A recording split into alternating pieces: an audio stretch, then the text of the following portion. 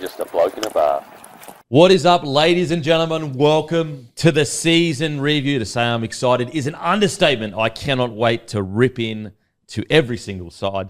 Brought to you by Grumpy Coffee. And matter of fact, for Grumpy Coffee, we want to get down to your local PT session. Let's say you do on a Saturday, you have 20 people, you do a PT session, or you've got a run club with 30 or 40 people. If you've got a big group of people that you do PT or a run club or whatever it is, we would love to get down and put coffee on for you, maybe shoot a little bit of content.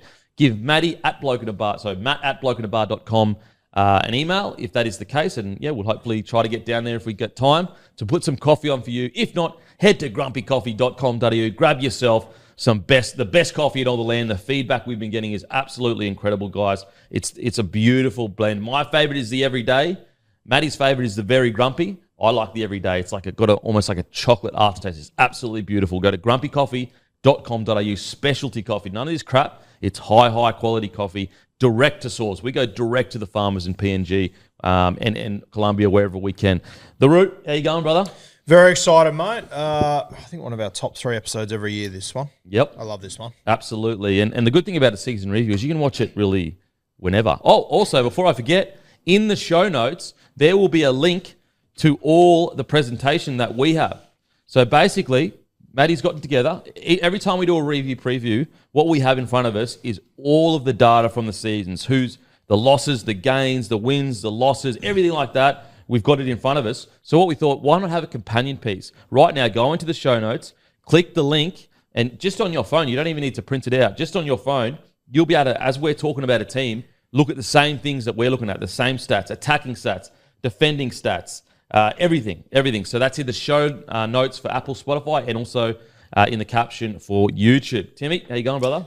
I'm good, mate. Grand final day for us, Kempy. I've had 2 grumpy coffees and a bacon egg roll, so physically I could not be better prepared for today. And the frown has been turned upside down. Grab some grumpy coffee, turn the frown upside down. Hammy, how's the frown? It's upside down. I'm actually on debut this is my first review show, season review, so very excited for it. Can't wait. I can't wait. Lock her in. Matty, how you feeling, mate? Good. Excited. I love these long podcasts. I love putting all the stuff together as well. Over the past week, it's a real nerd out, but it's a lot of fun. By the way, the document Matty's put together, jeez, it's overwhelming. It's so There's good. too much there. It's great. We've got such good detail of like when they had their loss, how much they lost by, where they were ranked at the time, whether it was home, whether it was away. There are so many stats. Go to the link, download it, and follow along with us. Also, this review is brought to you by Aussie Footy Shorts. That is right. Bloke, for a limited time, has Bloke partnered with Aussie Footy Shorts to release our own footy shorts. Now, we could have easily done it ourselves. We don't, because Aussie Footy Shorts do the best in the business. They're footy shorts with pockets. Head to their Instagram, give them a follow, guys, because not only are they bloke shorts, there are hundreds of other designs. It is seriously the best in the business, and it's a bloke just like me. He started off his own bat. He's grown Aussie Footy Shorts into an absolute juggernaut. It's an outstanding business with the best footy shorts in the business. All righty, let's get straight into it, shall we? It is the West Tigers. At first, we'll be going through the West Tigers and a season review. So, they finished 17th, fortunately. 17th. Again, that's 3 in a row. Thank you. Wins. 6 wins, 18 losses. Points scored, 463. Points against, 750. Their 2023 season, they finished 17th. They won 4. They lost 20. Points for 385, points against 675. So interesting. In 2024, they actually scored more points, but they actually leaked more points as well. They won more games in 2024. But I think it's safe to say that, like, I know it's been a really tough year for the West Tigers, but they absolutely did improve, in my opinion. Now, their attacking stats, for points, they were 17th. Line breaks, they were 15th. Tackle breaks, 13th. Meters, 17th. Offloads, 4th. Tackled in their 20, someone else's 20 is 9th. Errors, they were 8th. And completion rate, they were 9th. Their defense and discipline stats, points conceded, they came first, which is last. Missed tackles, they came second, basically second, which is second last. Penalties conceded, third last. Missed tackles, third last. Sin bins, they had the most with 16, and send-offs, they had 1, which was second. Alrighty, let's get into it, shall we? Now, just a broad kind of feeling for the season. Now, I personally think that although they underachieved in regards to how I think we all hoped they would go, I do believe that there were signs of a new look Tigers, signs of playing some tough footy, hanging in there.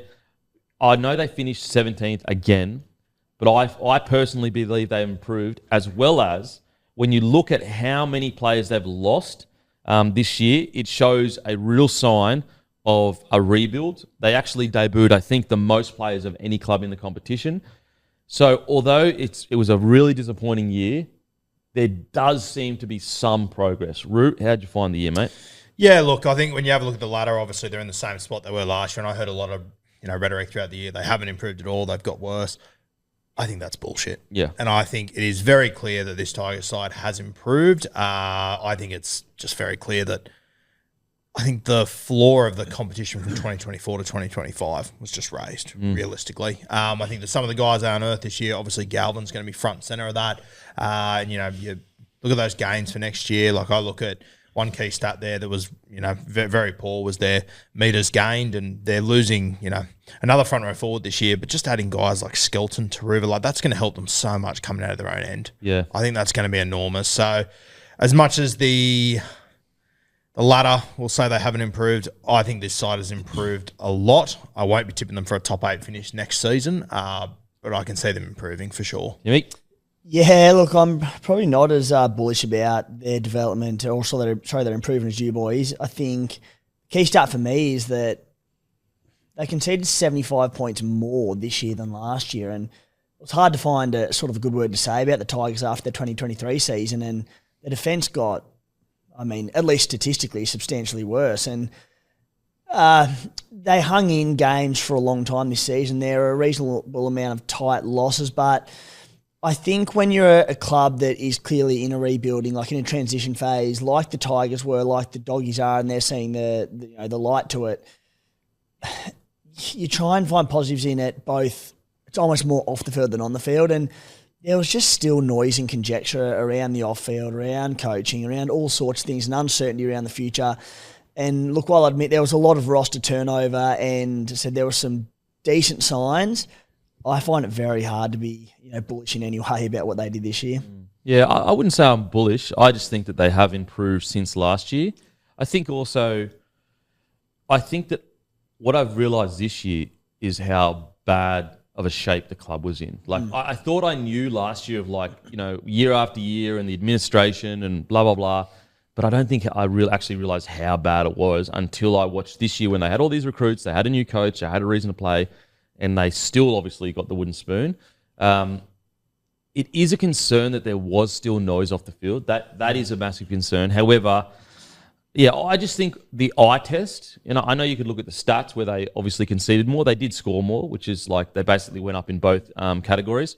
The eye test, though, I thought they played much higher standard of rugby league in patches this year. Yeah, I think what I will acknowledge is that going into this year, I didn't have the greatest of expectation for them or for there to be a lot of development because they're in year one of a rebuild. And they cleaned out the board last year, new coaching staff, quite a new roster. I didn't expect changes to happen straight away. It doesn't happen like that. It takes 2, 3, 4 years. So I think they have laid some decent foundations for improvement, and I think some of their juniors coming through, I think that they're in a far better place this year to where they were last year, but I still didn't see as significant a changes as I would like to have moving forward for them. Hammy, how'd you find it, mate? Yeah, obviously another tough year, obviously, but I'm a little bit more optimistic maybe than Timmy is. I think we played a lot of kids, got a lot of good young players in. That's been a big focus of Benji this year is getting games into those juniors to try and keep them around. So from that perspective, I am optimistic that we're going to improve. From this year, some of the stats that stick out to me are probably the penalties conceded. We were ranked third, so third worst at giving away penalties. The sin bins, we were the most sin bin side in the comp this year. And some of those sin bins were tough. They were tough. And then we were the second most sent off side, and we probably got away with a couple that could have been sent offs as well, if I'm being honest. So there's a few key areas there around the discipline, I think is something that they can kind of really focus on if we're going to improve for next year. But those are the stats for me, which are probably why we ended up at the bottom. Because I think we actually did improve from last year. We played better footy at times, but very hard even if you're playing better footy when there's only 12 guys on the field. It definitely cost us a couple of games, and it obviously went down to the last game where we had the spoon bowl. But if we had been a little bit better disciplined, I think we probably could have avoided being in that position at the end of the season. So this is what we said at the start of the season. So we've gone back to the season preview. I said, it almost feels like there's a new beginning every year, but I'm going to go out on a limb. I'm excited about the Tigers this year. I'll be very surprised if in 2 or 3 years, if Benji Marshall is at least not a solid coach that can coach a team from 6th to 10th. So that's in 2 to 3 years, obviously not now. But I also said, I think Samuela Fainu could have a breakout year. So obviously the first part of it got it totally wrong. With a bit of a win at the end there with Fainu, I do believe he did have a breakout year. The Guru said, I can't possibly see the Tigers going worse than what they did last year. I like the direction they're heading in. Bit embarrassing, Roo. No, I actually stand by it. I do. I think they were heaps better than last year. I understand where Tim's coming from, the defensive thing, but they had a rookie coach. Look at their backline compared to all the other teams. Like, I think that they... I think they were better than last year. I think they were heaps better than last year. I mean, you have it like they had to get in 2 new halves. They had to debut an 18-year-old at 5'8". They had, all their points this year defensively came on their edges, and that's where they had all the changes, all the young guys. I think they are in a better spot. I think the floor was just risen. They also got rid of 3 players in Tommy Taylor, Dane Laurie, and Sean Bloor, who were like fringies and struggled to start at the Tigers. Went and had great years elsewhere. Would they have had those years at the Tigers though? Maybe. But no. But I mean, Been watching footy for the last decade. yeah. Well, the point is, the Tigers couldn't get shit out of them, but other clubs did. So what does that say about the Tigers? They got a rookie coach. It's the coach. I reckon Coaching doesn't matter. I'm saying the club is the Shock issue. me, the 2 best coaches were in the grand final. I'm saying the club is the issue that they couldn't get these blokes into a regular first grade spot. But that was the old coach and administration. I don't think anyone would have expected Bloor and Talau and who was the other one? And Brooks. I don't think anyone would have expected Benji to be able to get like the best out of him in his first year. I think it's hard to put it this way. If Tim Sheens was still the coach, I reckon you could probably levy that at them at like Tim Sheens made the decision to move them on. He's an experienced coach and he couldn't get the best out of them. But I think it's a bit harsh to say, oh, well, Benji couldn't get the best out of those boys. I'm also not saying that these blokes had to have like as good a year at the Tigers as they did elsewhere, but they weren't even first graders at the Tigers. Well, okay, look at Lockie Galvin. Yep. The Eels got rid of him and look how good he was this year. Like, there are wins. Yeah, but Lockie Galvin's Look at also Fainu. 18. Yeah, but Lockie Galvin's Look at unbelievable. Fainu. Couldn't get a start at the Manly Seagulls. Came to Tigers, he killed it. Like, I do think there are positives. I think there's a bit of credit to Benji there because would those guys have got to start at most other teams in the comp? Probably not. But I think that's a good point with Galvin. He was bold enough to play them when there was other guys that they'd brought to the club on bigger money to play those positions. So I think there is some. You got to give credit to Benji. Because for example, like you could give like Melbourne Storm, they're different. Like of course, like they take Law, they killed it. But let's talk about Tommy Talau.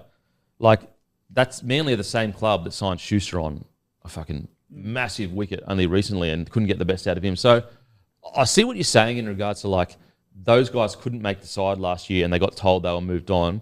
But I do think that the new administration only started this year, didn't they? Yep, correct. Yeah. So very hard to like levy the judgment of 10 years prior to a new administration, although it is true what you are saying. Like they couldn't make the side and they got moved on. I just think that this administration might deserves a little bit of slack. And I also think where we differ is that I didn't expect much in year one of a rebuild, whereas you blokes sort of said you expect a bit more of them this year. So Guru had him 12th to 16th. I had him 11th to 14th. Hammy 13th to 16th. You had him 13th to 16th. yeah. And then Matty had 14th. So- So if I was the most wrong. So with the in the rebuild, I'm expecting more next year, and I'm expecting like in your prediction, I'm expecting more in 2 to 3 years' time for sure.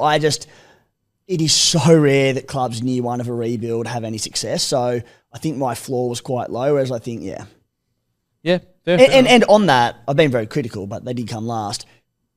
Lockie Galvin and the decision to debut Lockie Galvin at 18, that was a huge call at start here. Tremendous decision. What they've done with Samuel Fainu, he's been great. He also showed some really good signs at Manly. There were positives to take. I think when you finish 17th, it's just hard to. I find it hard to focus on the positives. I agree. Like they still obviously came last. I just personally believe when the eye test when I was watching them, I reckon this Tigers team beats last year's Tigers team if they played each other. Yep. I personally think that, but it's fair enough. Let's go to the comment section. What do you reckon? Do you reckon they've improved? Because I reckon Roos probably feels like they've improved a bit more than I do. I'm in the middle of you two, and then where do you reckon you sit? I'm with Roo. Okay. I think they have improved, and I think the games they got into those young guys this year, and the players they're getting next year will put them in a good spot, hopefully to succeed. I think as well, when you look at the 2024 losses, like that's a long list, and there's some damn good players in there. I look at Sean Bloor. Like with all due respect to the Tigers, Sean Bloor's got an offer to go to the Storm. You're not going to hang around at the Tigers. Same as Dane Laurie, same as these guys. And also, in the defence of the Tigers, he did have a bunch of injuries. Like it wasn't purely. It wasn't like he was fit to play for 3 years. But I also look at those 2024 losses and I compare it to their games for 2025, and I think there's some really exciting players arriving at that club. Yep. There are definitely some big negatives that we'll get to in regards to their current salary cap and the squad they have. I will say though, just quickly, like if we're sitting in this same seat in 12 months' time and you're still 17th after Luai arrives there, then I'm more on Timmy's side. For sure. And I think that's because the new administration has 24 months under their belt. It's very hard to judge this new administration on the old administration's decisions. But anyway, back to it. So, yeah, I said I was the most wrong. I said they were 11 to 14th. Vayner went well. You said you're happy. Timmy said there's not a player left from the Bulldogs 2020 team. They are in their rebuild. The Tigers are doing that as we speak. I think the Doggies are closer to the top four than the Tigers are.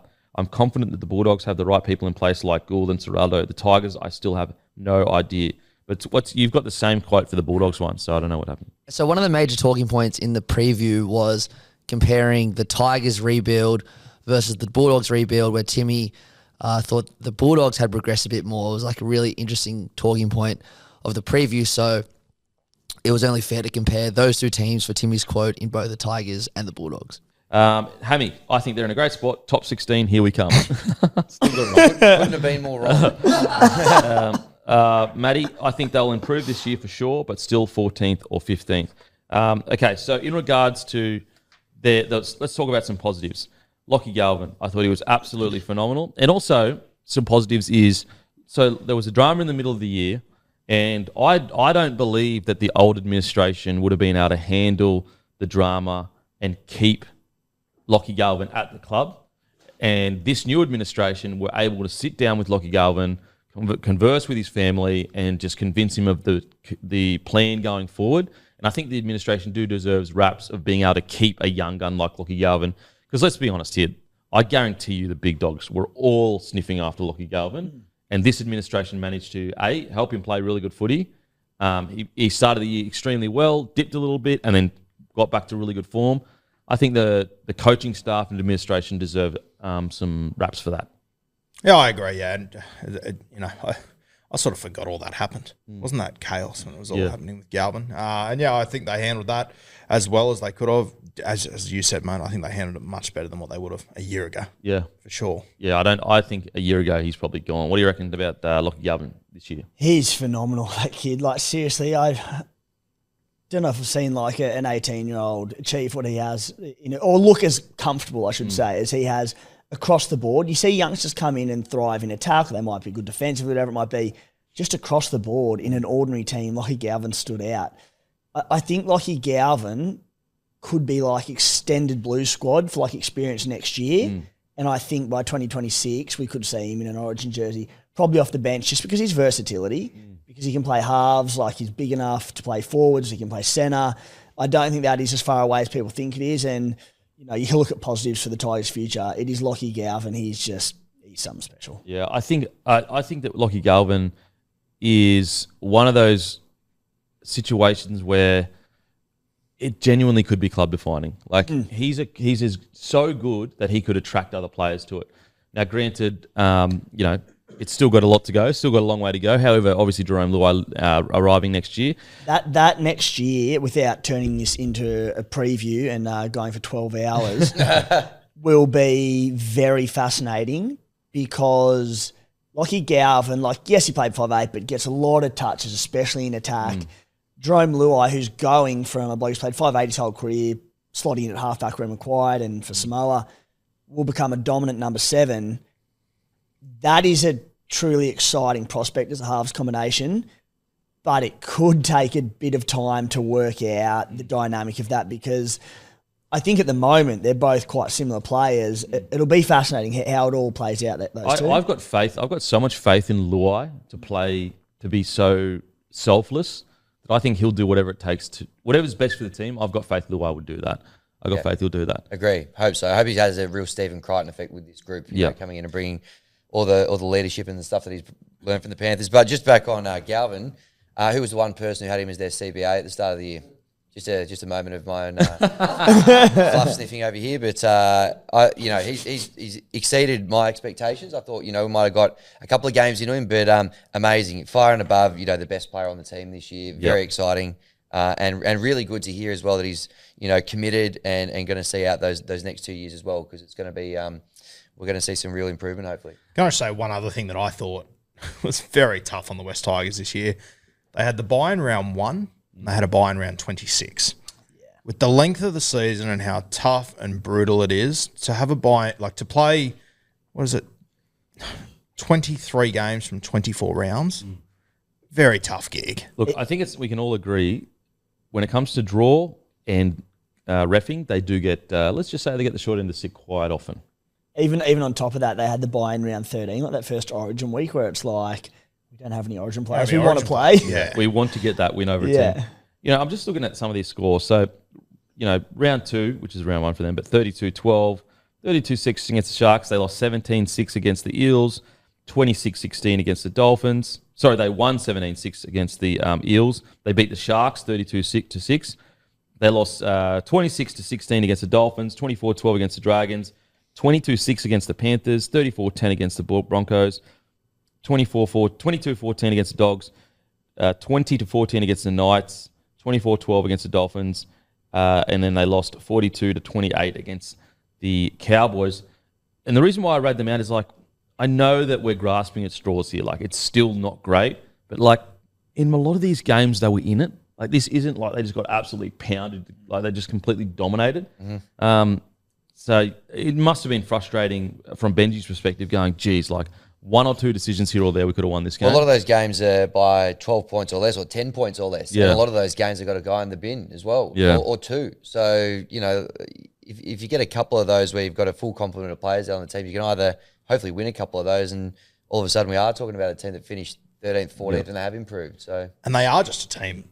They don't know how to win. Yeah. Bringing Luai there, just that attitude, I really hope that changes things. Spine next year, Buller, who there was a bit of second-year syndrome, I think, first half of the year, but I think to his credit, he dug in, and really came good back end of the year. Yep. Again, got to keep in mind, he's playing in the side coming bottom of the table. It's bloody hard. But Buller, Luai, Galvin, Api Coruscant, that's mouth-watering. Yeah. Okay, so we already spoken a little bit about Fainu, but I thought Fainu was outstanding. I think he actually might find himself in an Origin squad 2026-ish, maybe even 25, but I'll go 2026. I thought he was absolutely incredible this year for the Tigers. I think we kind of all agree with that. Oh, yep. Now we're going to speak about some negatives. There are huge dramas that Sullivan is signed till 2027, that Johnny Bateman, they've already kind of wanted him to leave, and unfortunately he's been unable to pick up a contract. I don't know where they fit Fainu. Do they put him in at 14? He's signed till 2027. Unfortunately for Tigers fans, their salary cap is still a little bit out of whack in key positions. And Bud Sullivan's a major issue. And in the administration's defence currently, they weren't responsible for that signing. They didn't. They come in after that happened. Yeah, and obviously Bud, he was given first opportunity in the halfback jersey. Didn't make a count throughout the season when he got his opportunities. He didn't either. So he's on a big wicket too. On a big wicket, and it doesn't shock me that they're having trouble moving that contract on. Well, who's going to want to pick up most of that? Unfortunately, and from his perspective, he's still relatively young, so very hard for him to get motivated right now when every weekend he checks his bank account. He's literally got tens of thousands of dollars getting put in there. Love and life. Yeah, just going, well, life's good. I rock up, play footy. If I play well, that's great. If not, because there were flashes of the Sullivan that we know. And I think a lot of people know on this podcast, we are huge fans of Sullivan. But unfortunately, since his arrival at the Tigers, and I don't know whether that's because of his development got so stunted at the Dragons, like Sloan, like Amon, like Sullivan, but that's a huge. So Sullivan is signed till 2027, And it's realistically, it's that big wicket, I would assume, has cost them Aiden Caesar as well, leaving, who is a guy I personally would have liked to have kept around. Even if you don't start him, I would have liked to have him in the squad. What do you reckon, Timmy? It's interesting moving forward, isn't it? There's like, in some areas that they're looking short next year. Stefano Udakamanu leaves, Isaiah Papali'i leaves. Like, Isaiah Papali'i could be team of the year, Dally M team of the year. Most likely. Going back to the Panthers. Yeah. Oh man, I forgot about that. Holy shit, he's going to the Panthers next year. Yeah. Yes, he's going to the Panthers. So then, but there's so much talent coming through, like Talon De Silva, Latu Fainu. They're all kind of in similar positions, which is wonderful for depth. I think you sort of just mentioned it there, Kempy. Where do you get them in? Like, one of Talon or Latu can probably play as your 14. Yeah. Again, you're probably going to have injuries, so they're going to have opportunities to play. But that's also assuming Jaden Sullivan doesn't get a run at some point as well. So, how do they look across the board as a 17 or as a squad? Is there enough depth? Or are they a little stacked in around building for the future around the spine and all these halves they've got? It's a unique sort of setup, isn't it? I tell you what I do, like those gains of Taruva and Skelton on their wings. Enormous. At least you are guaranteed pretty much 180 metres each a game. Most likely 200. Pretty much those two wingers will give you 200-metre games every game, which is huge. And then you've obviously got Buller that can continue to work on his game. Then you've got Royce Hunt, big front rower, which is going to be great for their meterage through the middle. Jack Bird, if he can stay injury-free, also a good signing. But yeah, I'm just really concerned about the fact that Sullivan is till 27. Then you got Fainu, because like the concern for the going forward for the Tigers is those two were actually signed to be the main men long term, and both players have been leapfrogged by, by Jerome Luai and Lockie Galvin, and you can't afford to be having two young guns on big wickets sitting in reserve grade just soaking up 600 grand contracts.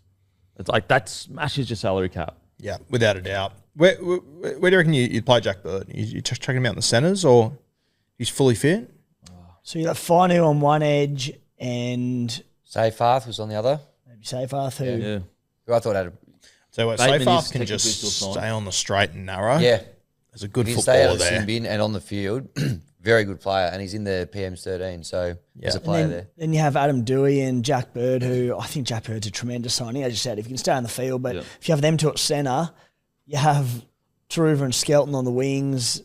It's the makings of a very good outfit. Yeah, it's going to be. I cannot wait to see what Luai can do with this squad, and I hope Benji just gives him full reign to instill his culture on the squad, because I'm sure Jerome Luai is going to get there and go, you guys don't train anywhere near as much as you need to train. This is not a professional outfit compared to the Panthers, who are notorious. Like, you're in at 7, you're leaving at 4 or 5 in the afternoon. It's an actual job. If you're Benji and like when Luai arrives, you basically say to the players, boys, when he speaks, you listen. Yeah. And you respect him because of what he's done from the establishment that he's come from. Who's their current captain?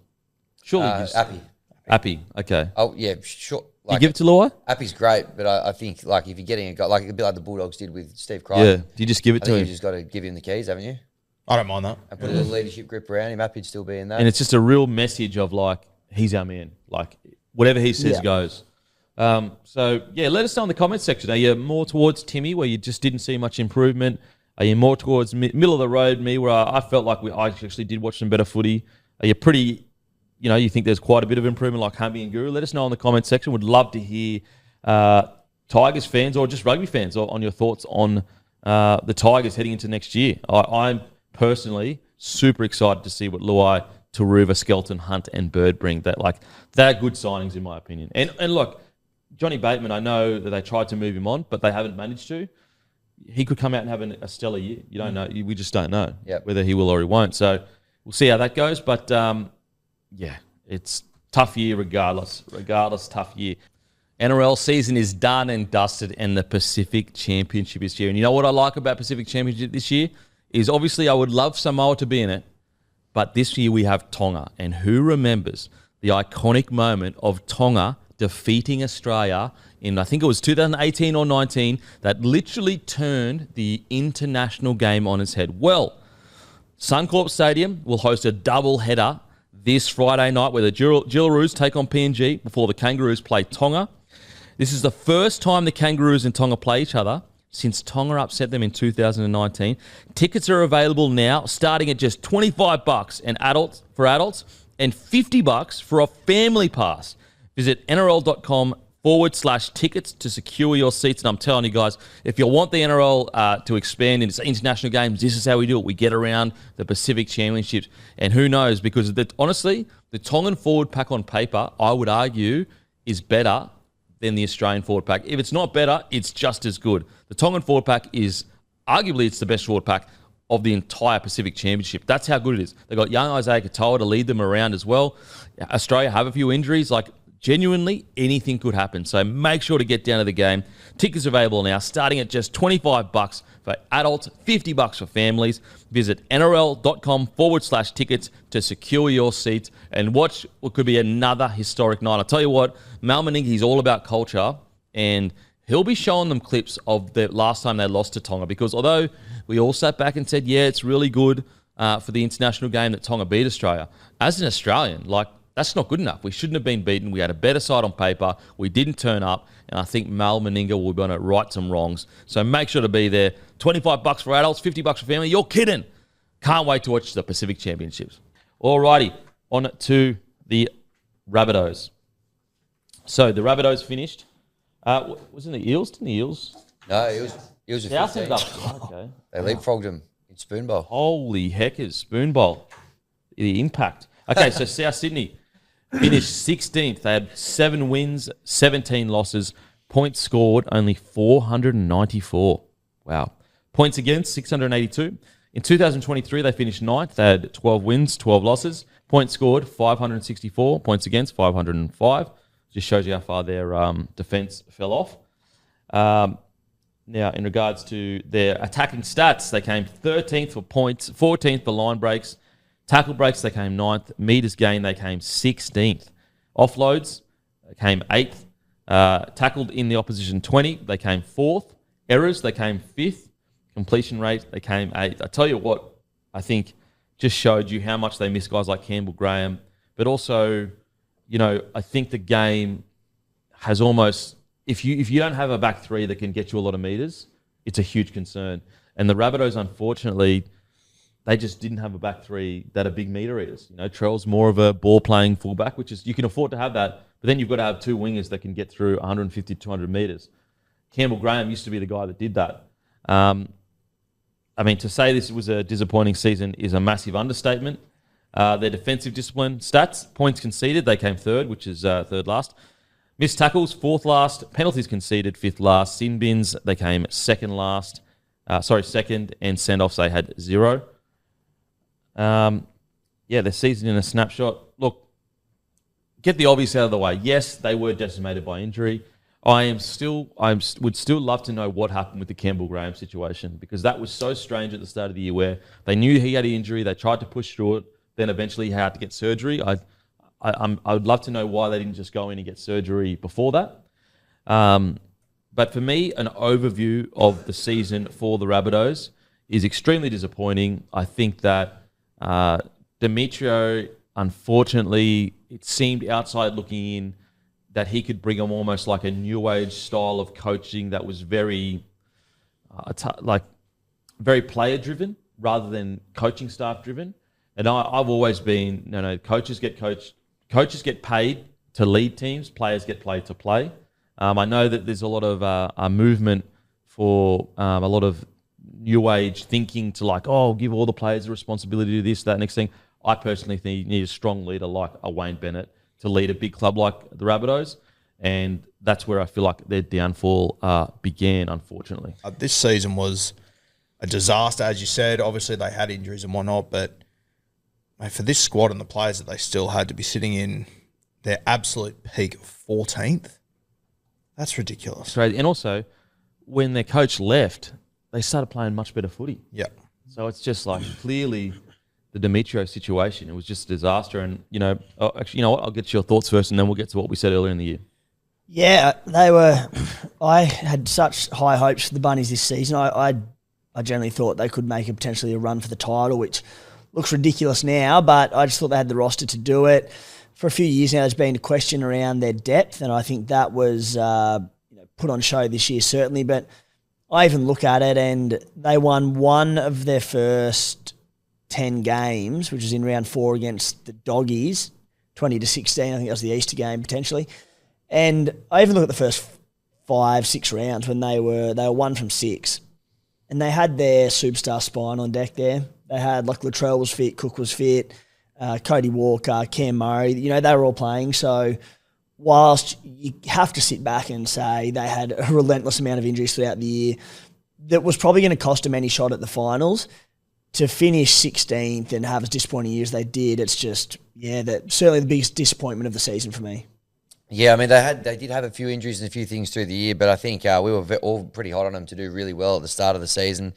With a roster like that, you'd expect them to be top 8, if not challenging for a competition, and clearly that wasn't the case. The Demetrio thing seemed like it really took an impact. Latrell as well, obviously, when he's going well, the Bunnies seem to be going well. He probably had one of his worst years at the Rabbitohs. There was all sorts of issues. He missed a lot of football as well.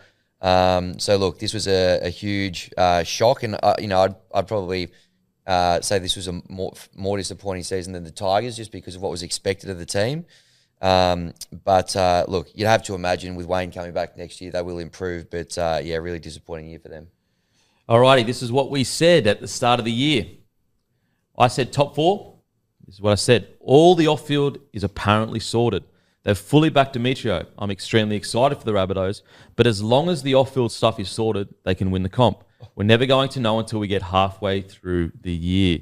And so, obviously I got that totally wrong. I said they'd be top 4. But, give myself a little bit of credit. I was really concerned about that off-field stuff. Like, remember when we're heading into the year, there was all this, obviously Sam Burgess left and there was all this noise. And they kept telling us, no, totally fine, totally fine. And that's why, in my quote, I say we need to wait till halfway through the year, because I actually was almost on the opposite side where they could start really well, but then the issues off the field could make them fall off a cliff. But unfortunately, they were even further gone than we thought, because they started obviously poor. And so it just is such a good example of, yes, injuries, blah, blah, blah, but such a good example of you need to make sure winning starts in the front office. Winning always starts in the front office. If you have a poor front office, I mean, we just spoke about the West Tigers. For years, the administration, unfortunately, was poor. At the South Sydney, clearly there was factions going on, certain people wanting certain things, and they showed it on the field. Alrighty, and this is what Guru said. The closer we get to 2024, the more I think 2023 could be one of South's biggest strengths. They failed massively.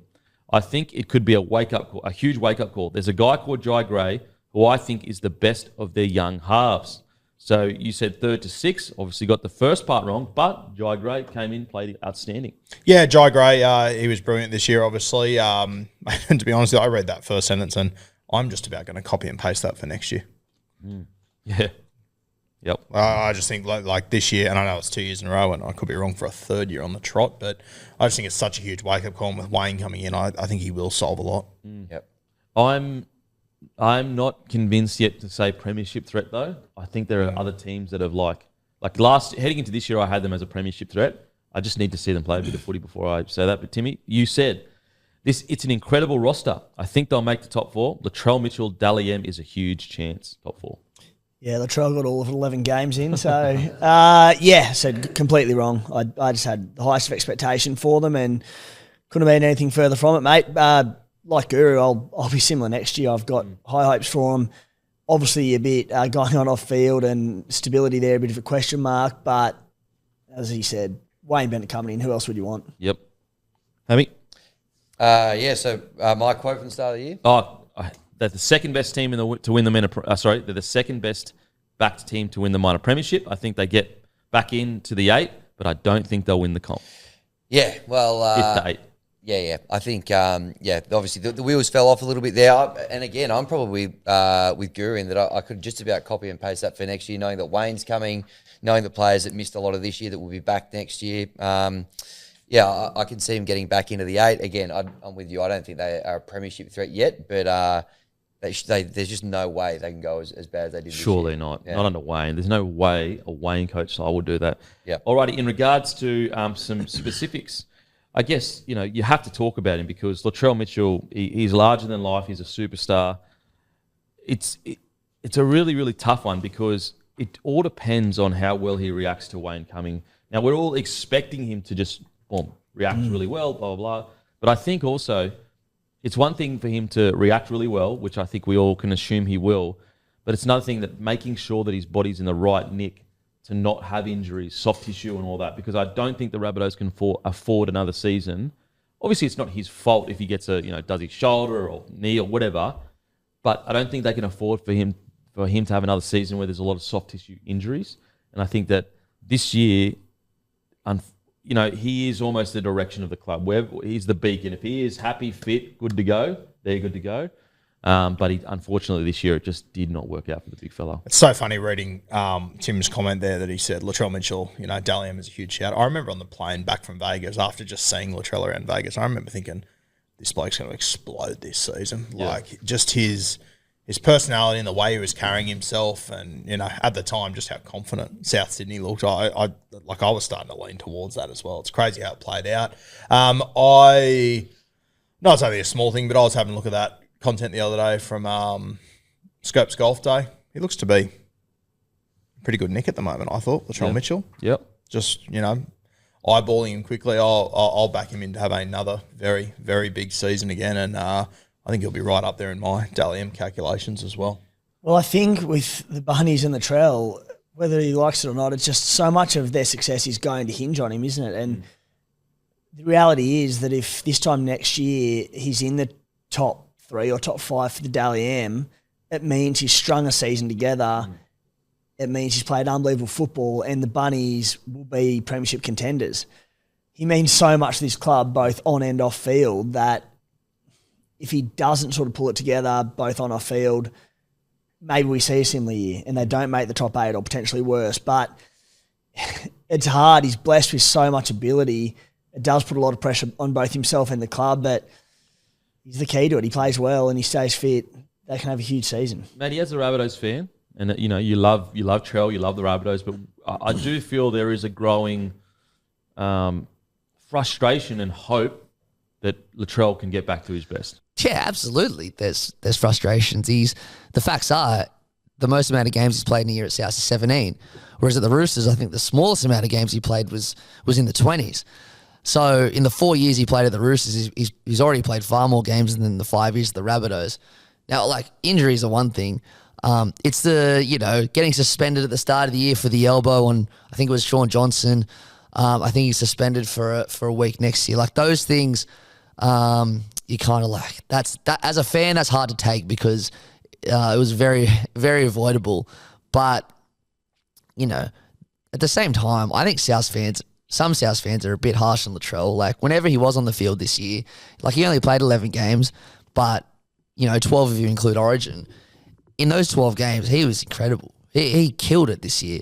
It's just staying on the field. And I think those frustrations of certain South fans are definitely valid. But if he gets injured, he gets injured. It's just the avoidable ones. That's the one. That's the one that hurts. I'm sure that hurts Latrell more than anyone because he wants to be out there playing for his team as well. But if South want to make the finals next year, Latrell's got to be on the field. And the two things with Latrell are discipline's a big thing, whether it's on field or off field, and as I said, just amassing games on field, and whether that's getting his body in shape and being as physically fit as he can leading into a season to get as many games as he can, whether it's staying out of headlines, off the field, all these sorts of things. He's 27 years old now. You cut players a bit of slack in their early 20s when they're coming into grade, and it's a lot coming into the limelight and the spotlight of the NRL, but at 27 years old, you sort of start to lose these excuses a bit. I will say, though, and Matty sort of touched on it, I think he was unfairly maligned for performances on field. I thought when he was on field this year, I thought he was terrific in what was a pretty ordinary squad with a lot of injuries. I thought he had a lot of really good games, and I thought he put in. Was it 100%? Maybe not at times, but I thought it was absolutely a pass mark while he was on field this year. Yeah, see, I think that he is unfairly maligned when people talk about his performances because people have been so acclimatized to, if you don't run for 250 metres as a fullback, you're not a good fullback. And it's just the age-old thing of like, there are things that Dylan Edwards can do that Trell can't, but there are things Trell can do that Dylan Edwards can't. And I think that a lot of Rabbitohs fans, obviously they can do whatever they want. They can have whatever opinion they want. But hopefully, my opinion on the situation is that if I was a Rabbitohs fan, I would accept that Latrell is not going to run for 250 metres. And at times, when you want him to have that hit up, he's not going to do it. But I tell you what he's going to do. He's going to have some of the craziest ball playing you've ever seen a big fella have. And he's going to, anytime the game needs points, he gets your points. Because if you actually go back and watch the games he played, everything was around him. He played 11 games this year. He scored 8 tries and had 14 try assists and 55 tackle breaks. And then let's throw his origin performance on top of that as well. Yeah. Could you just get up for me quickly? How many try assists did Dylan Edwards have this year? So 11 games, 14 try assists. And so, like, as I said, if you can just find a way to go readjust your mind and go, would I rather an extra 100 metres a game or would I rather 2 try assists? A lot of people would rather 2 try assists. But we don't really look at it like that. And maybe we're guilty of it because we always talk about how many tackles Dylan Edwards broke or Tedesco ran for 300 metres or whatever. But yeah, that's where I'm at. In regards to the off-field stuff, he's just got to find a way. I know it's tough, but he's just got to find a way to get the right crowd around him, just get his head in the right space and not take advantage of him and put him in poor situations and give him the right advice. Because that's an area where I think he can be a little bit disappointed. 7. Sorry? 7? So Dylan Edwards had 7 try assists. Yeah. So in 11 games, he doubled Dylan Edwards' try assists. Yeah, he played. So that's my point. Is like, again, as a Rabbitohs fan, you can have whatever opinion you want, but I just wanted to point that out to show how different Latrell Mitchell is as a fullback. And as well, I think, there's obviously some of the stats that he doesn't have, the run meters and all that, as you said, but I think as well, just the influence he has on this team and the energy and the confidence he brings to them like that. That night he got injured against the Eels, before they ran out, I was at the game, I was on the sideline, I was watching them warm up, and they were all smiles, they were bumping around, and I was sort of going, fuck, this team's in 14th place. And then just before they ran off, I had my father-in-law with me, huge South fan, and I said to Latrell during the week, my father-in-law's going to absolutely loves you. So he came over and said hello, and I said to him, how are we feeling about tonight? And he sort of laughed, and he went, we win this. We definitely win this. And as soon as he said, I went, fuck, they are going to win this. Yeah. They are going to win this game. And then at the end of that game, he goes off. Liz Frank, we don't see him again. And I think that he is just like an emotional barometer for this team. He means so much to them in that regard. And I think that really put a dagger in the back end of their season. They won 1 game after that, after winning 6 in a row. If he comes back in the best shape I've ever seen him, mate, I wish I could put money on for Dally M. I reckon he will come in back in the best shape because Wayne's back. Yeah. When he's motivated and ready to go, he's the best player in the game. Absolutely. As soon as the coach, Demetrio, left this year, he turned it on. He came back, played Origin, killed it there. And the best motivator in the game is Wayne Bennett, and he's the bloke that put his arm around Latrell the whole time he was there last time. I reckon we might see one of his best years yet next year. For sure. All right, some other players. Cody Walker.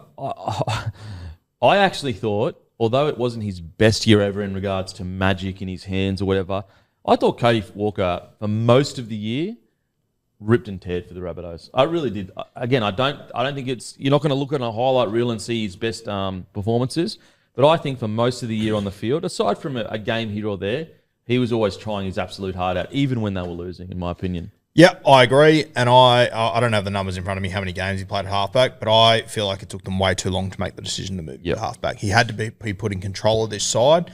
Once he did, I mean, the numbers are there. He played 5'8" until round 11. He moved to halfback in round 14. They won 5 of their next 6. Is he a halfback? No, but he's the best halfback at this club, and I know they've got the kid from England coming and whatnot. Without turning into a preview, he's my 7 for next year. Oh, really? Fucking oath. Hand him the keys. Wow.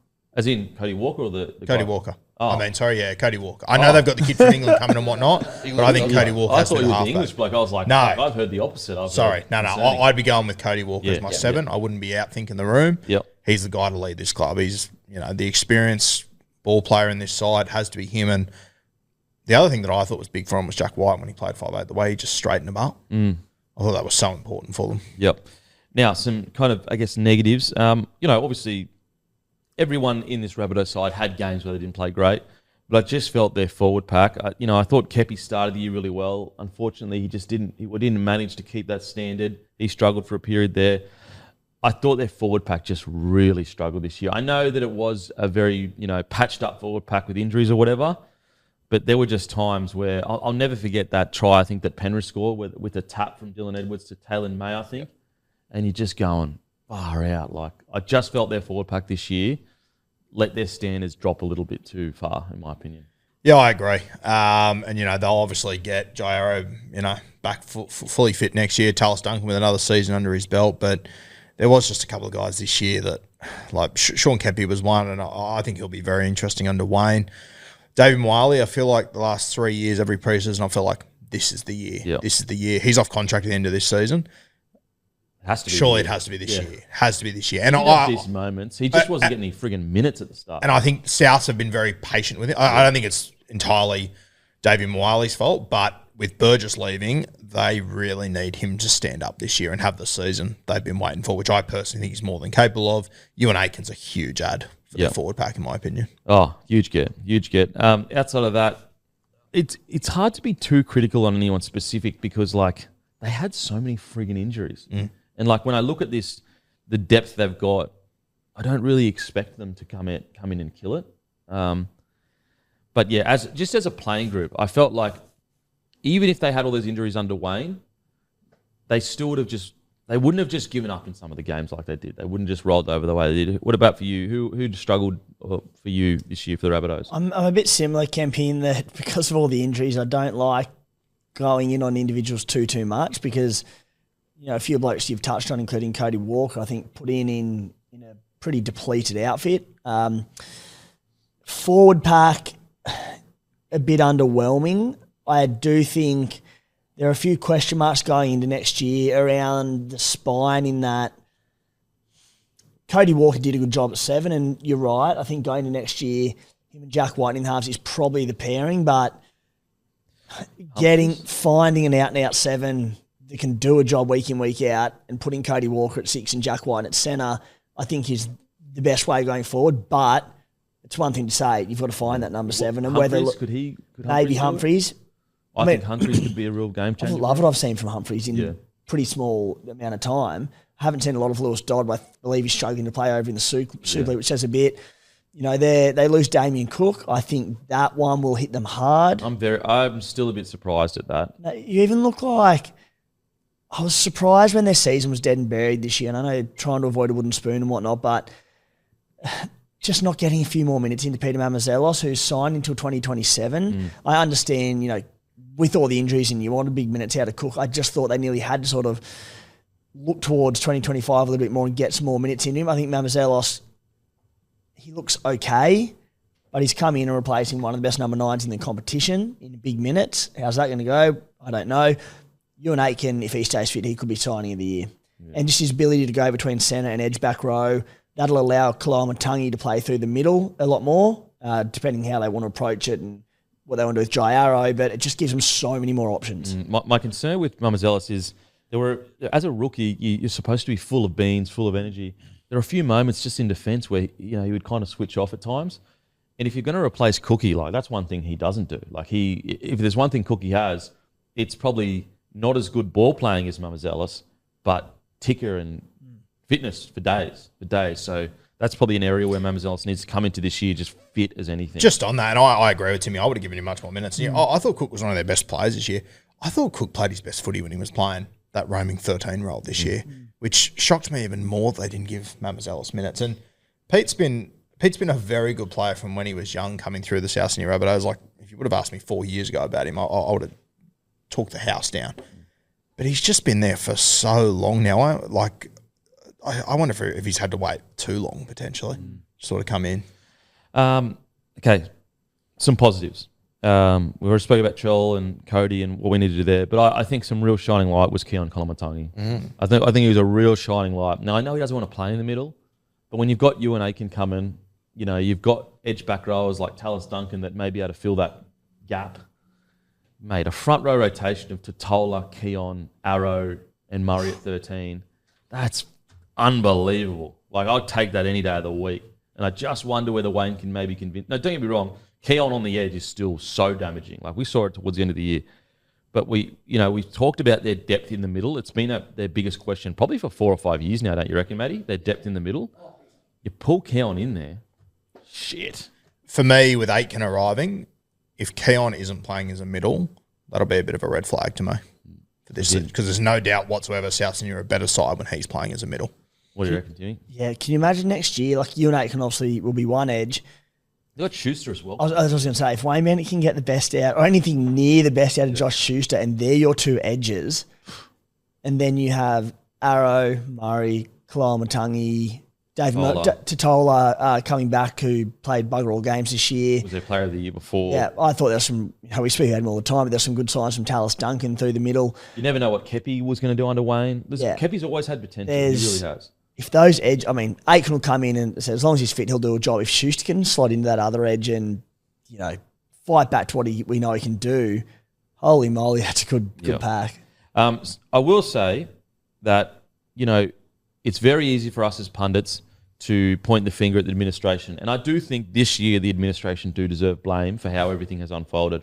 However, if this squad comes out next year and struggles again, you need to start pointing the fingers at the playing group, in my opinion. But for now, I think the administration let down this playing squad in 2023 and 2024. I really do. I'll tell you what, if we get to the end of 2025 and we're having the same conversation and Wayne couldn't fix it, everyone's just mate, it's people getting cleaned out. That's carnage. Yeah, it's going to be carnage.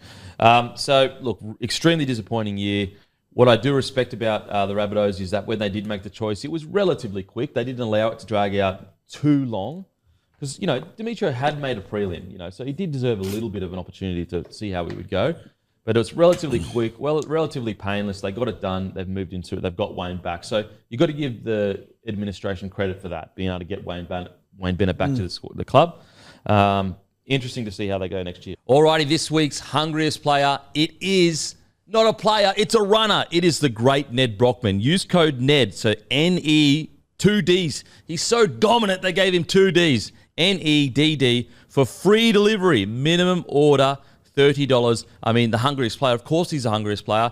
He's been running for 10 days straight, basically averaging 160 Ks a day, sometimes less, sometimes more, but the pain this bloke has put him through. And look, the result's not even the thing that matters. What matters is this bloke has turned up, ripped and teared, raised so much money for a great cause. I think it's homeless people. An incredible cause. So Ned Brockman, he is our hungriest player this week, hungriest runner this week, an incredible bloke, someone you could aspire to be like. Use code NED, NEDD, for free delivery. Minimum order is $30. And as always, a massive thank you to our partners over at Menulog. We always really, really appreciate them jumping on the board and support them. They support footy, so get around them. They support the podcast, so get around them. Okay, on to the next team, Parramatta. They finished 15th. They had 7 wins, 17 losses, points scored, 561, points against, 716. In 2023, they finished 10th. Wins, they had 12. Losses, they had 12. Points scored, they had 587. Points against, they had 574. Alrighty. Attacking stats, they were 8th. Line breaks, they were 6th. Tackle breaks, they were 15th. Meters, they were 13th. Offloads, they were 1st. Isn't that interesting? Tackled inside the 20, 3rd. Errors, they were 3rd. And completion rate, they had 77%, which was 17th. The worst completion rate in the competition. Okay, defensive stats. Points conceded, they came 2nd, so 2nd last. Missed tackles, they were the worst in the competition. Points conceded. Penalties conceded, they came 10th. Sin bins, they came 4th. No send-offs. Okay, the Para Eels. I think that the Para Eels got a little bit too comfortable under Brad Arthur. And I think that it's easy to just point the finger at Brad Arthur, but I personally believe it was a mixture of everything. It was a little bit of Brad Arthur's fault, it was a little bit the playing group's fault, a little bit the administration's fault. I just felt that it seemed to be that they'd gotten to a certain point and they almost had a fork in the road under Brad Arthur where they could take that next step forward. And it seemed like they took that other route of just being comfortable under a coach that you love and you just enjoy playing for. Because this roster shouldn't be getting, coming, was 15th. And they just became too comfortable. I'm really interested to see what Riles do. And I also think that their roster management from their administration since the grand final hasn't been up to scratch, in my opinion. I think got comfortable is a very fair point on this side. And, obviously the Mitch Moses injury had a huge impact on them, but this isn't a side that is built solely around their halfback. It's like the forward pack, they had Dill Brown. They had first in offloads. Like, they shouldn't have gone as badly as they did. And, at the end of the day, whether your halfback's playing or not, it doesn't impact your defence that much, which was the biggest issue for me all year. I was out there the night they played the Cowboys, and it was a high-scoring affair, and they almost looked comfortable just conceding points. Like, it didn't, whereas I look at, these teams at the top, if they would have won a game like that where they conceded so many points, they would have been filthy at the end of it. Yeah. Parramatta to me just looked like, okay, we're all right with that. Yeah. And there was key injuries like Moses. I think the Jermaine Hopgood one really hurt them as well during the season, but they still had a good enough squad here to be able to compete. They shouldn't have been in a spoon bowl, regardless of injuries. Timmy? Yes, super disappointing. Lacked a bit of ticker at a lot of stages throughout the year, and I'm the same. I think their roster on paper, even with a few injuries, they should have been a lot better. I think it was just a great reinforcement of the idea, just the importance of depth in the NRL, and I think we all, looking at our comments, question their depth going into the season and their ability to deal with injuries, and they just didn't do it well at all. You see the best clubs in the premiership, they have injuries and it's just next man up mentality. Parramatta just do not have this. They didn't have those players. So I think I'll say similar going to next year round. They'll have the talent to play finals and do well, but how do they deal with injuries? Because they've got to do it a lot better. And just quickly, this review is brought to you by Sportsbet. Give us a follow on the feed and make sure to stay tuned because I'm going to Caulfield Cup and there's going to be a whole racing season of me doing content with Sportsbet, and I don't know what the hell I'm doing. I don't know nothing about racing, which is pretty similar to most things in life for me. So stay tuned to that. Give us a follow on the feed. Give Hammy a follow on the feed, and always a massive thank you to our friends at Sportsbet. I look forward to your cricket tips going into the summer, but your horse racing tips, that's just a whole new level of excitement. Oh, yeah. So building a long-term friendly relationship with Sportsbet, we're really enjoying the time with them. So, as I said, give us a follow on the feed. Hammy, thoughts on the Eels season, mate? Yeah, disappointing. I think obviously losing your halfback and your best player for the bulk of this, pretty much the whole season, doesn't help. But they were more disappointing than probably we thought they were going to be. I think there's a couple of players there. It'd be interesting to see what Riles does next year, who probably didn't have their best years, like guys who have had been great for the Eels over a long period of time. Mike Acevo, one that sort of springs to mind for me. Got dropped, came back and killed it. And I know, he came back in the back end. It was particularly Spoonball. I got a great look at him. And then, but then that shows like you're too comfortable, doesn't it? Yeah, completely agree. But I think they needed a changing coach. They've got a good one who's been in a good system. So, they were very disappointing. And the players they've got, they should be going a lot better. But I get the sense they're going to be a lot better next year with the new coach at the helm. Okay. Alrighty, this is what we said. I said, I'm still nervous about them this year. Great roster, and they missed Dylan Brown last year, but I don't know. I just get the feeling that they may make the 8. I don't know whether that doesn't suit the sentence before it. They may miss the 8, but I don't think they've made same progress. I mean, say they got 6th to 9th, but I don't think they've made the same progress as the teams around them over the past year. I had them 6th to 9th. So, yeah, I must have said they may make the 8. But I had them 6th to 9th, so I was definitely wrong about that. And clearly me being nervous about them was absolutely right. But 6 to 9, so I had definitely an incorrect prediction. The Roo said, the outside backs worry me. I don't hate the Morgan Harper signing, but it's not the answer. But I have no idea where to place them. 7th to 10th. Timmy, their 1 to 17 on paper is good enough to win a premiership. They can consistently stick to and beat Penrith, but it's depth that's a concern. You had them 7th to 10th. Hammy, I've got them as 9th favourite to win the comp, and so does the book. On their day, they're good enough, but I don't think they can bring it the whole time. Got them 9th to 12th. Matty, missing the finals. He said, I'm leaving them out of my 8. They're not a well-balanced team, and they're missing depth. I mean, I think we all kind of heading into this year agreed that their depth was a huge issue. And I'm not sure whether there's been any movement, but I do think that surely their roster manager has to change something up with the way, because I remember them building towards that grand final, and I gave them credit for it because granted, they should get credit. They got to a grand final. They had this system that they never budged on in regards to recruitment, retention. They got to the grand final, and that's where I was like, recruiting to get to a grand final is very different to recruiting after you've made a grand final. Because then after you've made a grand final, you've got people just absolutely hammering you, trying to take people away. And you've got to be really shrewd at key positions and keeping them. And unfortunately, I just think the Eels, they just were not good enough in that area.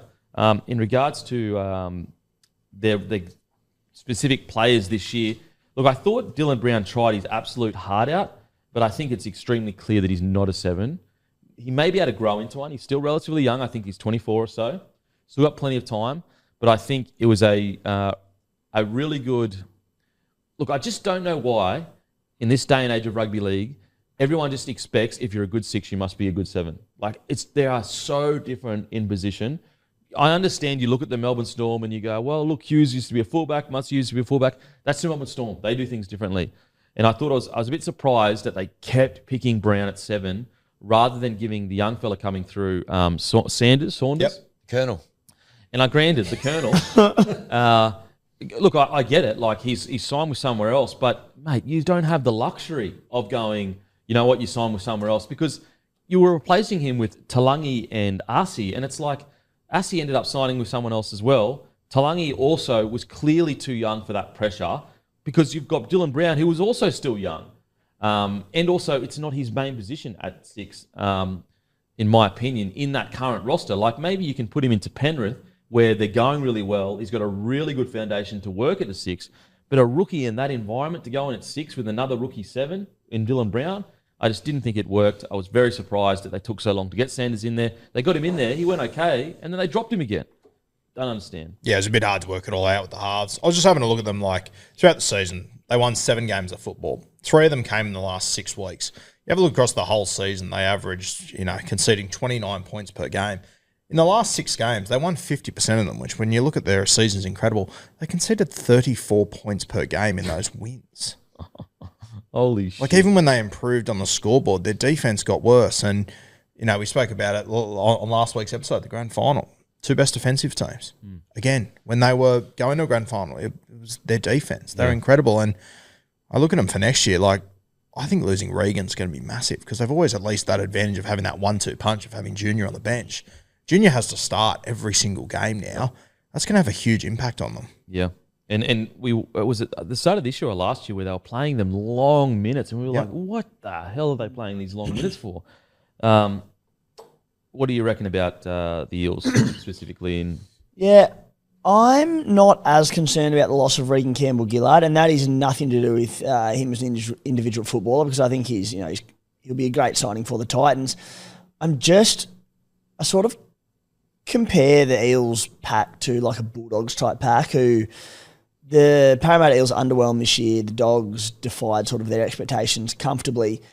Just the size. And I might be wrong in saying this, but my gut feel just says that the way the game's evolving, maybe their pack was too big between Junior Borlo, Regan Campbell-Gillard, Joe Offengowie. I like Ryan Madison sort of spending time in the middle as a bit more of a mobile forward. But and then I look at the Dogs, who, whilst that small, very mobile pack, I mean, they had one crack at finals and it went quite well, but will that hold up come finals football against the best packs? I don't know going forward, but I think it's trying to find a happy medium between size and mobility. And I think, at least the way the current game is played, that the days of that big, powerful pack, I think the game's too quick. So I think, even breaking up Borlo and Campbell-Gillard, I think it might do wonders for them. Yeah, see, I'm not so sure. If they had good replacements ready to go... That's the issue. Yeah, they need the right players coming in. Because at the moment, who's their front row heading into next year? Junior Polo, I'm happy to have him as a front row, but, mate, what? So they're probably going to have Offengowie as their front row heading into next year? You'd assume so, yep. He's a great bloke and he tries his hardest, but he's quite inconsistent often, Galway. Yeah. Quite inconsistent. He has games where he's sitting there going, mate, outstanding 13 is going to be awesome, but I think they're going to miss RCG. I really do. Yeah, and I think, as you said, at the start they'll lose a lot, but in that 25th minute when you normally have Junior come on, I reckon it's going to be massive for Parramatta. It's even worse than this year. That's what I'm saying. Yeah, it's going to be a nightmare, I think, next year. At the moment, you've pretty much got what? You've got Ogden, Junior Polo, Offen Galway. I assume they'll use Jack Williams as a middle. Hopgood's a massive in obviously. What did you say, sorry? I assume they'll use Jack Williams as a middle. Sure. And I like... Yeah, okay, Jack Williams. If they can just get his hands right, he's a fantastic signing. And with all due respect to Jack, he's a bloody good footballer. Just got too many errors. I tell you what, if they can get the best out of Jack Williams, that's where they might not miss RCG. Because him at his best, without the errors, he's a fucking good player. And obviously I've got the Jackie Williams bias, but he's perfect in that he is a mobile forward. He is still powerful. So, you'd play him in the front row. He's a big boy, but he moves very, very well. Everything he does, I think he's top-notch. I think he's very underrated. I don't think he was at the Sharks. They loved him there for years. It's just he needs to get his hands sorted and hold on to the ball. But I think Jack coming in will do wonders. I'd love to see one more off-season signing around the middles of that more mobile sort of, particularly lock forward. They have to. Just one. They need one more. You can't afford Hopgood to be playing his absolute arse out 80 minutes every single week. He'll be done in 2 or 3 years. And we had the questions around depth coming into this year. It's going to be there's going to be the same issues next year as well because there's not been a lot of sort of turnover, at least not coming in. They must have roster spots, do they? Looking at the amount of losses they've got there and then only 4 ins. Yeah, surely they do. I've got to say as well, that their number 9 role, disaster.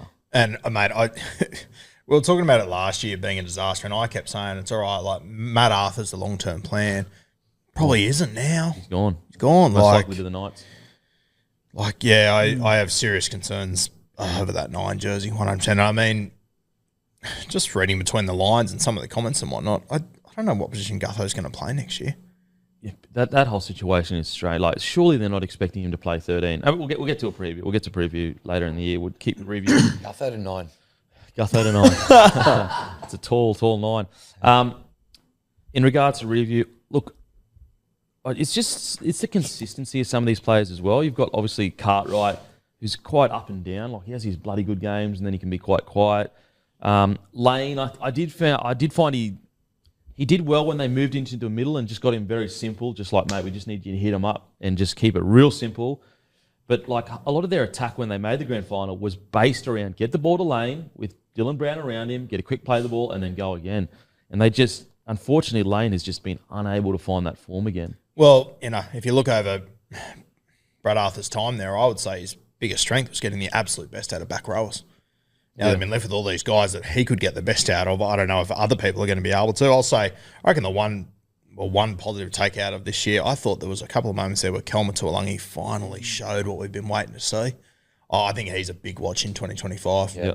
What's concerning there is as well, and I'm with you, I thought I was very disappointed in Sean Lane this year. I know it feels like a while ago now, but 2022 was just such a sublime year from him. I thought he could just go on with it and improve as a player. He's still quite young. And the thing is, you have a lot of players who need competition for spots and they can get complacent when the going's good and there's no pressure on their spots. They had back rowers. Like they had Cartwright, they had Ryan Madison who was playing on the edge at times, they had Kelma, Sean Lane. The pressure was there and they still couldn't get anywhere near the best out of Sean Lane. And so he had moments in the back end of the year, but he just wasn't bending the line. He wasn't hitting it as hard as I think he could. So I'd really hope for a bounce back year from Lane next year. I really do think that Sivo epitomised their season. Like the fact that how long had we been saying, mate, this guy has so much more in him, but he's content with scoring a bunch of tries that don't get me wrong, they're incredible. They're highlight reel tries where you're going, holy shit. But the game has gone past that. So he gets dropped. He comes back, and he was one of the best wingers in the friggin' comp. Yep. And I know that that's a good thing that he responded, and he seems like a lovely gentleman. But at the same time, geez, that's got to be frustrating. Is going, well, mate, where was this effort all year long when we need you. We're already short on backs. And then you come back and kill it. Now, I hope he's turned a corner. He played 12 games. He scored 17 tries. Crazy. And you can only assume that the bulk of those were in probably his last half a dozen games because he got dropped at the start of the season. Yeah, absolutely. I think you're spot on. That really did sum up the way that the whole Eels kind of went through the year. Just a little bit complacent. Once he had a bit of a wake-up call, though, came back and played very well. So hopefully for their sake, he can bring that into next year. I thought he had a wake-up call with the ball in hand. I still thought defensively, like this side, he left a lot to be desired, which I think even more so to your point, mate. He sort of personifies the Parramatta Eels. See, man, I'll cop, like, if Sivo's having a crack, I'll cop a poor defensive read here and there, Fair. Considering where they're at right Yeah. now. But I know what you're saying. Like, it's not like he was a Brian Toto on the wing with his reads, but I just want him ripping and tearing. And you know what? He actually probably will score more tries than he lets in because he scores so many. Sure. But, I just want him ripping and tearing. Now, he's not on this list. Speaking of positives, I don't know where he is, but you would know him. He come through the grades. He was a bit of a loose cannon. He was real good at the end. The edge back rower that come on at the end of the season for the Eels. Edge back rower. Italian fella, I think. Moretti. Oh, Luca Moretti. Is he here? Yeah, development. Yeah. I thought he's a great find for me. Oh, I coached Luca when he was 14. There you go. Jokes aside. I thought he was a bloody good find. Luca was he was an absolute freak coming through. I think he's still to this day he's the first guy in 40 years to make Australian Schoolboys League and Union in the same year. Wow. Like, he was an absolute gun. He went to the Roosters. We'll use that word again. I think he got comfortable there, being who he was and whatnot. He's gone to the Parramatta Eels and he's really worked hard. And I think he's starting to come into his own. They use him as a middle. I sometimes wonder with him if he is just a little bit undersized for how much they use him through the middle. But he's another one that if he was to jump out of the ground, he could fill that spot that Regan's left. It changes their pack though, because let's say you get Reddy and you get Kelma Talangi killing it. Yep. There's your edge back rollers. Then you pull Shaw Lane and Madison into your front row, and you've got Williams coming in. All of a sudden, their pack takes shape. But if you're forced to pull Shaun Lane and Madison out onto an edge, their middle is just it's quite shallow. Especially when you add to that, like, Ogden's been released, Makatoa's been released. Like, these were, I would say that there was at least one of those two on the bench for the vast majority of the season. Like, it's just more holes in the middle. I think as well, that the Eels probably didn't handle Blaze Talangi's development the best this year by moving him around in different positions all the time. I know his defence wasn't great towards the end, and, he has to take responsibility for that. But, like, you're talking about a teenager here that came in at 6, played a bit of fullback, went on the wing, went in the centres. Like, give him some time to learn about spacing, about timing, about working with your inside man, about all that kind of stuff. I just didn't feel I handled his development the best this year, in my opinion. When they played him at centre, I thought that was so unfair. Like, and defensively, he struggled. So he should have. He was a teenager playing the centres. When I've watched him through the grades, he's always been at fullback or at 5'8". Centre, it's the hardest defensive spot in the field. You have to make a decision, but you also have to be reactive to them inside men. Whereas, on the wing, you're essentially just reacting to a centre. In centre, you have to worry about, like, your outside man. If he's too far away and not connected with you, you have to worry about, did my 7 jam in? Did he not jam in? Like, there's so many things you have to think about as a centre. And any other NRL coach will identify that in a heartbeat, and they did whenever he was playing centre. So disappointing, like, from Neil's perspective, that their biggest shining light, by so far it's not finding the year, Blaze telling he's leaving them. Yeah. Like, he's in for such a big future, and it's going to be at the Panthers. Yeah, well, what about when he played centre at the back end of the season? These were the coaches he versed. Hasler, Bellamy, Webster, Ivan Cleary, Trent Robinson. Poor fella. Tough gig. And just, so young. Okay, so Mitch Moses has been selected for the Australian side. Yeah. So that's great for the Eels fans. Like, to think that, you're rolling out with the Australian half and the New South Wales half, that's a massive win. But in regards to the season, I just think almost the perfect storm. I think the admin wasn't great, recruitment wasn't great, got comfortable. Heading into next year, unfortunately, I don't see them turning around that quickly, because we're looking at this roster right now, and I don't even think they've got 30 players locked in the top 30 at the moment. I think they actually have some spots to fill. Yeah, 24. So, that'd have to be have to work magic in the trade market to be able to get good quality players in at this time of year. It's going to be tough. Yeah. Yeah. Concerning on one front, a little bit exciting on another that, all right, they've got some options. What can they do? But as I said, how much is available on the market at the moment? I will say Lomax coming in and Iongi as well. That's exciting. Like, depending on where, like, what about Gutho in the centres? Could you stick him in centres? Will Pensini on one edge, him on the other centre? And then Will Penasini, I thought, was another guy actually had a great year as well. I thought he was outstanding, yeah. He's another green shoot as well. So all of a sudden that backline actually looks pretty good when you add, some of those ins, Lomax and Iongi and stuff in there as well. That's not a bad looking back five just about. So, But I thought he was great and pretty consistent too, which has always been a little bit of a thing with him. But this year I felt like he's only 22, but he really felt like a proper first grader. I felt like he turned himself into a weapon, like a strike centre. Yep. I felt like that there was, for the first couple of years of his career, it was more just about building a foundation of, make your tackles, get through your work. But this year, Pensini, for me, he definitely felt like a strike centre. Like he would take on his opposition, and oftentimes he would win it against when his team was like losing the battle in the middle. Completely agree. I will just say, you mentioned there, could Gutho play centre? I will headbutt the table if they decide to play Gutho at centre next year after they've let Blaze go. I know they've got Iongi there, but having Blaze in the building, I said last year that I would have played him at fullback and moved Gutho there. But don't you think that it didn't matter what the Eels offered him? Like, he was always going to Panthers because he's most likely going to play six with. Yeah, potentially, but I don't know. He's come out and Talangi's come out and said going to play with Cleary is a big reason why he went there. Yeah, fair call. I think you would have been more hope to keep him there if he was playing fullback. I agree with you. I think it's still unlikely, 100%. But, it'll frustrate me a little bit. Because I think that Gutho would have moved. Like, I really reckon if the Eels went to him and said to keep Blaze, will you move? I think me knowing Gutho like I do, I absolutely believe he would have gone, yep, sweet, whatever you want. Completely agree, yeah. So, don't know why. I just think that once the Panthers came in like that, and it sounds like, at the very least, either Dylan Edwards will play six or four. Like, there's going to be a spot in that spine free. It's like getting asked to play with Joey Johns. Like, you're just going to do it, no matter what.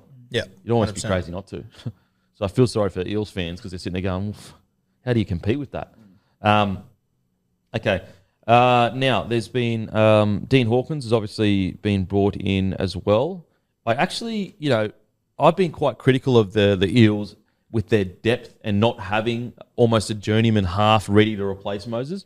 I really like this signing from him. Like, Dean Hawkins, is he going to be a long-term NRL player? Maybe, maybe not. What we do know is he's a bloody good New South Wales Cup player, and he's perfect for a depth signing if Moses goes down again. Yeah, I'm probably not as high on it. I've watched a lot of Hawkins over the years at South Sydney, and you're right, mate. He's an incredible New South Wales Cup player. Just hasn't made that transition yet. If he can make that jump, it could be a great signing, but I'm not totally convinced yet. But do you think he's signed as a depth signing, though? I think he's depth signing, 100%. Yeah. But I think that if Moses gets injured or is unavailable, I think that they're in for a very similar season to last year. Really? Okay. What do you reckon, Timmy? I like it. I see there's only 4 signings listed here, but I like every one of them. And I think Hawkins, they said, you're not signing him as a starting 7, and they had issues this year when Moses was out of just obviously having to shift Brown to halfback, playing Blaze slunging in the halves, again, just defensively found out being a smaller body. I think Hawkins would come in. A lot of your attacks still coming off Dylan Brown. Hawkins, he'll have a simple job. It'll be kick well, defend well, get him around the park. I think it's a good signing. Also adds a bit of depth to their content as well. Obviously, he runs a great YouTube channel, so Footy day across the board there. I do think they need to make sure that Junior Polo is playing 40 to 50 minutes max each week. I don't want to see the big fella having to grind out 65 minutes a week. Like, get him in there for impact. For sure. Get him in there.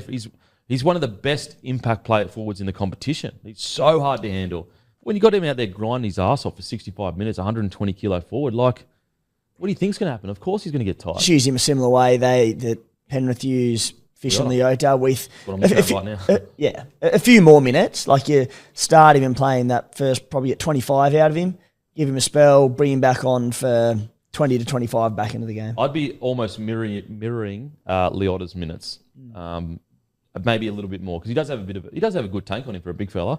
But I just don't know whether they used the front row rotation the best they could have used it. But yeah, the biggest issue for me going into next year is definitely the number 9. I'm just not sure whether they've settled on Hands. Now, I do think towards the end of the year, Hands did actually play some good creative footy around the ruck there. And when he was given an opportunity, he did all right.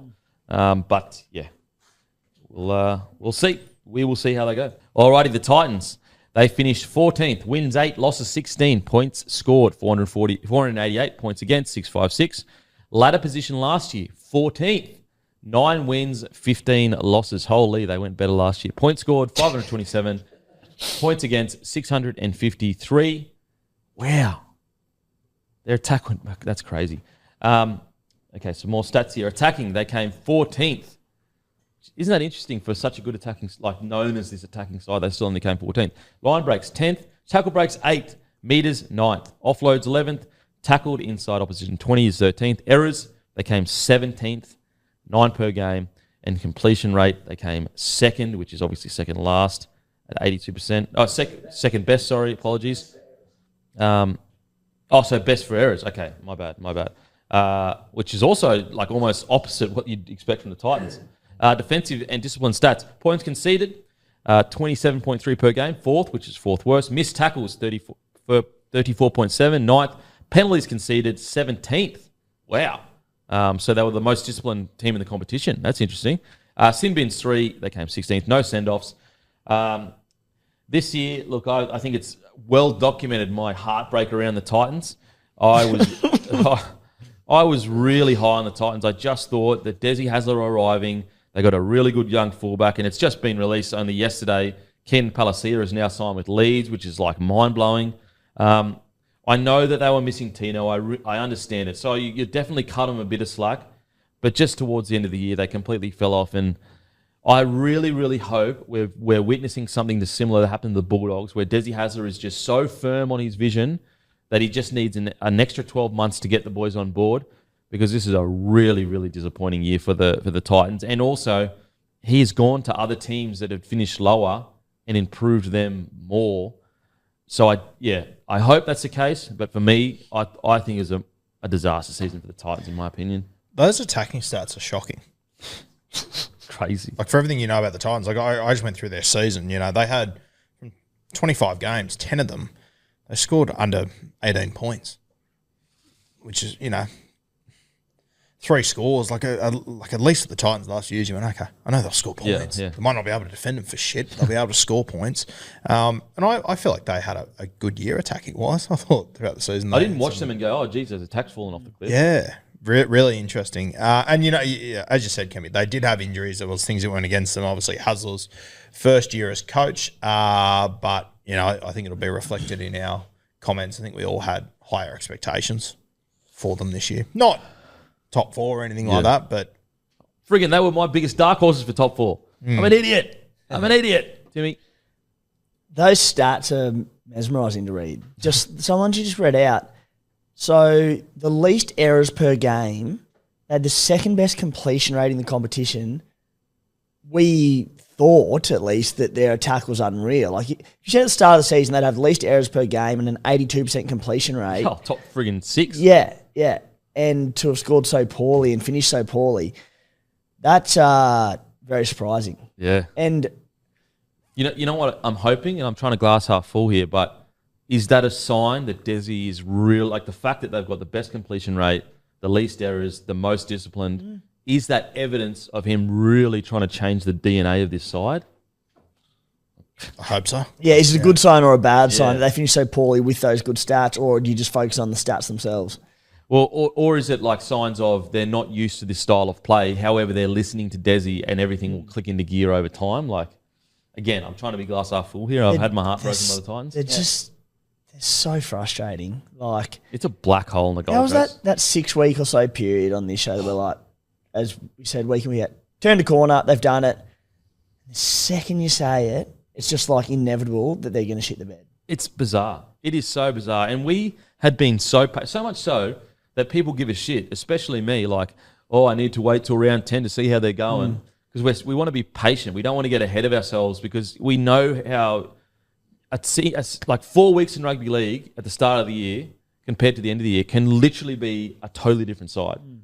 And so we try to be patient, but they just, like, as soon as you go, yep, I'm on here. I reckon the Titans are really building something nicely. Just boom. What do you reckon, Hammy? I think you said was spot on about the DNA shift. I reckon this is Dez's first year, and to be the most disciplined and make just about the least errors in the comp. That's a good sign. Yes, they won one less game than they did last year, but I feel like they're taking on board what he's trying to bring to the side. I think obviously Tino, you touched on it, huge out for the basically the whole season. Next year he'll be back. RCG will be there as well. I think their attack, I think we're all a little bit surprised about the stats that we're seeing here, but I think we all know they've got enough attack in them for that to click eventually. So I reckon that the one thing they probably had to fix going forward or to improve was the discipline, was the defence sort of stuff, and they've actually done that. So I would argue, all right, they lost one less game, but I feel like they're actually heading in the right direction with Des, and obviously with a couple of big names coming in next year. I don't think it was as bad as you reckon it was. Yeah. So this is what I said at the start of the year. What an idiot. 7th to 11th, and I said super excited about the Titans under Des Hasler. I think they can make the 8. They might be the biggest movers and shakers this year. They literally finished the same spot. I'll be surprised if they finish low on the ladder. I think they'll be the biggest movers on the ladder. What an idiot. What an idiot. They could have moved less. They're in the exact same Literally, spot. I couldn't be more wrong if I tried. I couldn't have been more wrong. All right, Guru said, I think they improved the Titans. Getting Des Hasler is huge. Timmy, I love the roster. So much attacking roster. Geez, I hope I didn't quote so much attacking roster.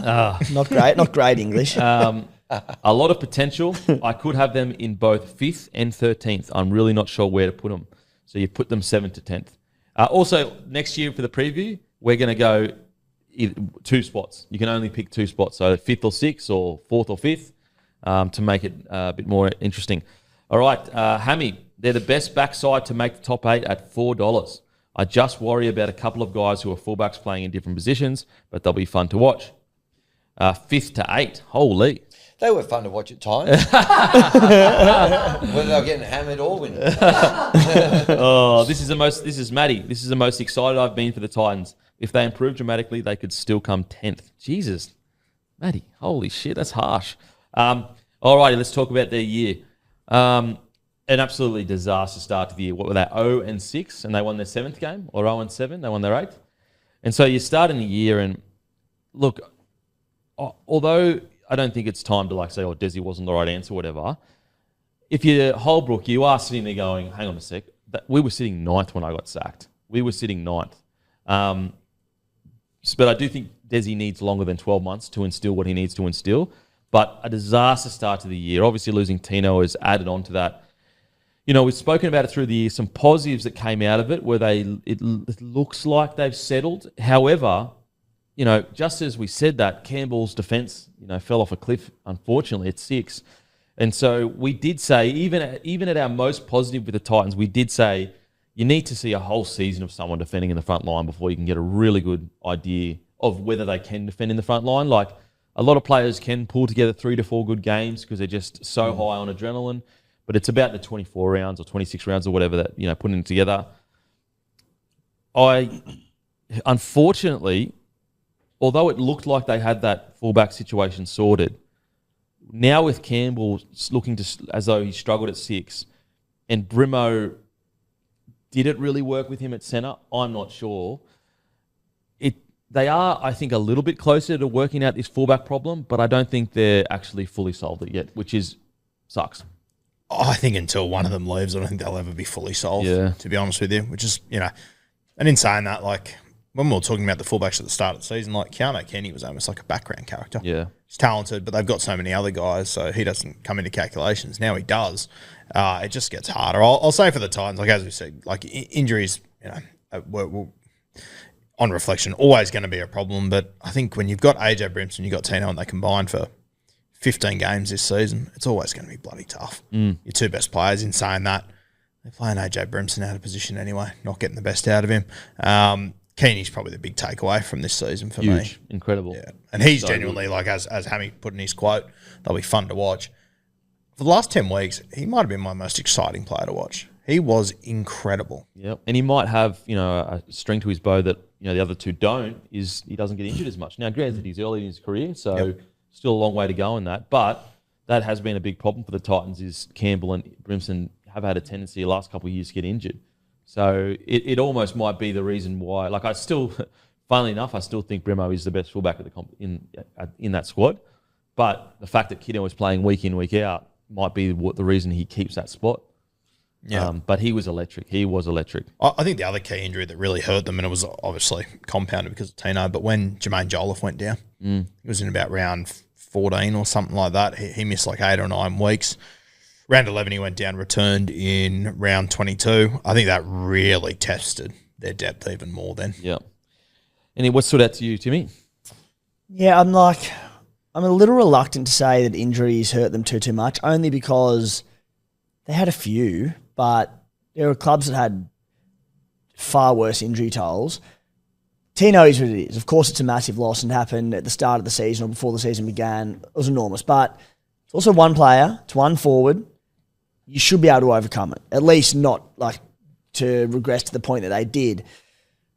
Guru summed it up with the AJ Brimson as well, that yes, he was in and out all season, but when they're playing him at centre, it's kind of like, okay, they've lost their centre, and in his absence, they're playing like a Jaden Campbell or Keanu Kinney, who are both outstanding. Certainly Kinney at fullback. And their centres are good too, Kelly and Sonny. That's the other thing. When you're playing there, you're taking out one of your strengths. So it's like, when they're playing at centre, you haven't lost your fullback or your 5'8" and your star in your spine because he's not playing there. So I think outside of Tino, I think they have a few injuries to complain about, but nothing substantial. And yeah, just we touched on it different times all season, just the spine conundrum going into next year. As Roo said, I don't think, as long as Kinney, Campbell, Brimson are all at the club, I don't think you're ever going to solve it.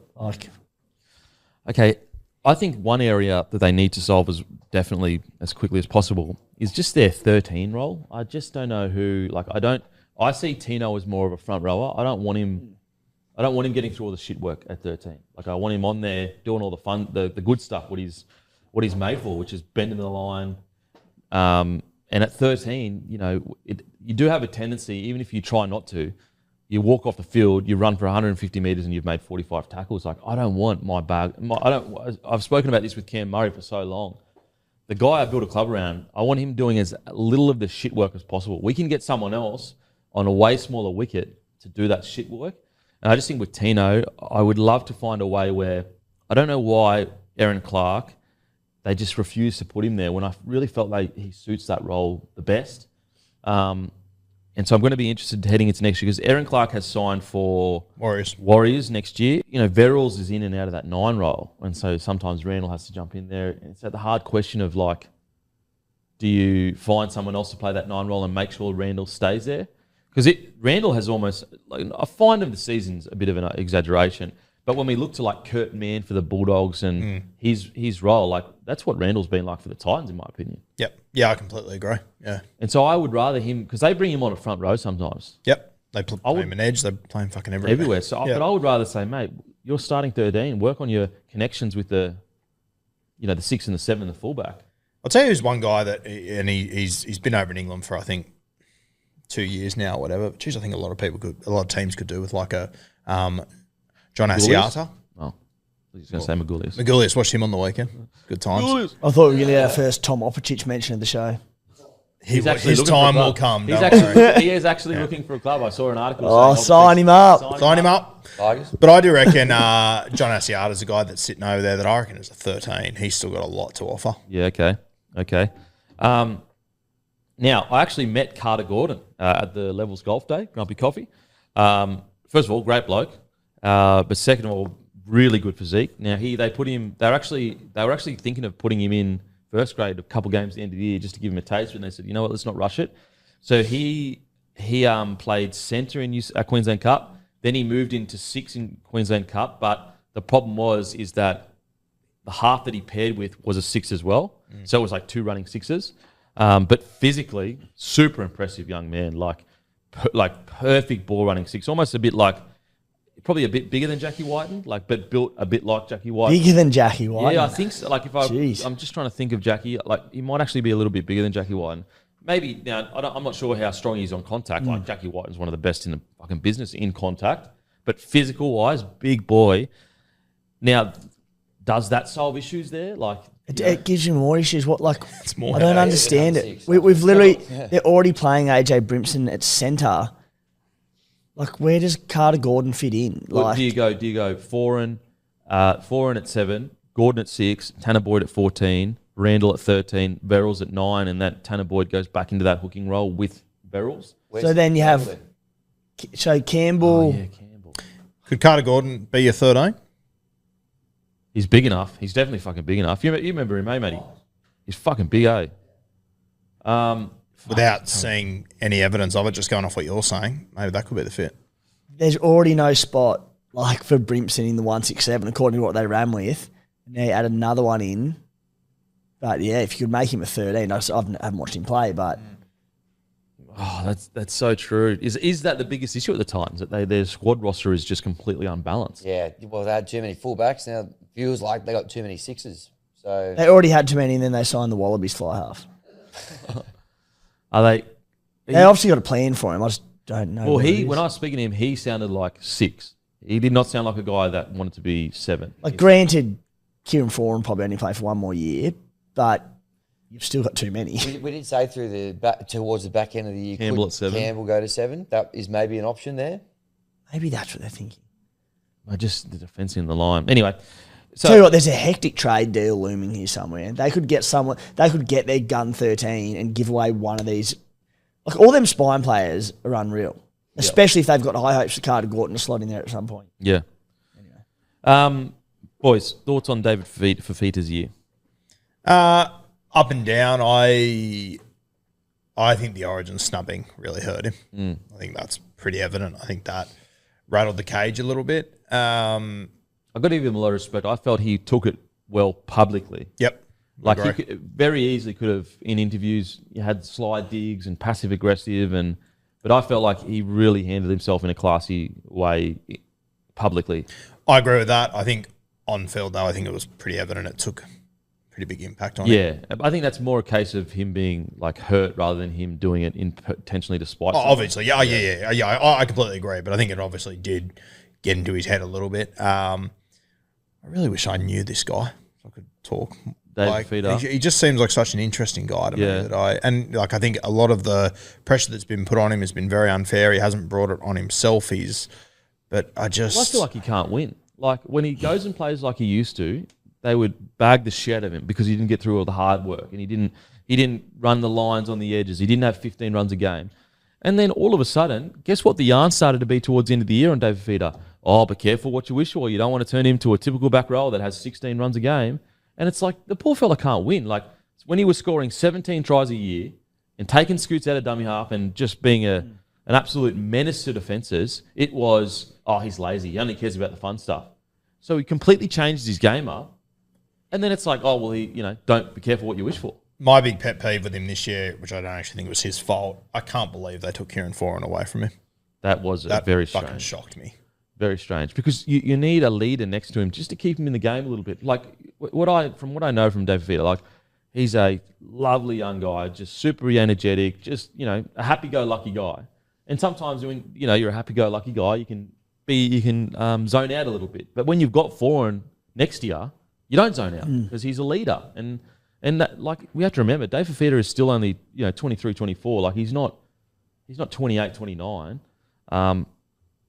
So, like, I feel like he is a bit unfairly maligned, to be honest. I thought Fafita, like, he played 20 games, he averaged 73 minutes per game. I thought up until probably the final month of the season, I thought he had an awesome year. Yeah, I'm with you. He falls into that category of he's so lethal, particularly in attack, and has so many headline moments that anything less than that is just not good enough. And it's like he's put on such a high pedestal. As I said, more so as an attacking football, we know that. But he faded off over that sort of last month, and particularly when they got rid of Kieran Foran to the right edge. Seriously, I thought he put in, outside of the final month, where I think he probably did throw in the towel a bit after having a massive year and things weren't sort of going right. I thought he can hold his head high, and I think next year they have to prioritise getting Kieran Foran back on his edge. I think that he'll learn a lot of lessons with the way he handled the Roosters situation. I think that he probably regrets how that all kind of unfurled. because he probably could have handled that a little bit better, I think. And look, what I did like hearing coming out of that, so obviously Tino was on a podcast, and apparently when he heard the news that Fafita was leaving, he said to him, like, blew up at him and was like, basically, how dare you? Like, we've made an agreement here to take this club to a premiership, and you're bouncing. And then apparently that was a big reason why Fafita was like, I did do that, and we did have a pact together to do this, which I think, Titans fans, that should give you such happiness that your leader cares that much, that a childhood friend, him and Tino, like a childhood, like they came through the grades together, everything. For him to be able to pull him up like that shows you how much Tino cares about the club. It probably shows you imagine having a guy like that out on the field for most of the season with that kind of voice out there. If he can talk to probably the second biggest name there and get that sort of response out of him. I just add in as well, on their 2025 games, 2 young guys, Sam Stevenson and Zane Harrison. Sam Stevenson's a very good centre, not that they need any more centres, but Zane Harrison's a very good halfback who, obviously when Kieran Foran retires over the next few years, I wouldn't be surprised to see him maybe start to step in that role. You've obviously got Tanner Boyd, and I know that the Titans have got a history of not doing the greatest favours in the world for young halfbacks, but 2 very talented guys that I think will be relevant soon. Hey, Matty, how many games did Verrills play? The 9 situation, I think that's one area that it doesn't seem settled, but I could be wrong. Maybe that's just the eye test. 24, okay. Was he coming off the bench for a lot of it? So what's that? What's with that? You know what? As soon as he started at hooker, in the first 1, 2, 3, 4, 5, 6, 7, 8 games he played at hooker, they won 6 of them. That's I don't get. What is happening there? What's happening with that 9 role when Verrills is essentially the only out-and-out 9 of the club left? Yep. Bizarre. Been plenty of rumours around him too. The Roosters are going to sniff around too. That's bizarre. And I guess you've got to look at who is managing this roster for it to be this out of whack. Because it seems like everywhere you look, they've got too many of certain things. I will say, I do think RCG is a great signing for him. Yep. Bring him on for 20, 30 minutes and just go absolutely skits. Yep. I think that's exactly what... And also an old head to just kind of lead these younger fellas along. It's going to be one hell of a forward pack. Yeah. There's a lot of young guys. Like, I love that Pahulu. I thought he was good this year. He was very good. As I say, I've always been a big fan of Jermaine Jolliffe. I reckon he's not a number 1 front row, but if he can be the guy coming off the bench, I think that's really solid. The forward pack's great. I think Bo Fermo was great this year. He'll be even better next year. Well, if you go RCG, Tino starting, and then you've got Randall at 13, then you've got Jolliffe. Then you've got Fermor and Fafita on the edges. Like, I'm happy with that forward pack. It's a bloody good forward pack. Bloody oath. Yep. Then you've got Moe Fodaway coming off the bench. I forgot Mo even existed for a second there. Yeah, it's a great forward and pack. Jolliffe. Yep. Like, it's a fantastic rotation. And even like that young Cleese Haas, like, in bits and pieces, like, he showed some ability. Yeah, it isn't interesting. Like, he's a workhorse. He works his butt off, and then he'll play good for like 4 or 5 weeks, and then he'll just have an absolute Barry one week. But at the same time, when he first came onto the scene, he looked like the opposite of a workhorse to me. Like, he sort of, it's like the script just completely flips with him every few months. Yeah, yeah. How was Keanu Kinney in his last 12 games of the season, disregarding a HIA impacted game? In 12 games, he averaged 243 metres per game. Far out. I saw you with the calculator out. I was doing some hard yards. Jeez, I was in deep. I can't wait to see Kinney with the whole preseason as the starting fullback as well, because he was third in line heading into this season. Isn't it bizarre? Like, as we said, at the start of the season, he wasn't in the conversation. He's the most locked one now for round 1 for me. What's your round 1 spine next year? Don't do that to me. Need to name it. Oh, honestly, like, Brimo is still the best fullback in my opinion, but if he gets injured, then you've just wasted time by putting him there when you put Kinney there. Oh, you know what? I'd probably start the year, if Campbell's defence is sweet, I'd probably start the year with Foran, Campbell, Kinney. If his defence is still not improved, then I'd be putting Carter there. And what, Brimson at centre regardless? Brimson would probably be at centre. And I would be trying to create a game plan where Brimo can come in and roam a little bit. And Campbell just 14 or misses out?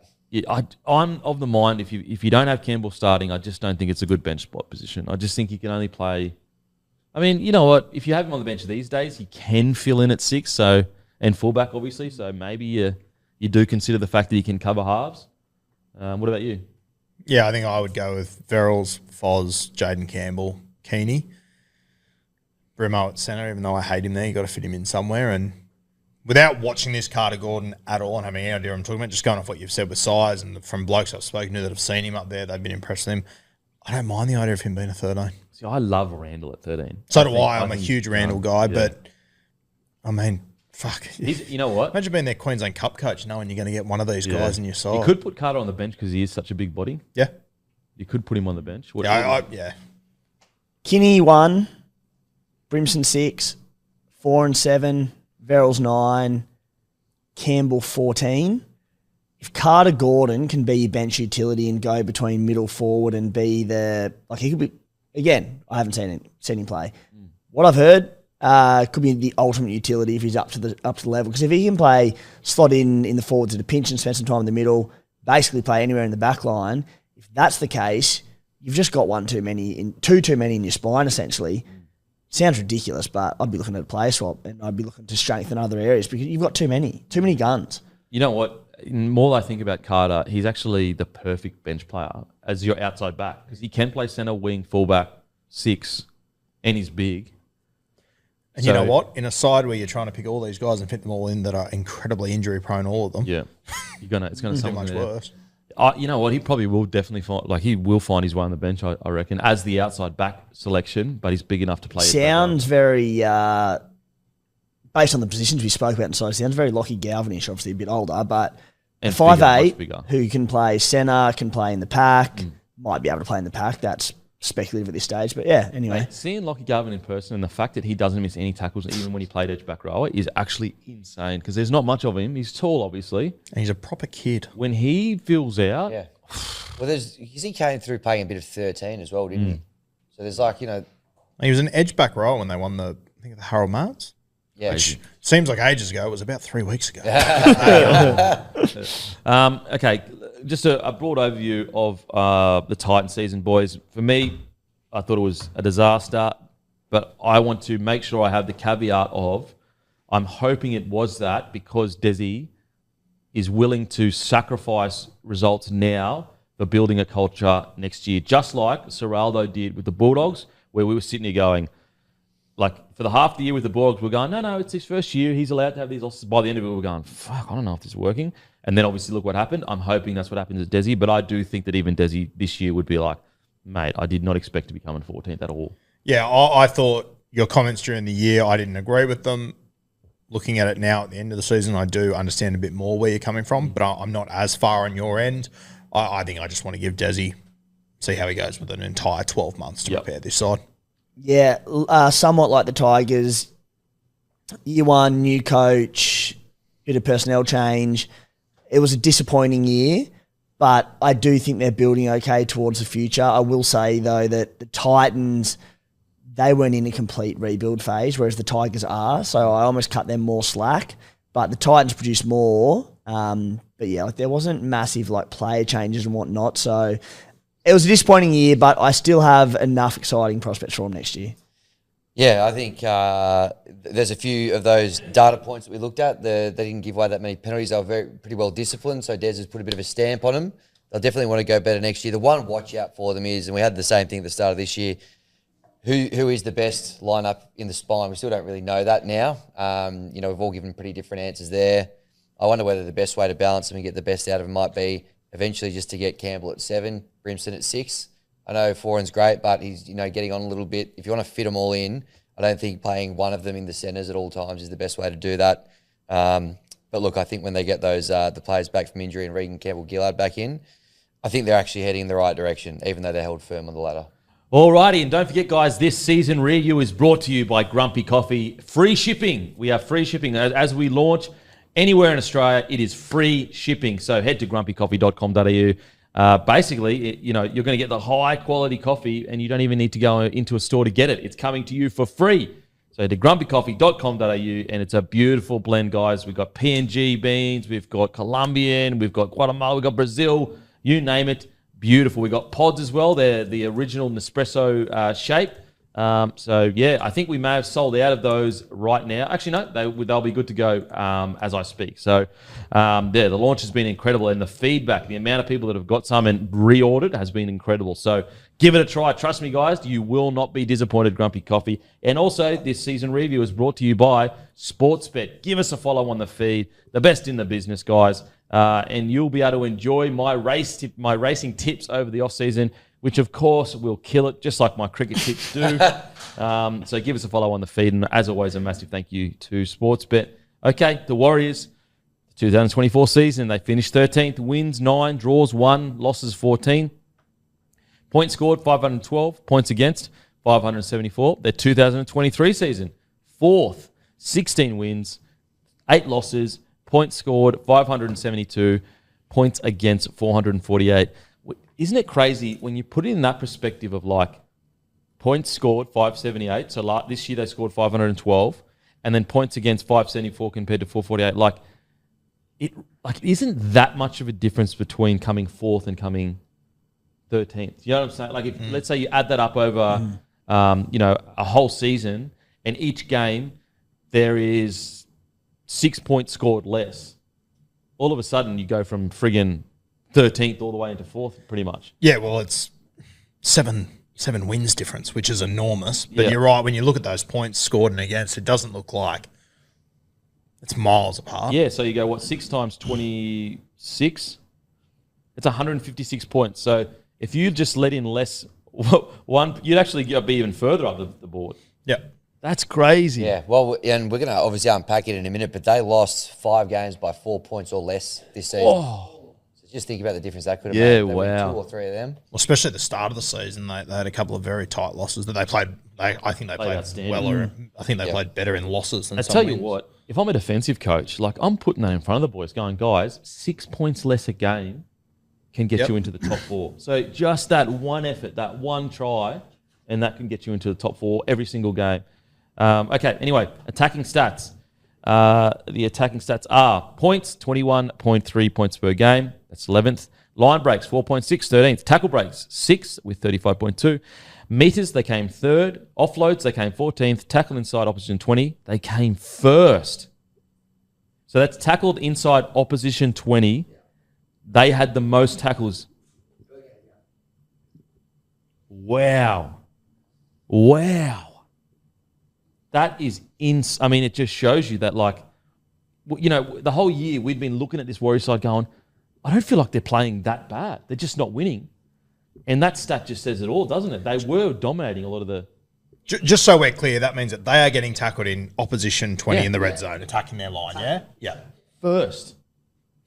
Yeah, and when you have a look at their side throughout the year, I'd argue that their 2 front rowers were both top 5 in the competition. Wow.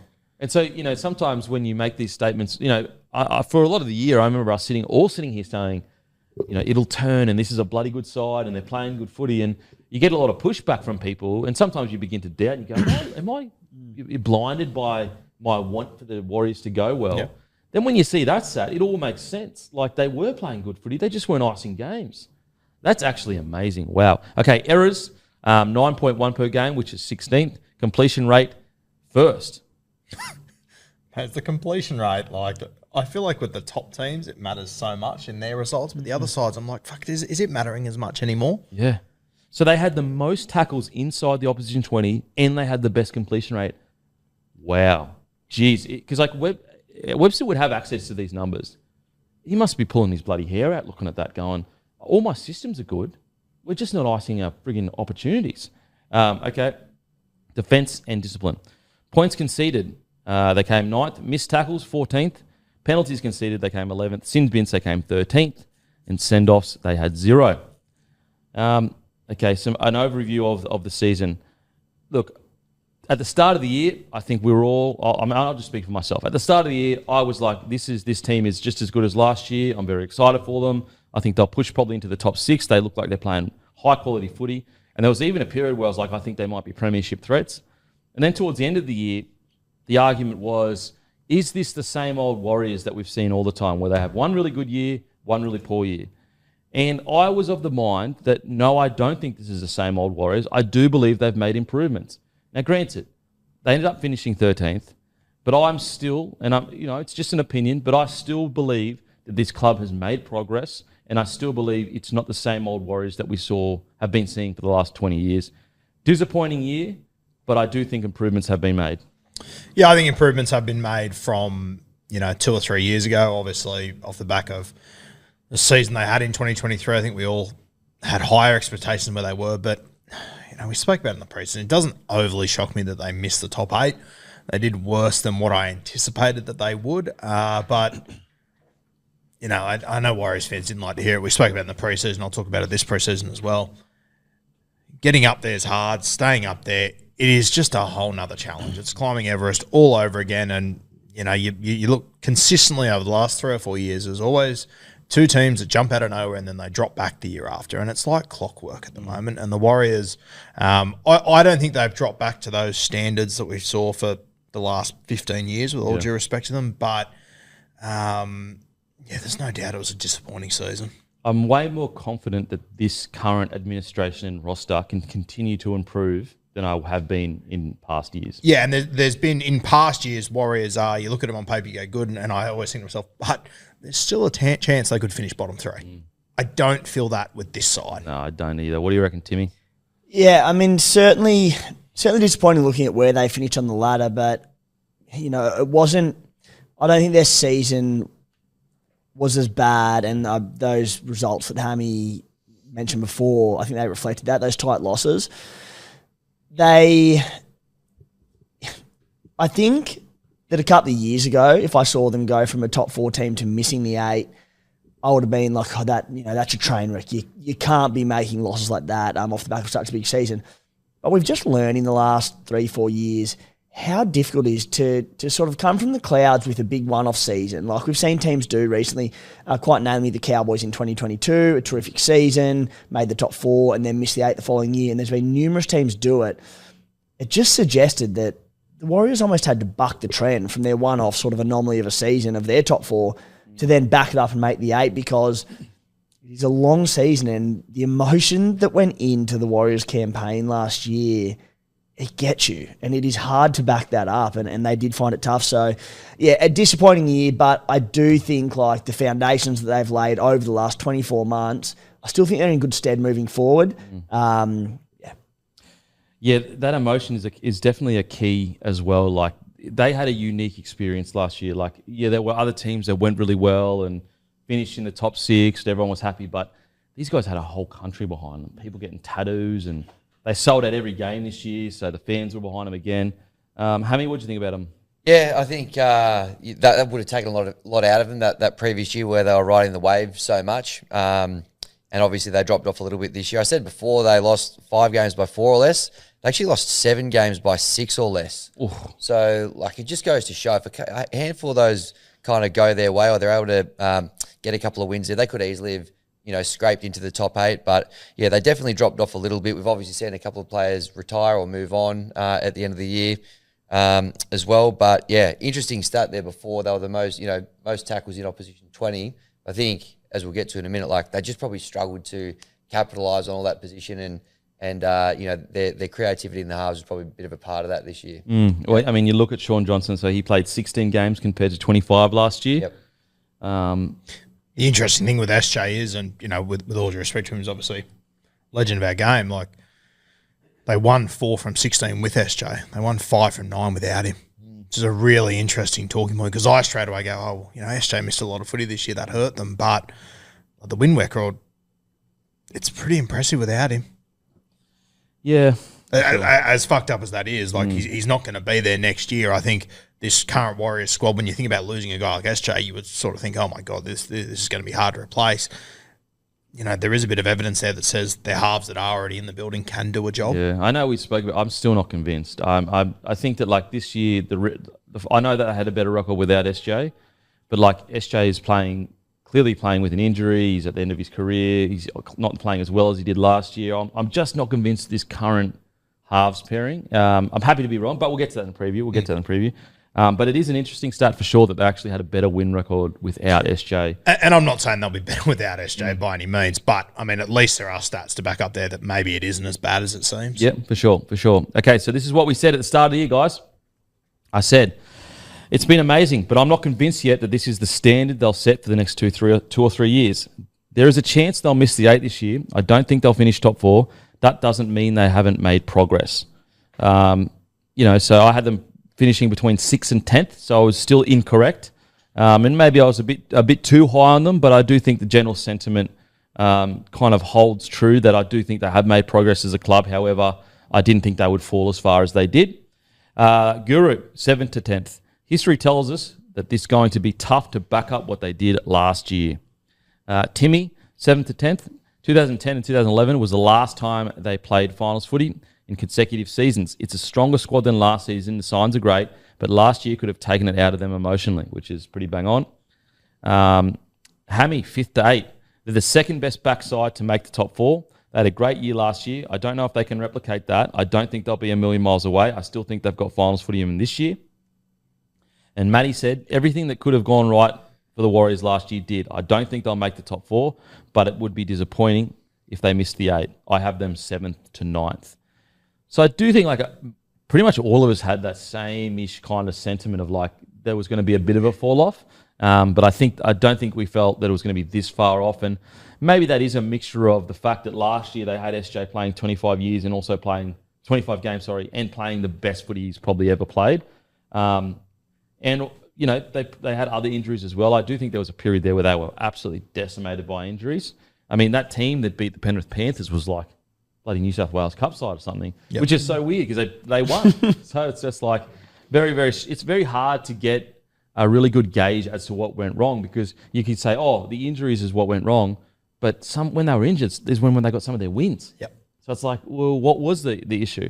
Okay, now in regards to some key key performances and all that, I mean, let's start with some positives.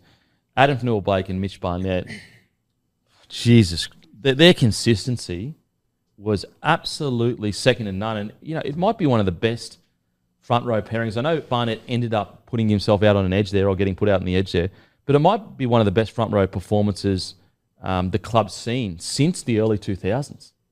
I think it was. Yeah. As a combo, they were incredible. Obviously, I think as well during the season, I think the AFB contract and everything, I think it was a bit of a distraction during that period. Heartbreaking for the Wars to see him go. Obviously, they've got Fish coming in, which is enormous, but I do think that was a distraction throughout the year. But yeah, to see Mitch Barnett's the story for me, mate. 2 years ago, we spoke about Alex Seyfarth before, and I look at him and go, geez, there's a footballer there if he can just get it all in the straight and narrow. It's exactly how I felt about Mitch Barnett. I think 3 years later, he's in the Kangaroos side, and I'm nodding my head going, yep, that makes sense. Yeah. Incredible. Yeah. And locking it, almost you'd be shocked if he wasn't in the side. Just another quick stat, Tohu Harris also only played 14 games this year compared to 23. I think that's another, you could factor that into the, because if Adam Fanua-Blake is out, you've got Barnett to pick up the slack and vice versa.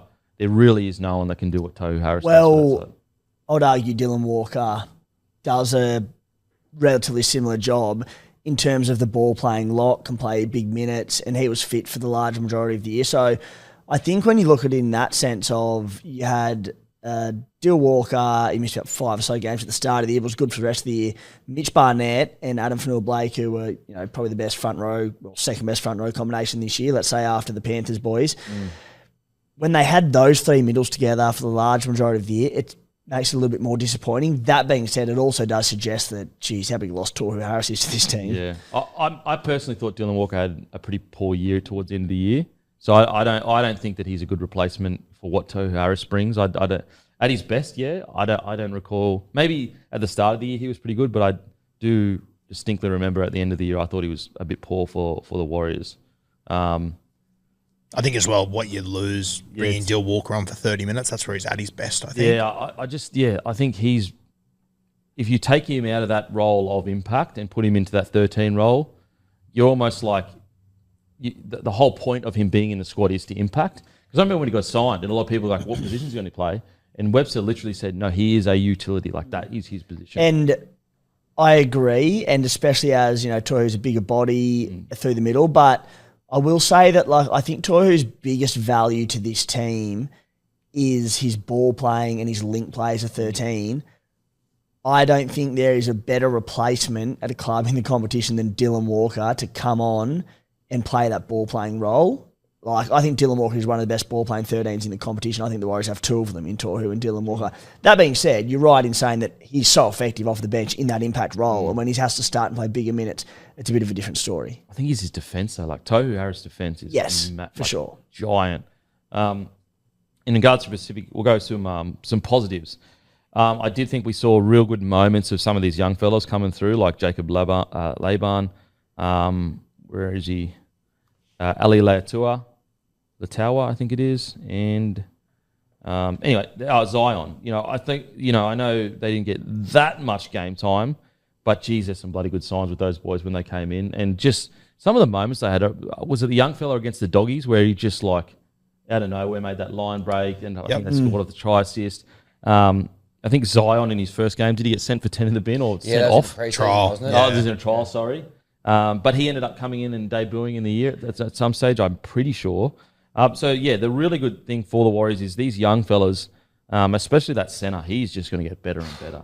Big body. Yeah, he's very exciting. Yep. I love the look of him. A mixed bag season for the Warriors. Mostly disappointing, but I think there are players that you can take out of it. And like I also think, the Luke Metcalf injury hurt him so much. Yeah. That really rocked him. Like I tipped them all off season to miss the 8. I got 3 weeks in and they'd had 2 losses and I went, oh no, this is a good footy side. They just need to start getting wins. They're playing well.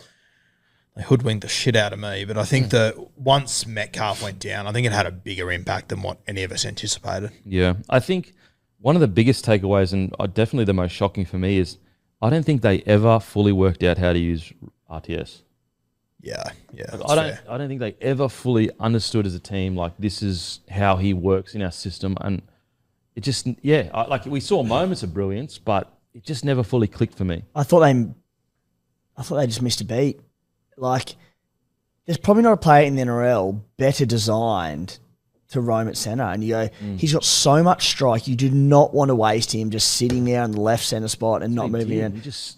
And like, you'd love to play him at fullback, and we know the success he has there and the meters that he makes and all that, but he probably likes the ball playing to play there. And I've said time and time again, but in the modern game, the way we see some of the better roaming centres in Joey Manu, a fellow countryman there that does it so well, I just don't know why he wasn't given a licence to roam. And occasionally he'd start pop up and doing it. All right, he's been given it, and then it just wouldn't happen. He's fit as hell. Like, we know he can just go and go and go. I just think they missed a trick. Yeah. Well, surely, like, RTS is the kind of guy, if the coach says to do something, he would do it. So do you think it's just Andrew Webster has a very specific structure that he's just set with and he doesn't want to step out of that? Well, I mean, if you have a look at how good they went the year before, and it was incredible, but the vast majority of their points came off that one play, that one shift out to the right-hand side, and it was fantastic, that sort of slingshot movement they had. But like I think, the NRL's, there's too many good coaches in this comp to be able to do the same thing for too long. And I think teams did start to work it out, did start to defend them better. And also they were missing key guys in that play, like Chance, SJ and whatnot. And I kind of feel like they struggled to adapt. And I think it was very evident that you had Rogers sitting out there on the left side getting a fucking cold. Like, if I'm playing the Warriors and I know he's only going to have 8 touches at the football, I'm going, sensational. They definitely did, Roo. And I think they became complacent off the back of that. I think they had so much success down that right edge last year that even the best defences in the competition struggled to stop it. The speed at which it went, the timing of all the line runs, everything they did was just perfect. But as you said, there's not a shade in the NRL that I've ever seen that's been good enough that the following year or within 2 years or whatever, opposition coaches haven't worked out and found ways to shut it down. They're too smart. The Warriors just stuck to it, and they were just expecting it to happen, and it never did. It never looked an ounce of what it did last year, and there was never a plan B. And I think there was almost a bit of complacency in the sense that, okay, it'll happen. We'll go right. SJ will weave his magic when he's playing or whatever it is, and we'll score tries, and they didn't adapt. It felt like just an overbelief in stick to the system.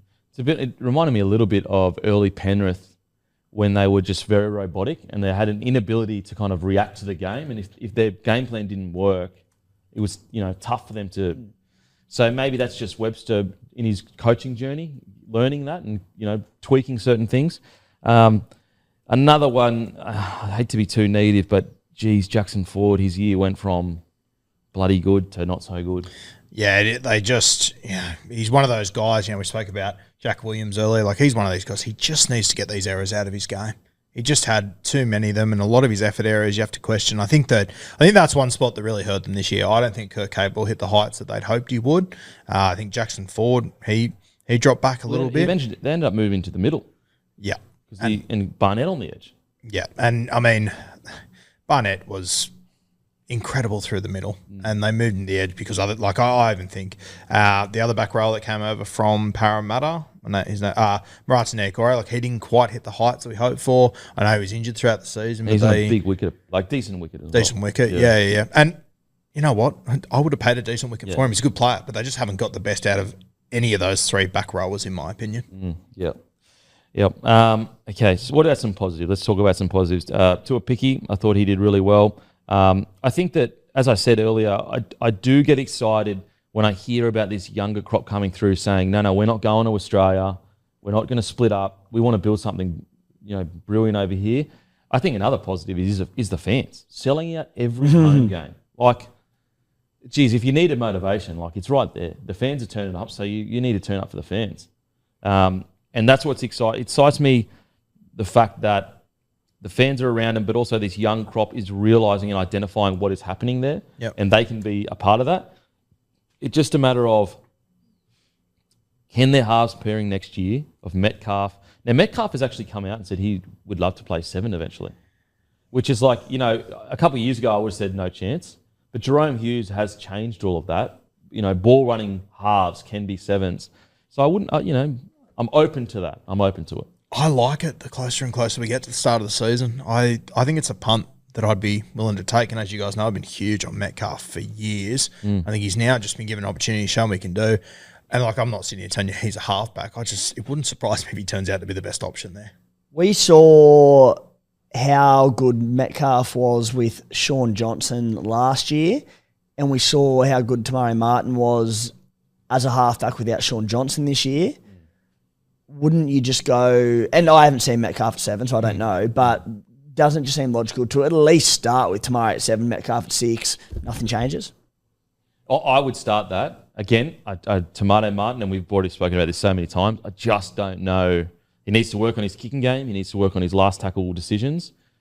A whole season there, I'm not sure, but that's probably what I would be starting with, was Tomato Martin and Metcalf at 6.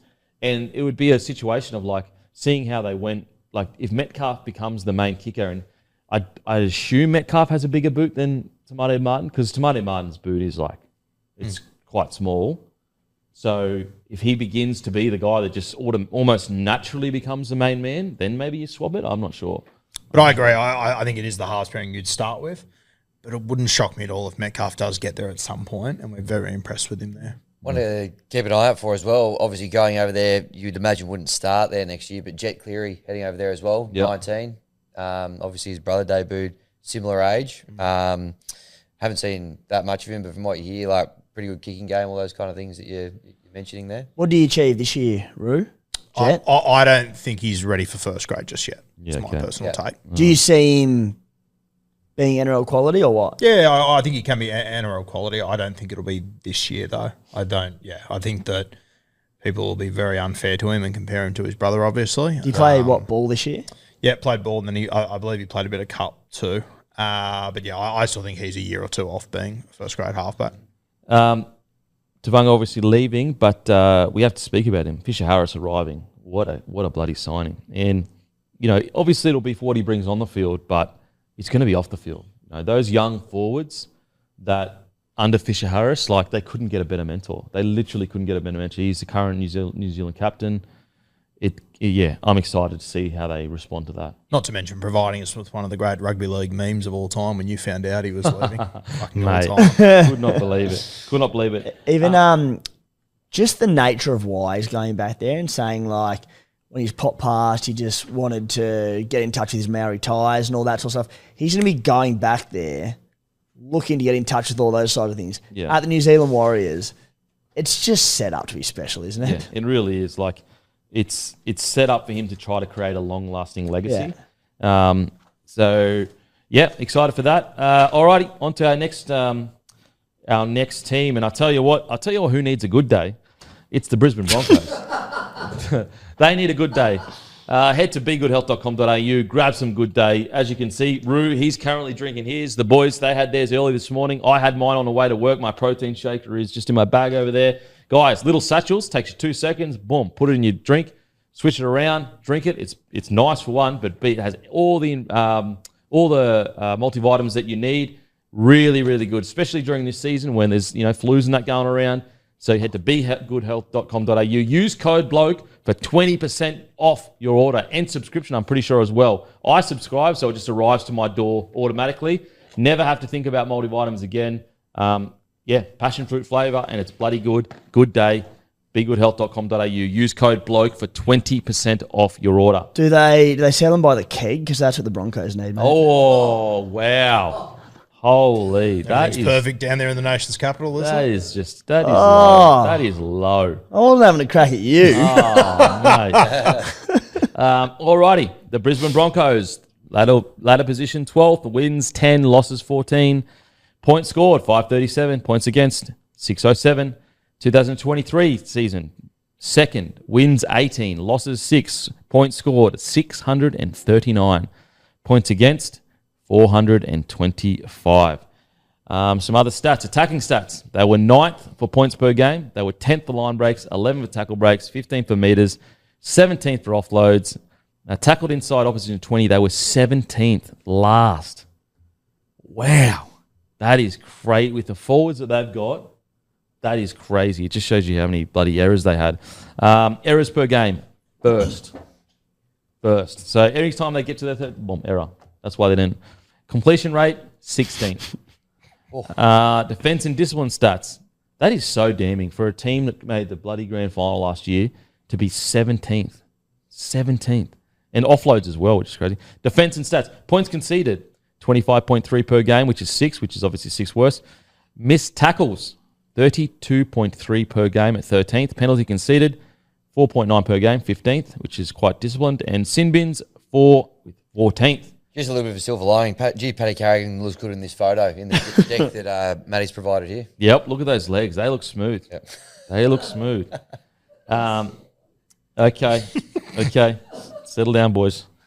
Alrighty, let's talk about it, boys. Broncos, biggest disappointment of any team in the competition, in my opinion. Mm-hmm. Unfortunately, they fell in love with the highlight reel.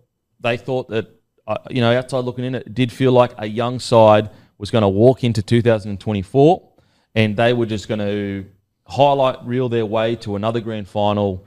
They were too slick, too fast, too big, too strong, and that's how they're going to sort it out. And they forgot about all the tough stuff. There were moments, obviously, where they worked really hard for each other and did all that, but they forgot about what really got them to the grand final, which was the second best defence in the competition last year.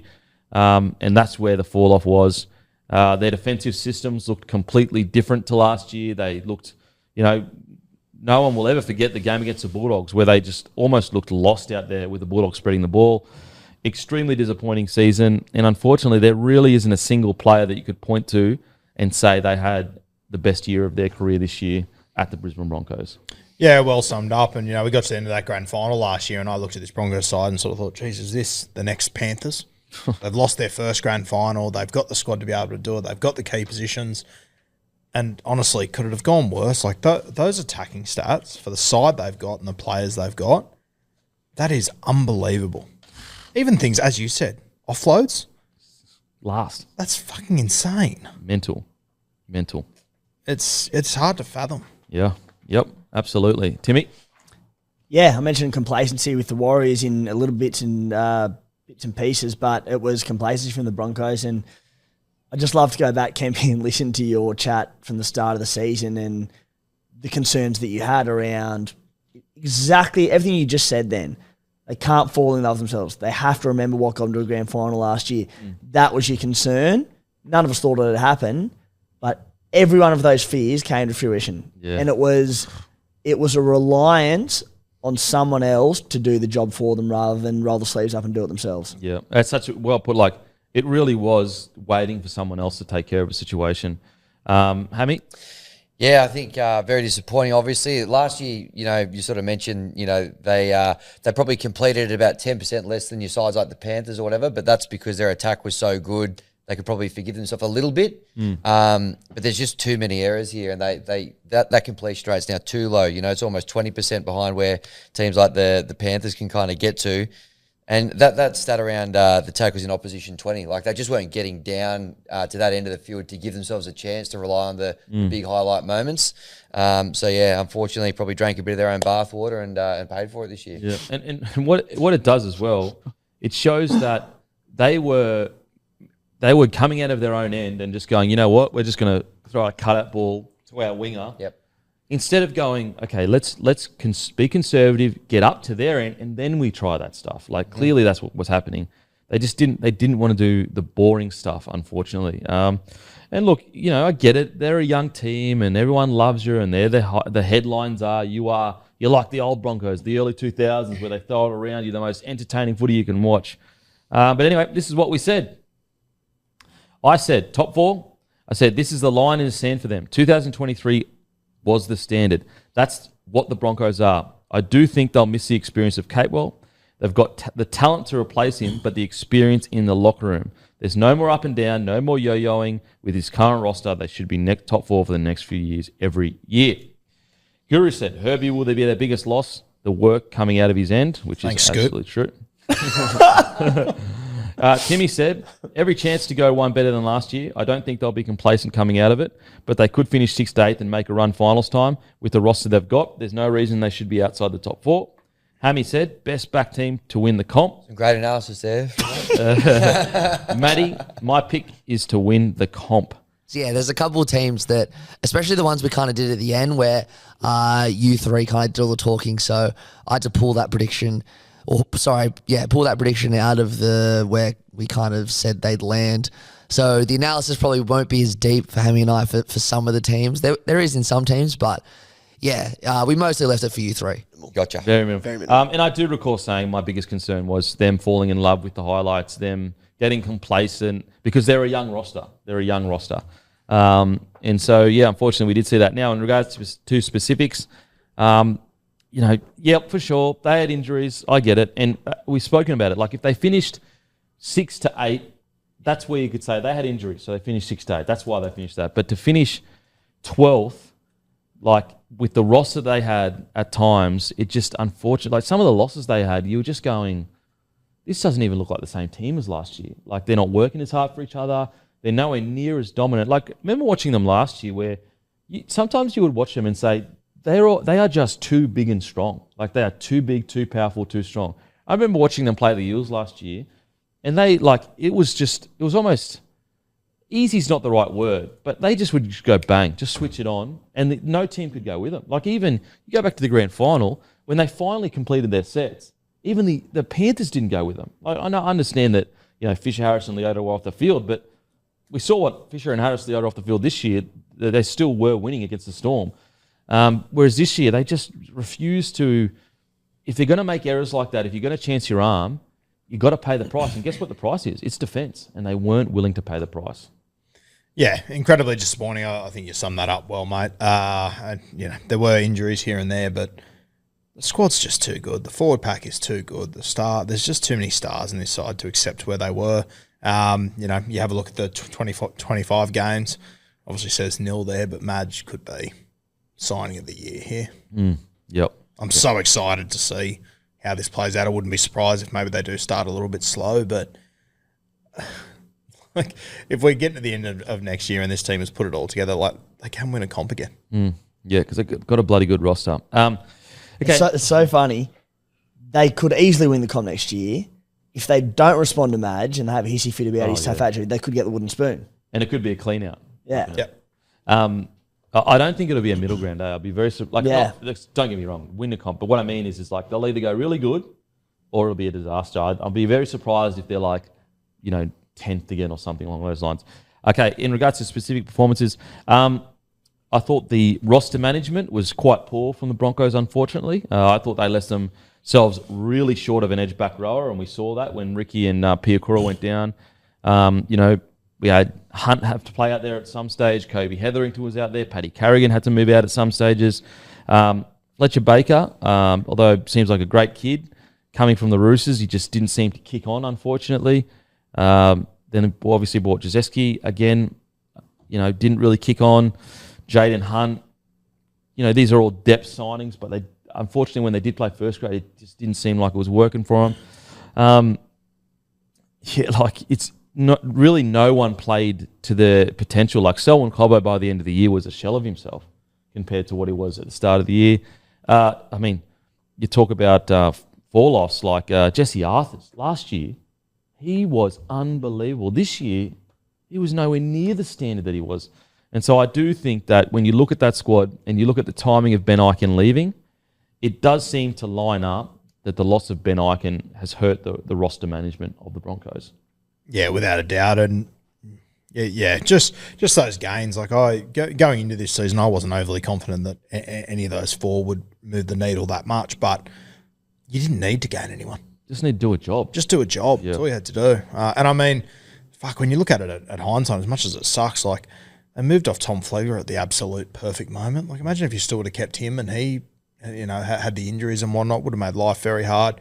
As you saw my quote in the preview, Herbie, Christ, you missed him. Yeah, absolutely. The amount of work he got through and just how tough he was, backed it up with, got Dally M Centre, a team that made it to the grand final, did the same thing in a side that didn't make the finals. An incredible effort. And you know what? I think like you missed the experience of Kurt Capewell, but even if you held on to him, I don't know if it would have moved the needle that much too. What?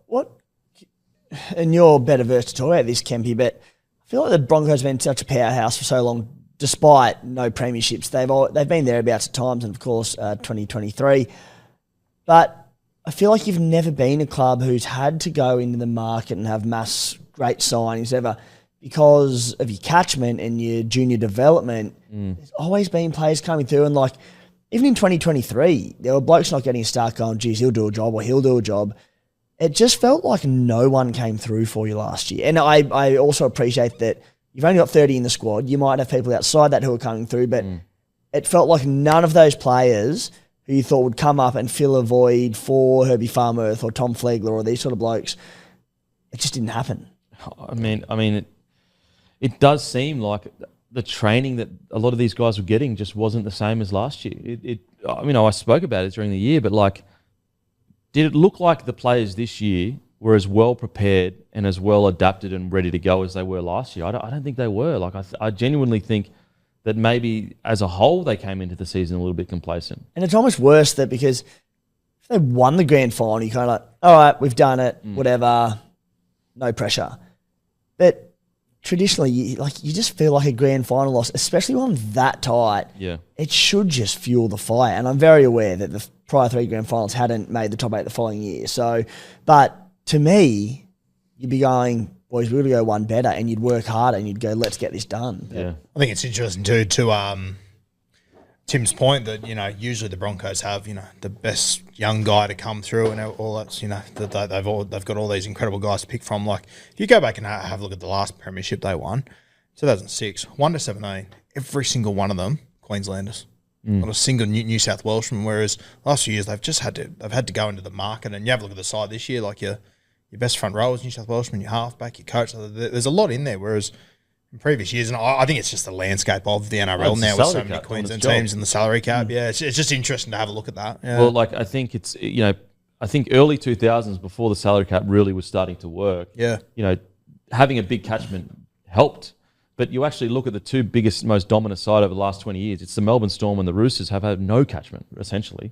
And so that the idea that if you have a big junior base, therefore you should be successful, it's actually just not true. Like, because the salary cap is designed to do that.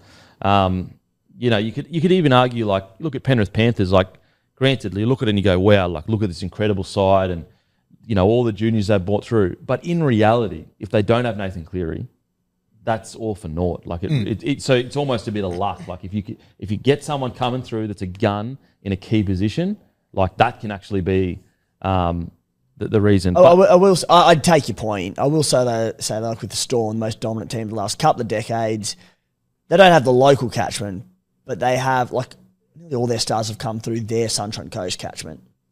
Yeah, but that's more Or because Queensland. they have good systems. That has nothing to do with size of like the argument with the Brisbane Broncos is you're a one-team town, therefore you should, because that's what you're saying, aren't you? You're a one-team town, therefore you've got access to more talent, therefore you should be able to bring guys through that are better than other teams. I'm more defending that the Storm do have catchment. It's just not Victoria-based. Yeah, my point is that the reason why the Melbourne Storm and the Roosters are good is because their systems are good. It has nothing to do with size of catchment, and so. That's like basically your point in regards to Brisbane. Early 2000s, you had all Queenslanders or whatever, because the salary cap was like not working anywhere near as intended as it is now. Now that it's working as intended, it's much harder to keep that. If you've got a top 30 and you want to keep that gun that you're not really sure of yet, and this other top 30 is like, all right, well, we're going to, you know what I mean? It's just a much harder environment. So size, the Roosters and the Storm prove that size of juniors doesn't matter. It's how good is your system and who has the best two systems in the competition. Like Roosters have an outstanding system bringing guys through, and obviously the Storm have an outstanding system bringing the guys through. Anyway, back to the Broncos specifically. Look, I thought some positives. I thought Blake Moses towards the end of the year did show a lot of promise. I think that heading into next year, I reckon you'll probably see Madge most likely put a lot of effort and time into him to hopefully build him into a starting number 9. Corey Pakes has already been told that he's staying, so I'm not sure what that means for Billy Walters, whether, Billy is still seen as a starting 9, or I'm not sure what's going to happen there. I love the look of Moser. I'll tell you what, the back end of this season, like I've always watched him and thought, yeah, he's good, but I wasn't as convinced as others that he was just going to be this breakout star. But watching him towards the back end of last season, there was just a couple of games there where the Broncos played incredibly poorly, but there was just moments there that he just looked so fucking classy. Well, sometimes it looked like he was ahead of his own team. Like he was like they couldn't keep up with him. And I think we said that a lot throughout the year, and people blew up and blah, blah, blah. But it was so evident that a lot of those forwards weren't able to keep with him. Yeah. Yep. Ezra Mam, I thought he built into his year, but I do think that there were too many times this year where he waited until the second half to really like get into the game. I feel like there was a lot of first halves where he would be relatively quiet. Then the game was on the line. You'd see him come in and start to try to impact himself. Granted, he is still really young, so you have to remember these guys are like, Ezra's 21, 22, Reece is 21, 22. Like 12 months before he scores a hat-trick in the grand final. He's a kid that's running around in Queensland Cup, and we're going, maybe soon next year. Yeah. So I think people forget how quickly he's actually come on. Yeah, and that's why it's so important for Ezra to have a guy like Reynolds. So when he's partnered with Madden, it's hard because, like, unfortunately, Madden just probably didn't. I thought Madden was a good signing for depth, but when he did play, I actually didn't feel like he did. We just wanted him to do his job, but even then, his kicking game wasn't that great. I think just defensively, Ezra Mann this year, Yeah, like he's so talented in attack. The points will come no matter what sort of foot he's playing, and the attacking stats. Fourth in the competition third in the competition for average missed tackles per game. That was with 4.9 behind Appy and Mitch Kenny, who are hookers who make freaking 45 tackles a game. But we often say not every missed tackle's the same. Just some bad missed tackles, Ezra, which that's got to be a focal point for him in the offseason. Yep. And I think that this year really does prove, and I think the Ben Ikin situation, so Ben Ikin becomes the football manager and he gets everything into shape, and you go, look at all these gun young juniors the Broncos have. And to your point of you always used to have these gun juniors just coming through. If you don't have a good system, it doesn't matter. You have to have a good system. It is the most important part of a club is to have a good system. You look at the Melbourne Storm, Paul Bunn has been there for years. He was at the Broncos and he left in about 2007, 2008. Surprise, surprise. Since then, we haven't won a competition. Look what the Melbourne Storm have done. What's he up to at the moment? I think he's still the Storm. You look at the Roosters, they've been just so good at identifying the superstars coming through and going, yep, we'll offer him a lot to make sure we keep him. And obviously the Penrith Panthers, their ability to, funnily enough, we talk about their juniors or whatever, but some of their key players are Dubbo stock, And what does that say to you? That says that they've got a great system at identifying talent early on and bringing them into their system coming through. Because Yo and Edwards, geez, a lot of clubs I reckon would have looked past those two players. But Penrith's system is so good; they identified the intangible qualities that they bring, and I think that that's what hopefully the Broncos need to get back to is a really strong system at identifying not just talent but all the intangible qualities that make a good footy side. It's a really good point. Mate, I reckon Isaiah Yeo could have been a journeyman if he didn't land at the right place. For sure. Genuinely, and it'll sound stupid now, but, for years he was just a good guy to have on your bench, but they identified him as there's something extra about him. Yeah, and we want to build a pack around him. And he's killed it. Australian captain now. Incredible journey. Thoughts about like some of the like Ben Takora didn't really get that much game time. Look, I'm okay with him not getting that much game time if there is a long-term plan.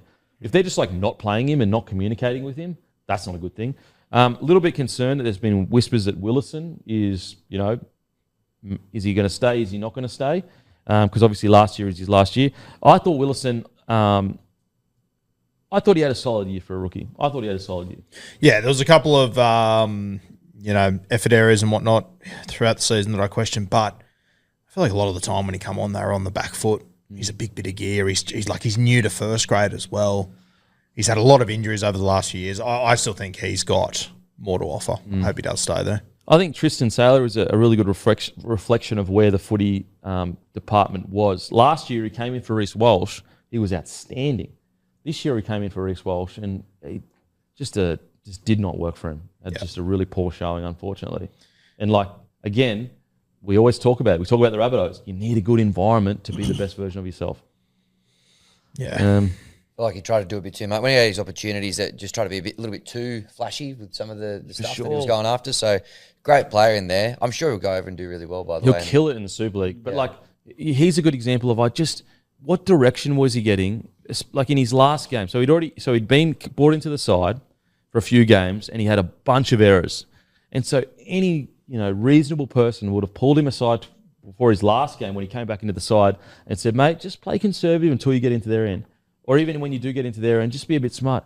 He gets down there, he kicks on the second tackle. Yeah. It's like, why isn't there anyone helping this young fella make better decisions?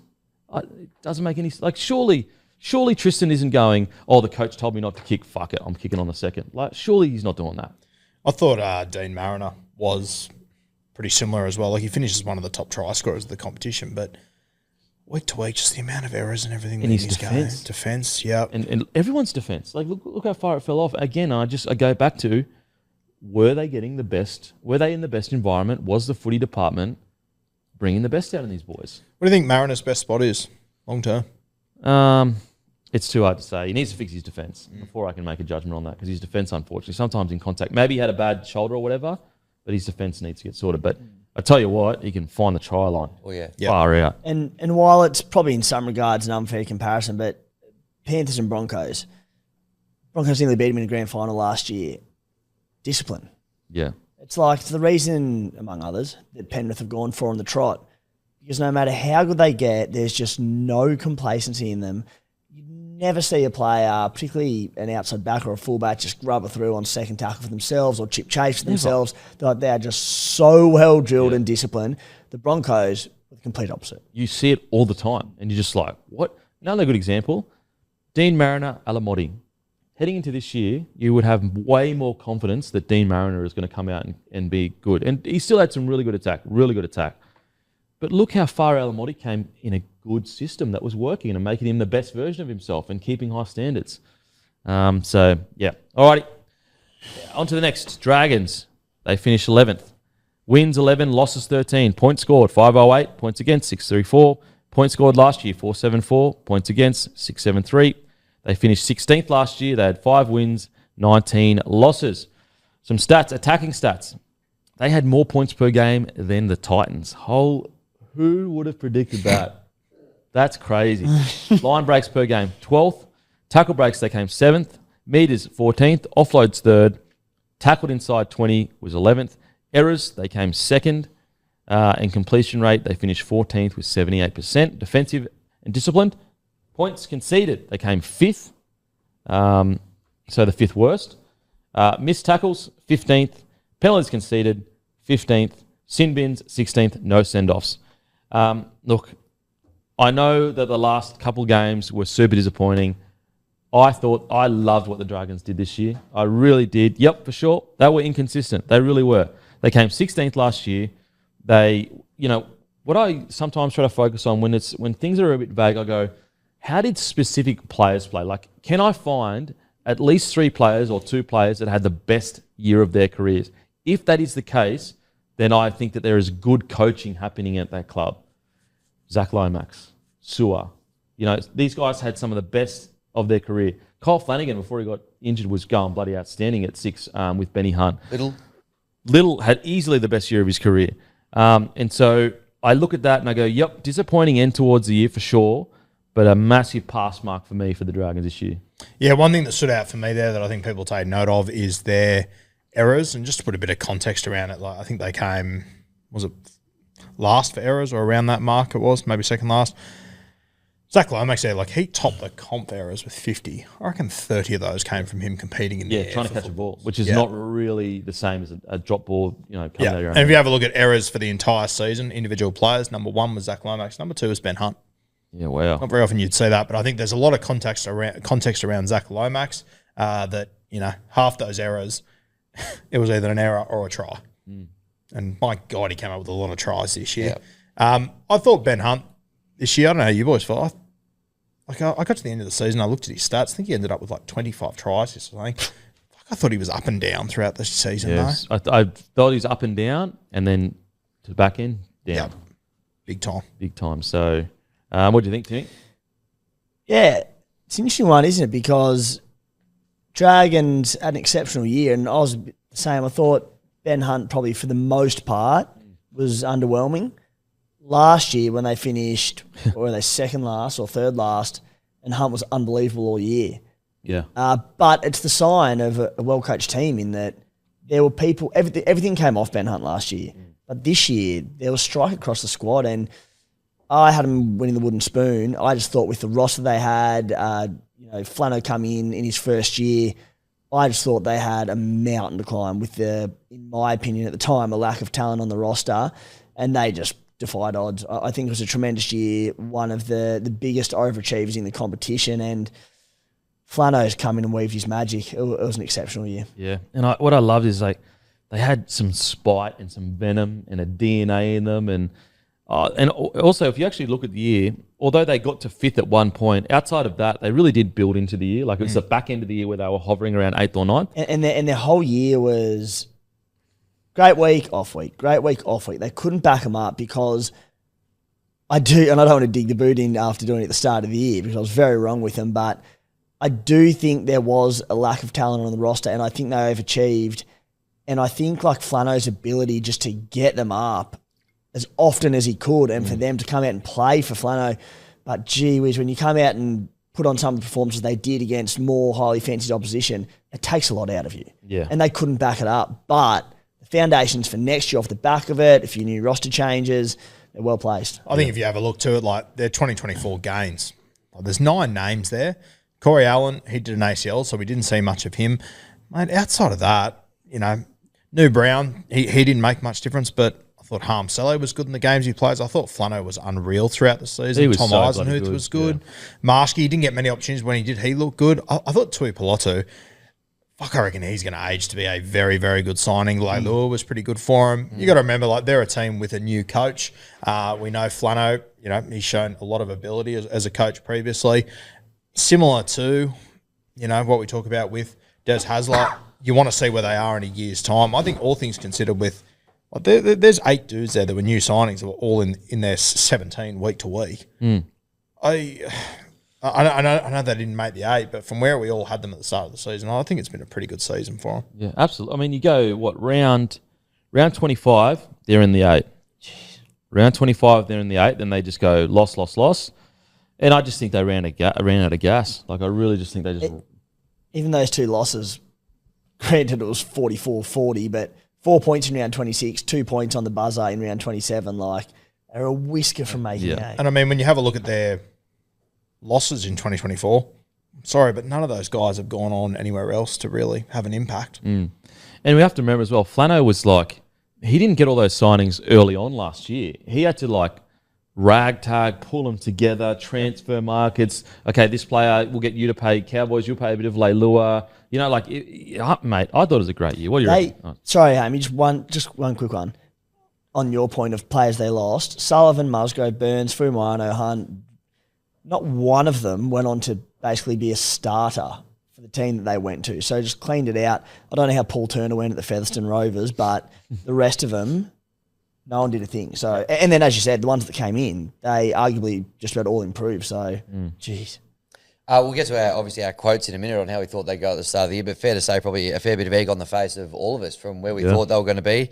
You're spot on, Kepi, when you say it just goes to show good coaching taking place. What a great signing Flanagan has been, because not only is the team's position on the ladder improved, they were, Corey Horsburgh chip and chase away from probably making the 8, but a lot of players have actually have had their best year in their careers. You mentioned a few of them earlier. Little was one that really stood out for me, but I think they're only going to get a little bit better. Obviously, they're going to miss Lomax next year, but they get Val Holmes in, they get Damien Cook in. We've cut a few other coaches a bit of slack because it was their first year at a club. This was Flano's first year at the Dragons, so if that's what he can achieve there, you'd have to say that they're on a pretty good trajectory. Just to echo Hammy there, Jacob Little was fucking outstanding this year. Yeah, he was phenomenal. He was excellent. I think that... So much so that it got to a point when they did sign Cookie, you were like, well, you're going to have to move Cookie. Yep. Like, Cookie's going to have to play 13 at some stage for the Dragons. Well, I personally think because of how good Cookie was when he was forced to play 13 for South, I reckon he's almost done himself a disservice arriving in the Dragons. I'm actually excited to see Cookie at 13, like week in, week out with a bit of time there, just because he's got a motor for days. And if you free him up from the because he's never really been a creative number 9. You free him up from that and you go, mate, we just run. Just run. Like, I'm excited. And that's the beauty of him playing 13. I think it just takes all the other options away. It's just run. Just run, Just mate. go. Like, anytime you see a quick play the ball, get in with Little. If he gets tackled, you get tackled. Just hunt together. I don't mind. And that's when Little and Hunt are at their best. They're just running the football. So we're thinking round 1 next year, Little 9, Cook 13? Or like maybe Cook starts at 9, Little comes off the bench, then he moves to 13 maybe, potentially. that. I think something along those. But yeah. Alrighty, this is what we said at the start of the year. Oh, boy. We all had, so me and Roo had him in the bottom 4, Matty bottom 2, Timmy had wooden spoon, Hammy had wooden spoon. I said this, Shane Flanagan is a premiership winner and works in chaos. I was writing a novel.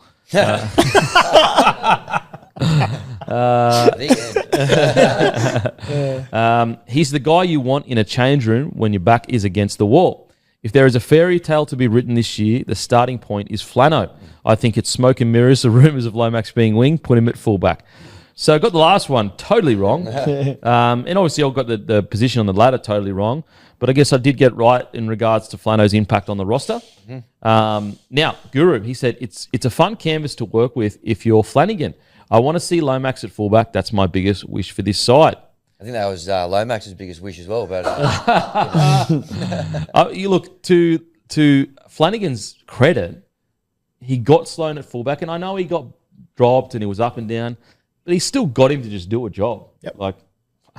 Okay. Now, Timmy, being realistic and looking for upside, there are plenty of question marks around this side and how many games they can win. I'm no different. I have them finishing low. Depth is a huge issue in this side, but Flano in this position is the man you want. So that's correct. Hammy, I'm not very glass half full because I'm a Tigers fan. They are outright favourites for the spoon. I think they're in for a tough year. Year 1, new coach, new club. You can't expect too much. And Matty said, bottom 2 for sure, full stop. Okay, in regards to specifics, I find it really exciting and almost disappointing for the Dragons, but you've got to be a pretty special coach to get what he got out of Lomax. Think about how much talent Lomax has had for the amount of time he's had it. He has never come close to reaching it. Flano is in there 1 year, puts the foot down, puts him on the wing.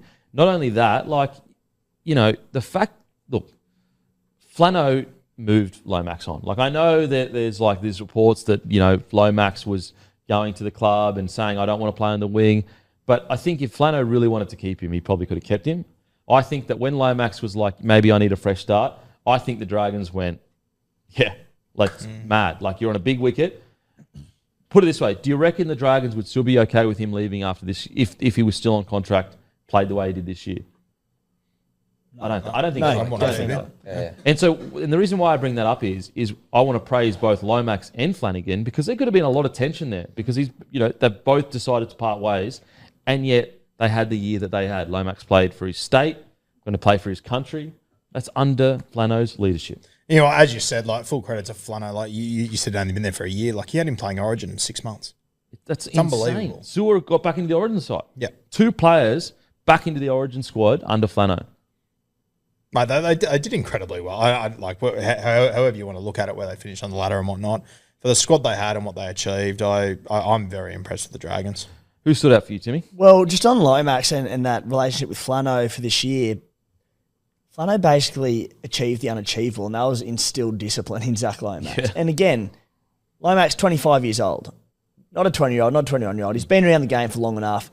And going into the year, it was the same thing. It was just like he had this arsenal of attacking weapons, but just didn't know when to use them properly. And he'd always go for the flick pass out the back or the big play, and he was just like, is this just going to be the Zach Lomax forever? Yeah.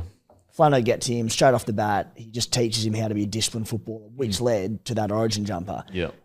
Remarkable. Yeah, absolutely. And I think a key point is he's 25. So if you're a 21, 22 when it's happening, I think a lot of people go, yeah, he's just young. When you get to 25 and it's still happening, it's like, oh, this just must be his personality. So for Flano to do it, it's incredible. Another guy I want to shout out, Moses Sully and his defence, and just a year he had. Again, another guy, probably the best year of his career, you reckon? Yep. Yes. Really. Yep. Like, you know, that's what you've got. Little, career best. Lomax, career best. Sewer, career best.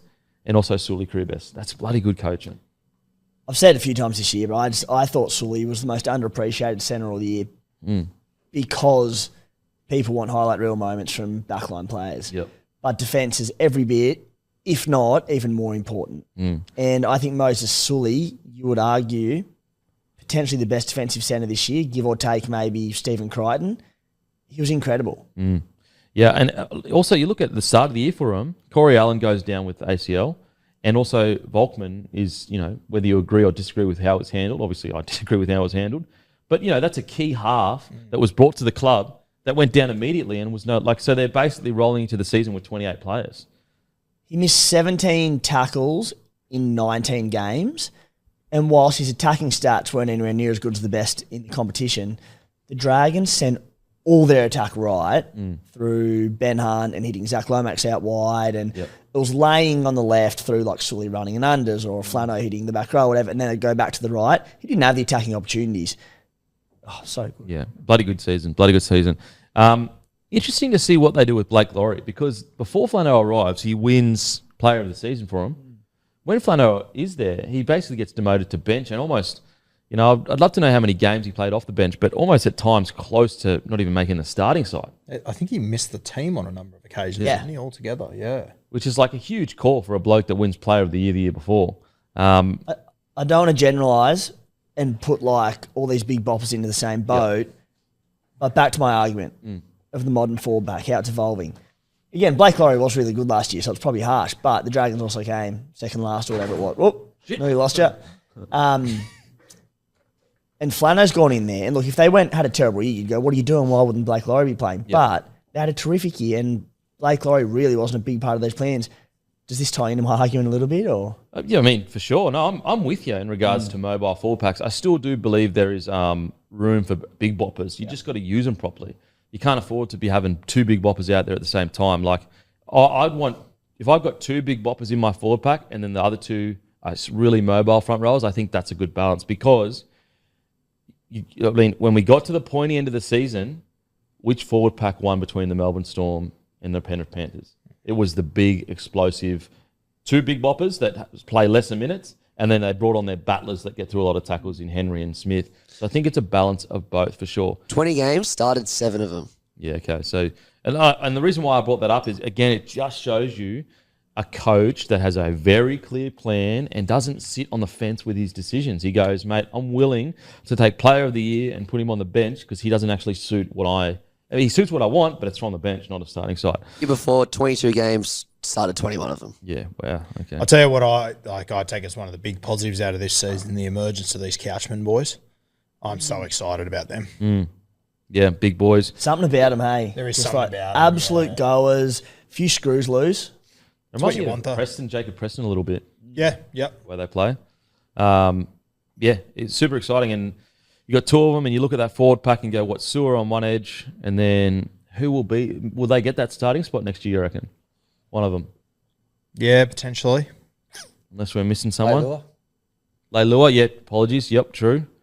Good to have on the bench, though. Yeah. Those two Great, big mate, boppers. two great bench Yeah. players at the moment. Because they can play on the edge or in the middle. Yeah. Also, they lost Cody Ramsey as well. Yeah.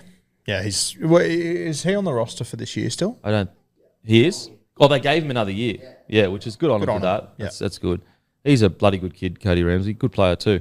There's a lot to like about this side. Going to be interesting to see. Oh, the other guy, Raymond Fatala-Mariner. He went and killed it. Yeah. He was another guy that was like, the Bulldogs were just like, look, it's not working. I'm going to move you on. Probably didn't have that many clubs lining up for him. Mm-hmm. Probably the best year of his career, if not the best, very close. Yeah. Compared, I know he had a really good year about 3 or 4 years ago at the Doggies, but another good guy. I do think, though, if they want to continue to progress, the Sloan situation, I don't think you could just afford to be getting away with him just scraping through games. You can't afford in the NRL these days to have a fullback that isn't impacting the game every game, really. Did you see enough to persist with him round 1 next year? I guess, because what are the options? Yeah.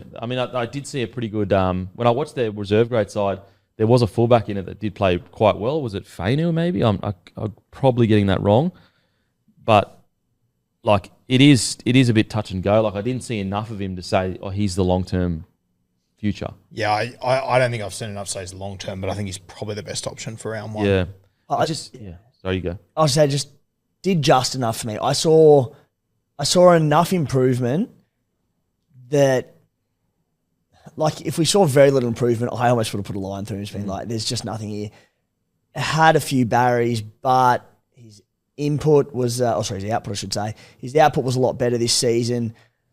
There were a lot of flashy moments and a lot of brilliant individual tries. I thought his ball playing came on quite well this year. I saw enough from him. 2 years under Flano too. Yeah, 2 years. 2 pre-seasons. Yeah. I saw enough to give him a crack for round 1 next year. And Flano did some good sort of management of him this year. When he had a Barry, he wasn't afraid to go and have a week or two in New South Wales. True.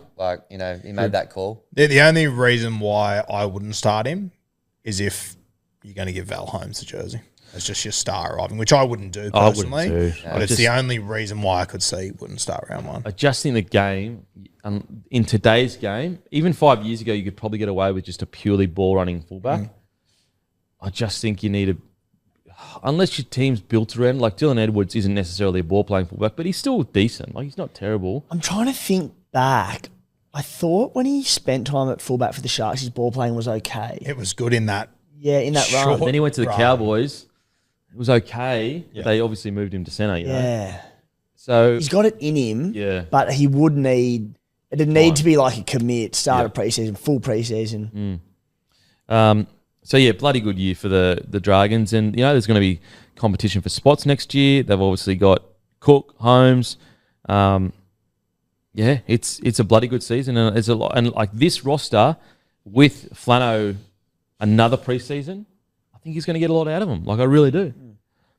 In saying that, on that point of fullback, Sloan, 23 games, 10 tries. It's it's not like he's a It's more than ball-playing Dylan Edwards. machine. It's more. That's what I mean. I reckon if you gave Val a season, you could come up with 10 apologies. tries. This is what I'm saying.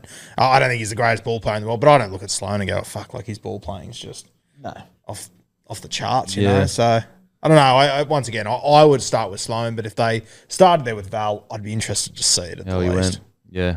Going to be interesting to see what they do. Alrighty. Well, that is the Dragons for this year. Incredible. Great year. Really, really good year. Okay, now on to the Dolphins. Ladder position. They finished 10th. They had 11 wins, 13 losses. Points scored, 577. Points against, 578. You're kidding. 1 point. 1 point. Okay, 2023 season. They finished 13th. They won 9. They lost 15. Points scored, 520. Points against, 631. Attacking stats. 24 points per game, which was 7th. Line breaks, they came 9th. Tackle breaks, they came 15th. Meters, they came 12th. Offloads, 7th. Tackled inside opposition, 20. They came 12th. Errors, they came 15th. Completion rate, they came 10th. Bit interesting for a Wayne side. They're usually a high completion rate, Wayne Bennett sides. Defense stats. Points conceded per game, they came 8th. Missed tackles, they came 8th. Penalties conceded per game, they came 6th. Sin bins, they came 7th. Geez, isn't their defence and discipline all around that 8, landing on the 8 mark? Send-offs, they had 0. In a snapshot, for me, I think this was a bloody good year for the Dolphins. I think that there was a period there where I thought they might just completely fall off a cliff. They didn't. Now, did they peter out of energy towards the end of the year? I think they did. However, this is a new club in an era where it seems that like teams can just jump up out of nowhere and like get into the 8. So it's like, it's not like sometimes you'll see a top 4 side in the bottom 8 and you'll see a bottom 4 side in the top 8 the next year. So it like can be a lot of people moving into the top 8 and improving on year. So I think this is a really good year for the squad. I think a little bit concerning that Katoa was dropped at the end of the year. Spoke to Katoa about it and he was a bit disappointed the way that ended. But for the most part, I thought he had a bloody good year. I look at them and I just go, they've just got to find somehow a way to get through most of the year with at least like just a few injuries. So, for example, at one stage they were missing Herbie, they were missing Flegler, they were missing Gilbert, Marshall King, Hammer. And it wasn't just like, not fringes, but it wasn't just like, it was your main 5 players that they were missing at one stage, and they still managed to get the job done. So I consider this a successful year for the Dolphins. Yeah, a little bit disappointing towards the end, but even in their last game, their finals game, they gave it their all. Like, they played a pretty high standard, in my opinion. Yeah, I think it's definitely a successful season. It wasn't that long ago we were sitting here when this side was coming in going, how on earth can this team possibly get out of the bottom 4? And to have them in their second season when they lose, an origin forward in Tom Gilbert, all the other injuries they had, they signed Flegler and that doesn't, obviously go to plan at all. And, with the aging pack they had and with a rookie playing halfback, with, a journeyman playing 5'8", like, Christ, you couldn't ask for much more, could you? Yeah. And I like the only reason why I get to the end of the season, I'm a little bit disappointed with the Dolphins is because they set such a high standard for themselves midway through the season. Like we come out of Origin, they're in 6th place. That's incredible for this side. Yeah. For what my expectations were when they came into the competition, even at the start of this season, I think they've done incredibly well to even just be relevant in this competition. Yep. Yeah, huge season to be a whisker from playing finals footy. Came down, obviously, to that final game against the Knights. And look at the impact of Jeremy Marshall-King to this outfit. I know it's more of a general one at the moment, but I'm just looking at the ladder and where sort of things began to go a little pear-shaped. And, they were sitting top 4. They were in 4th place, a game clear of the Roosters and Doggies after round 15. The next week, they got done by the Storm, 30-24. And then he got injured early in the next game and sort of dropped off the back there. Came back late in the season, looked underdone and quite wounded. Yeah, really, really big impact of Jeremy Marshall-King. But all in all, I thought it was a great season. Hammy? Yeah, I think, once again, they probably punched above their weight, started very well, had some high hopes that maybe they were going to make the finals for the first time again. Around that fourth place after 15 rounds is just remarkable. Obviously, it's going to be a little bit of a test for them now that Wayne's gone next year. Are they going to be able to keep it at this level where last couple of years they've started really well and then dropped off? I wonder how they'll start next year. I can't wait actually to see how, with Wolf at the helm, how they kind of respond to that and if they're able to start well. If they're able to start well again next year, I'd like to think having done reasonably well these 2 years, maybe they can keep it going a little bit longer and press on for a final spot. But look, they were a whisker away, as it said, come down to the last game of the season to make the finals. I think they did pretty well, and I think their roster's in better position now than it was same time last year as well. In regards to specifics, boys, players. Max Plath. He's been the guy this year. Psychoplath. He's been incredible. I think he'll play Origin next year. I think he's a guy that you can sort of build a squad around. I think he'll be the 13 long term. He had to play a bit of hooker this year, which he can handle.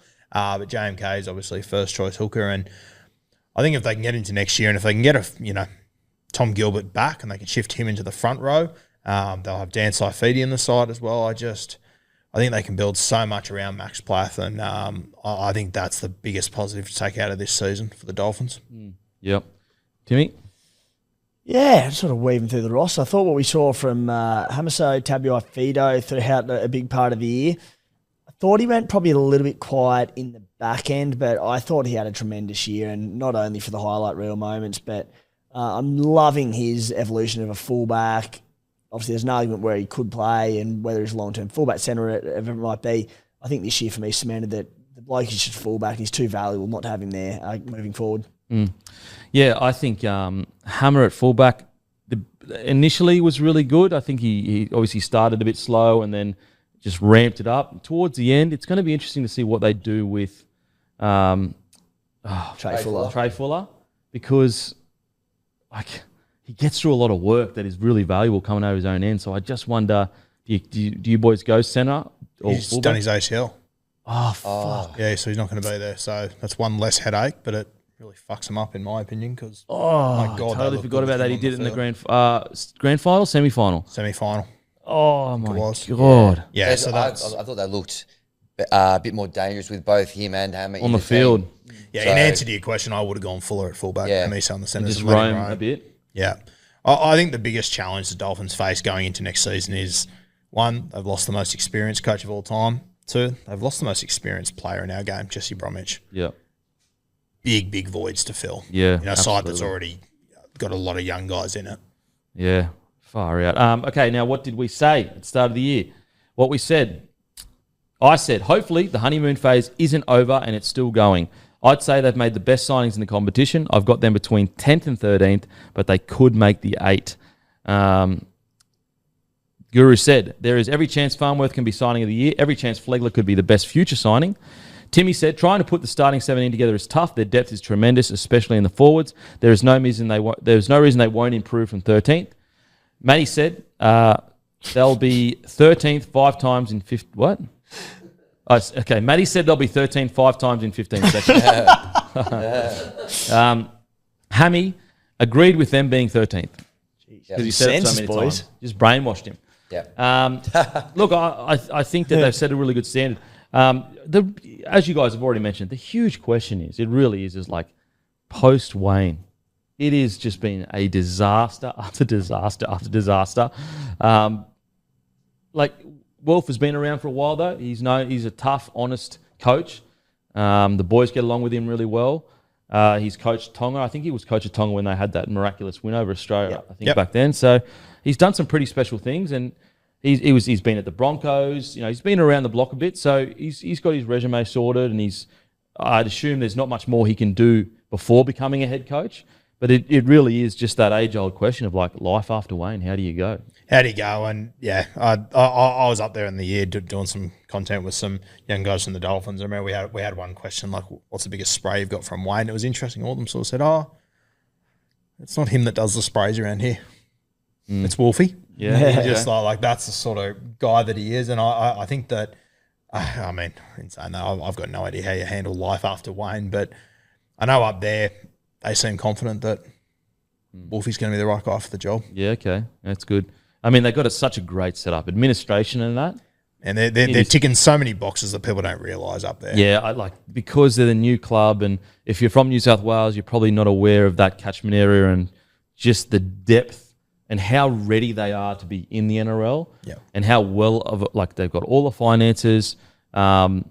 It's a really well-rounded club. Now, in regards to, we've already spoken about him, but geez, Herbie Farnworth was good. I know Wayne came out and said, he probably wasn't playing up to his standard when he came back from injury and that. I was like, I don't know if I mean, maybe he hasn't been as good as last year, but I thought he'd been pretty bloody good for most of the year. I didn't watch many games outside of maybe one or two and think Herbie wasn't friggin' good. Sounds like Wayne knows he's got a competitor on his hands. And he just wants to get a reaction out of him. I think so. Mate, I thought Herbie was phenomenal. And, once again proving, what is it, back-to-back centres now? And what's insane about him is, there was a period there where I thought he'd just be a workhorse. But now I wonder, he's a workhorse, so he gets through his work every single game. But once Katoa gets his feet under him and he gets more reps under his belt, could there be an even more attacking side to Herbie Farnworth where he's getting good ball more often? Because I think because there's been so much chopping and changing in the halves, very rarely do I see plays set up for Herbie to get on the outside of his man or whatever. A lot of his best work is purely just of him, going in for a scoot or, just purely. So I wonder whether there's actually more to Herbie Farnworth than what we're seeing already. I think definitely. Yeah. Yeah. I think we're scratching the surface of what he can. And he is, like he's been around for years, but he's still pretty new to our game. Yeah. Like he's not. He's what, 25, 26? He's not that old. He's got a heap more to go in his career, and he's swapped teams and everything. Like I agree with you. I think he's got a lot more to offer, and back-to-back Dally M Centre of the Year when he changed teams and in a side that missed the 8. Fucking it's terrifying. And he's pretty durable too. Yeah. Pretty durable. For what he puts his body through. Absolutely. Especially, yeah. Just on Wolf, I just did some maths. Over all the games he's coached in reserve grade, plus all the comps he won in Super League, plus Tonga, he's got a 70% winning record across everything. And that's over the better part of a decade. So the other exciting thing for them is too, like Wolf will get an opportunity, at least with his halfback, in the off-season to work with him as well. Obviously, Coach Tonga and they'll work together there. So there's a lot of negatives to highlight with the Dolphins, mainly being Wayne Bennett going into next season. But fuck, there's a lot of things that if it works in their favour, next season can be a good one. Yeah. And the you look at the going into next season, they'll get Tommy Gilbert back. Hopefully we see Tommy Flegler back at some point. And then you go to their gains, Junior Tupu. He could be a star. I think he's an absolute gun. Finny Furiaki from the Cowboys, great signing. Daniel Saifidi, obviously a great signing. Max Feeney, Dragons, solid signing. And then they lose TPJ, Ewan Aitken. I think Ewan Aitken will be a big loss for them, but terrific players coming in, terrific players coming back from injury. A fully fit Jeremy Marshall-King, very important to them. Roster-wise and what they'll line up as 1 to 17 in round 1 next year, I think all that leads to an improved season. I think one that's going to be a big watch next year, and I had very high hopes for him when he arrived there. I think it was a little bit underwhelming, but I know the Dolphins are also very keen to see his second season up there. Is Jake Averillo? Yeah. Well, I wonder what do you do there? Like you put him back to that whole last few games just totally threw me off with the Dolphins. Like. Yeah. Is he going to be a 6? Is he a centre? I think he'll play centre. What the hell happened there? I think that's the questionable area for me. Defensively. It's the same we've always said of him, and we saw it all this year. We saw it at the Doggies. Attack, brilliant, but you need a good defensive centre. And that's the area that I go, where does this all fit? I wonder, do they maybe play Junior Tupu at centre? Will that solve your defensive issues? I haven't watched him close enough defensively in the time he's spent there, but your wingers are going to be Jermaine Asako and Jack Bostock. You'll have Herbie at one centre. If Tupu can fill in the void at centre and make that transition from wing to centre, I think wing's his best position, but maybe he can play centre in the interim. Bostock centre?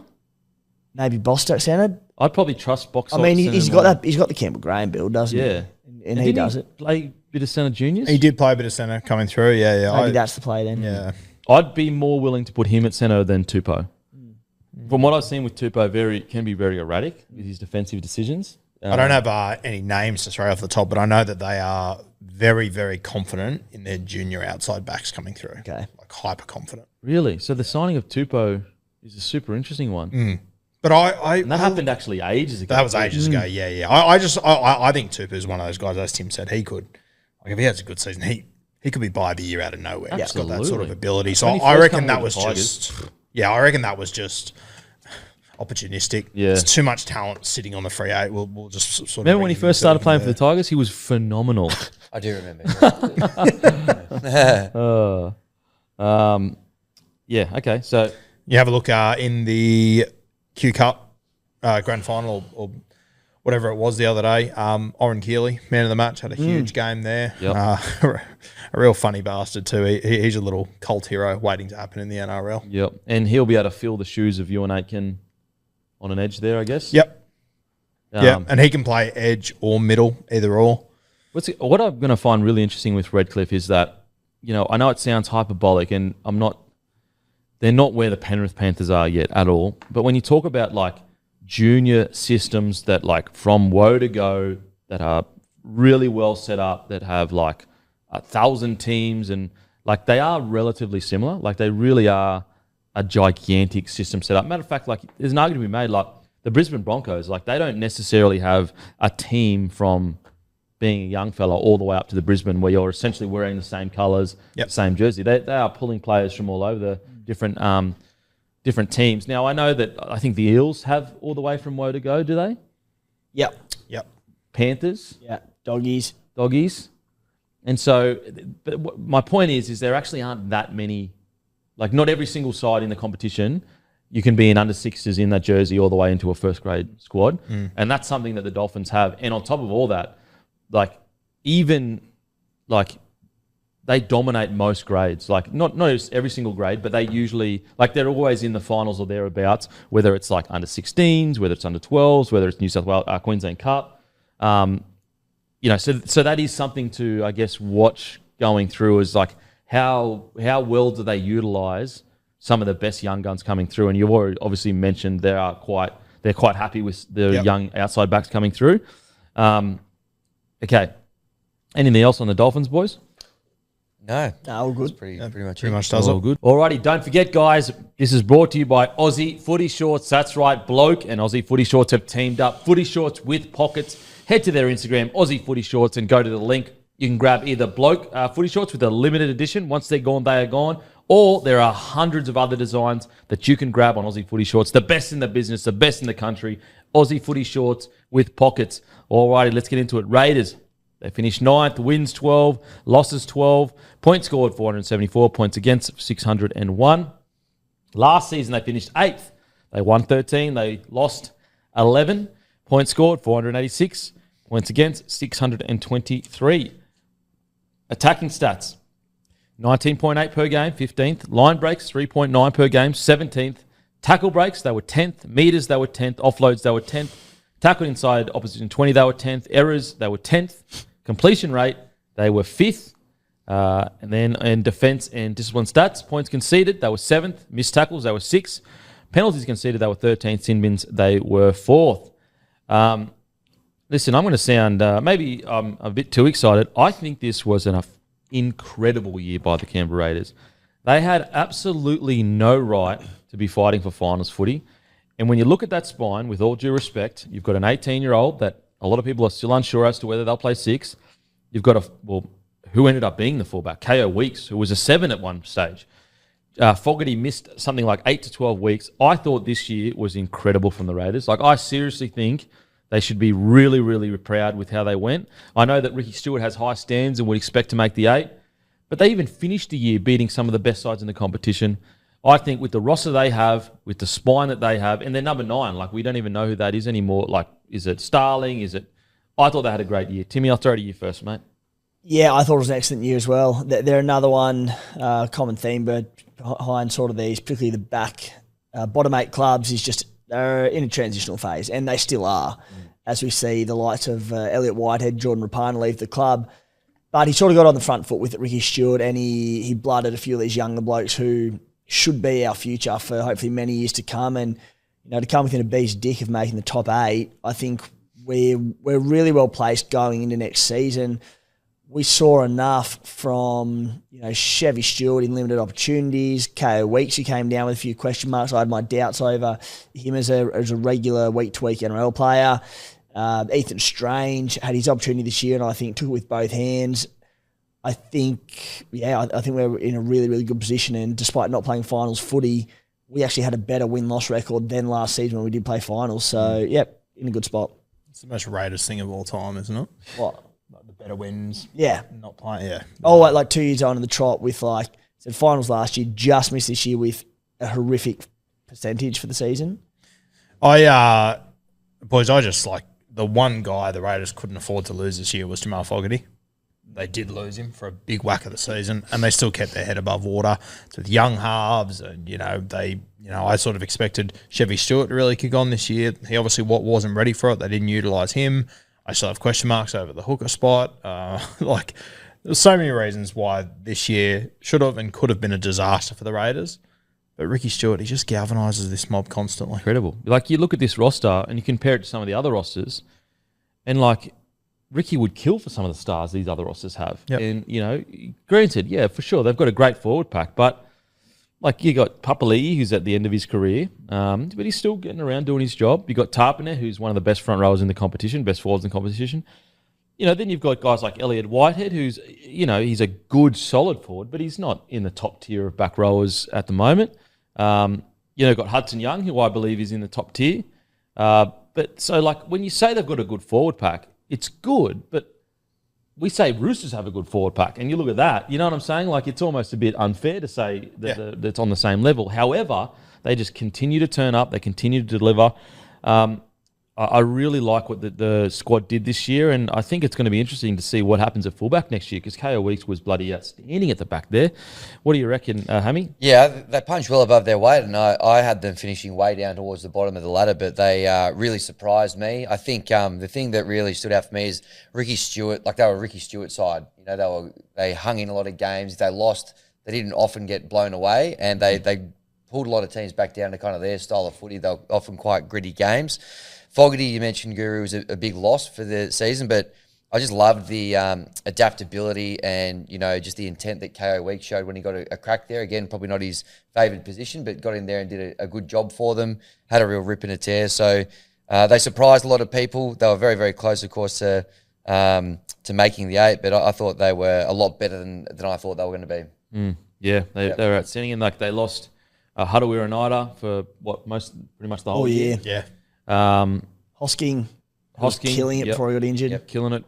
They lost, obviously, Fogarty for quite a while. Albert Hopewadi ended up coming back into the side, but he was injured for a little bit, wasn't he? Yeah, he burned his hand cooking. Yeah. You know, so, yeah, there's a lot to like from this. Even like guys like Emre Gula, who had a bit of a more quiet year. So, you know what I'm saying? It's not like they had a bunch of young guns that just shot out of the cannon. They actually had some guys that had quiet years, and yet they still managed to nearly make the 8. All right, this is what we said at the start of the year. I had them 13th to 15th. I said very hard team to judge, mainly because I hate Tim. I don't think they'll make the top 8, not by design, but they have an inexperienced spine outside of Fogarty. I don't know what not by design means, but must have been late in the day. No, in regards to very hard team to judge, it's exactly because it's the Ricky Stewart Raiders. Like, just when you count them out, they do something special. And so, yeah, I got it wrong. I said 13th to 15th, and they finished much better than that. And obviously, I mentioned the inexperienced spine outside of Fogarty, but they lost Fogarty for a while, and they managed, like, it did look pretty. It was ugly, but they managed to make it work. All righty, Guru said 13th to 16th. A lot of people tipping for them for the spoon. That's over the top. They're too gritty, especially with Ricky. I don't have them making the 8. I don't think Stewart is ready for first grade, but he's probably the best fullback option. You're going to have to ask a lot from the young guys this year, which is kind of true. And, you know, obviously the placing you got wrong, but that's pretty bang on as to what happened. Timmy, a bit concerned, very much in a transition phase. So much talent for the future, which is exciting. We need 1 or 2 of the rookies to hit the ground running, whether it's Stewart, Strange, or Weeks. I'd say Strange or Weeks. You know, Strange initially, but then Weeks towards the end. And you had 13th to 16th.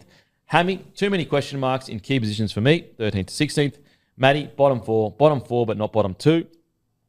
Very succinct as always, Matty. Now, in regards to specific performances, I just want to give Elliot Whitehead a shout out. You know, we spoke about like the top tier of back rowers, and like, did he ever land in the top tier? Maybe he had a one season or two where he might have, but when he wasn't in the side, you really saw how much the Raiders missed him, and that's just the signs of a really good clubman. And you could see how much it meant to him when he left the Raiders at the end of this year. I thought that even though he had those silly moments against the Roosters, he also had some brilliant moments this year.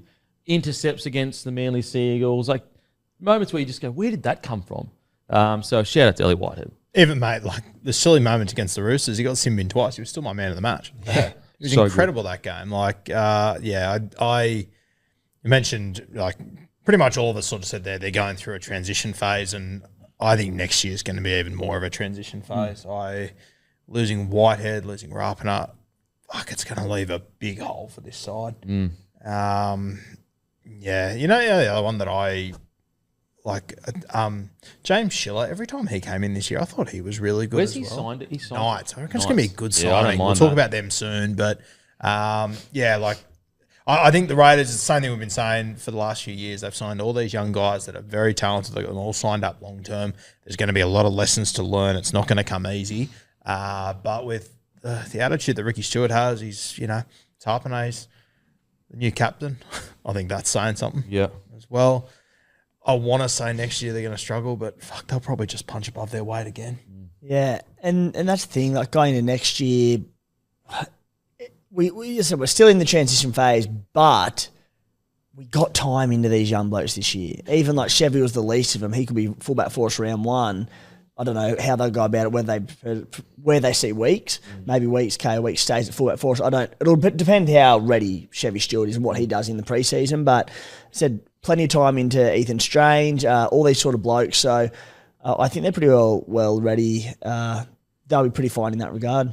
I tell you what, Weeks. Let's say Stewart kills it and he wins that fullback spot. He's a bloody good 14, KO. I wouldn't mind. He's a perfect 14. Yeah, because he has played a bit of 9. He can play 6. He can play 7. He can play fullback. You could shove him on the wing in the centres, really. I think if Stewart does kick on, you might find one of the better 14s in the comp, especially under Ricky Stewart. I think Kale Wicks is one of those really talented young fellas that under another coach might not strive as much, but I think Ricky Stewart's the kind of guy that will force the best out of him. He's actually way quicker than he gets credit for. He's rapid. He is quick, one of the quickest in the comp. And so you just wonder, if they do play him at 14, just around the ruck there, could he come on and have a bit of luck around the ruck? But yeah, let's talk about Joe Tarpanair. What a season. For a guy that come from the Knights, had all this talent, but for some reason just didn't seem to be able to put it together. There's no way I could have predicted that the Tarpanair we saw when he arrived from the Knights would turn into the Tarpanair we see today. Tommy, I can't remember the last bad game this bloke played. Or I can't remember the last time he was not in the top 3 players of the Raiders. And also, he doesn't just do it against the bottom tier sides. That's They'll be getting pumped, and Tarpanair will be killing it. He is absolutely incredible, and I'm so glad he got recognised this year for Dalian front rower. I saw a lot of team of the years where Tarpanair wasn't in it, and I was like, man, I feel like Tarpanair's been just as consistent as Adam Fanor-Blake. So I'm glad he got the recognition. He's now captain, and he's got an incredible story. We had him on the podcast recently, which we'll release. He's had to grind through some tough stuff to get where he is today. But it all goes back to I know, but we have a bit of a laugh. His wife come out and said what she said, but I tell you what, she just loves him and she wants the best from him. And although it wasn't the right avenue to go, she was kind of right. Well, some would say it was a masterstroke. 100%. She was pulling the strings from behind the scenes. Genius. And she could see the potential in her husband, and she was saying he needs more game time. And since that moment, he has been unbelievable. As I said, you don't want it in public, but the intention behind it was true and pure. And maybe her and Ricky were working in cahoots behind the scenes and just to get the best out of Taps, and here we are. Let's arc him up. He's like the perfect prototype of the modern day front rower, isn't he? In terms of physique and skill set and all that, he's a big boy, but he's very mobile. He moves so well. He's got the big motor on him. If you could pick it, it'd be him. Yeah, absolutely. Imagine him in a forward pack that's winning most games. What'd he be doing? You'd see the 200 meters. You'd have 4 or 5 offloads. You'd have a try assist, a line break assist. He's doing this in a team that about 50% of the time are losing. And also, he's doing it off the back of a dummy half that's different each week. One week it's Starling, one week it's Levi. Huge raps for him. In regards to some of the other boys that played this year, I just want to give. I know he was still a little bit inconsistent, but I want to give major raps to Xavier Savage. Just his ability to hang in there, because there was a period there. We were all hearing whispers. Not only was he not going to be at the Raiders, he wasn't even going to sign with an NRL club. He was going back to North Queensland. And I'm so happy for him as a young man that he just said, you know what? And Ricky Stewart has come out and said he actually got an opportunity to speak to Xavier's family and the people that knew Xavier. And he had a better understanding where Xavier was coming from as well. That, he's got his own problems going on, which also shows you how far Ricky Stewart's come as a coach. I don't think Ricky Stewart has the emotional intelligence 10 years ago to do that. I think he just goes old school and says, you're either in or you're out. And I think Xavier Savage, although he's still got a lot of potential to fulfill, there were parts of his game, the tough stuff, that I think he improved a lot at this year. Yeah, for sure. We've said it a few times. We're at a function at the start of the year, and all the Raiders blokes were just absolutely rapping him, weren't they? They were so excited for him, and I sort of rolled my eyes at him and thought, fuck, I don't know about that. I don't know if he really fits in with this squad and everything, but he's been incredible this year. I'll tell you one moment this season that it didn't get the attention it deserved, I thought, that just sums up Ricky Stewart's culture. I've been sitting here for 2 years saying, for the love of God, can one of these teams that needs a forward go and sign Trey Mooney? he fucking re-signs at the Raiders until 2027. Jeez, I thought that was a good sign of just the culture that Ricky's building down there. Trey's not getting many opportunities. He's got a heap of talent. He's killing it in the New South Wales Cup week in, week out. So many clubs, Canterbury Bulldogs, for example, that I just thought, why on earth aren't they signing this guy and why isn't he taking the opportunity? He re-signs until 2027. Yeah, what a get. Doesn't have a guaranteed spot on the side. Yeah, what a get. And it shows you of a bloody good culture. Yeah. Because, like, he's an alpha dog. He's the big dog in a pack. And so along with that usually comes ego. And like, hey, I'm the big dog. I'm out here dominating blokes that are getting starts, week in, week out. And I just quietly, though, him are the Bulldogs. I do like the sound of that. But no, it shows you. It also, you know what it does show you? Trust. Because, like, I bet you there's a lot of people in Mooney's ear going, mate, NRL clubs use up and spit out players all the time. Don't listen. They're just going to use you. And, if they don't like you in 2 years, they're going to brush you. But he's gone, no, I trust Ricky. I trust the club. So, yeah, I think it's a great shout in regards to Trey Mooney. Some other players, I want to shout out Hudson Young. Obviously, shout out Young Supplements. He's got his own supplement company. I had his the chocolate one. It's bloody beautiful. But Hudson Young, once again, another bloody good year. Yeah, absolutely. And obviously played the first Origin game and I thought a little bit harshly, probably missed out on the following two games. Wasn't it because of form? I think it was just makeup of the side. Agree, completely agree. And as Rue said at the time, there's definitely a long, prosperous Origin career ahead of Hudson Young there. But he came back to the club side and he basically epitomises that Ricky Stewart DNA for me. He's just always like an absolute handful, runs so hard. A lot of the players you talk to say like he's one of the guys that like you least want to have to tackle. I thought he had a really good year, probably his best year, particularly in the back half when they got on a bit of a run. But awesome year for Hudson Young as well. Now, Sanders arrives next year. The Colonel. He's arrived down the nation's capital. Do you think they wait a year? Do you think they get him in straight away? What do you reckon they do? I loved what I saw from him for Parramatta.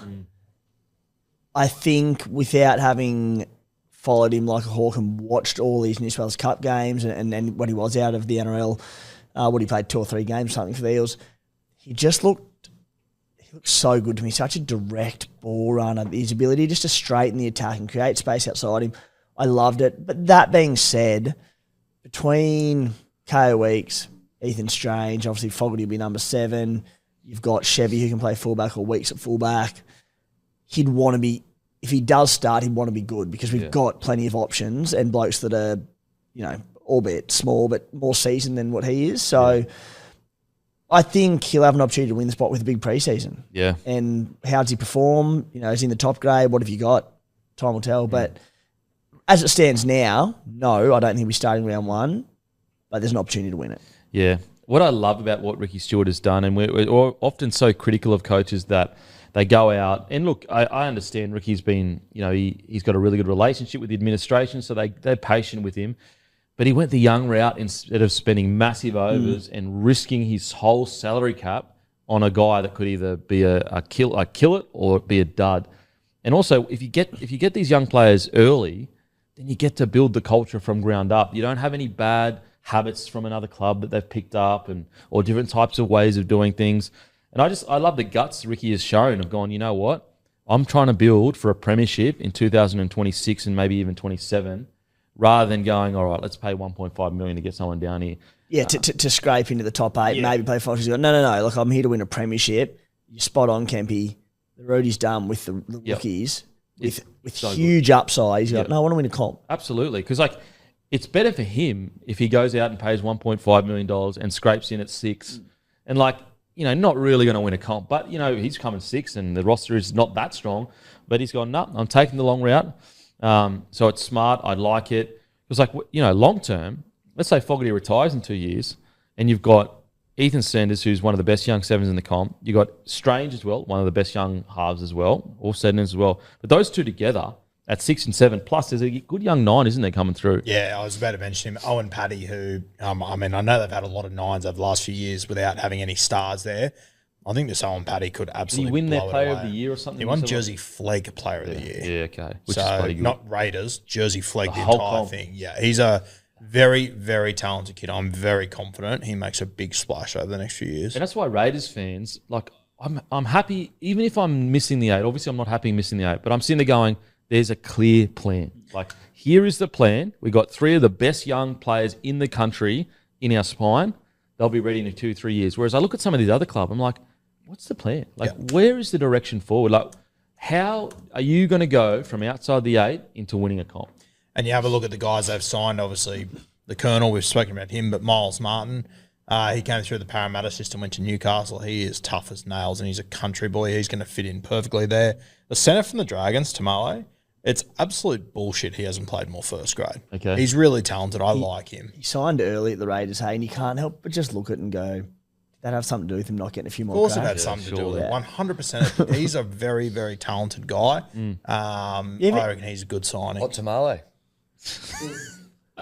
Yeah, even at him, like, look, he might not be a world beater, but Adam Cook got a crack this year. Certainly held his own. He got New Cup Player of the Year. Yep. So, like, the depth is always good at the Raiders, and we say it quite often. But not only do we develop our own, like our juniors really well, and it is quite a big catchment, but they get their opportunities, they take them, they're part of the culture. It's a good spot. And I think as well, like, you lost Jack Whiten. Like, how many teams would lose their number 1 player and just fall off a cliff? And, you know, we'd all be making excuses for him. Like, for example, if the Broncos lost Adam Reynolds heading into this next year, the excuses from me as well would all be loaded up. We lost Adam Reynolds.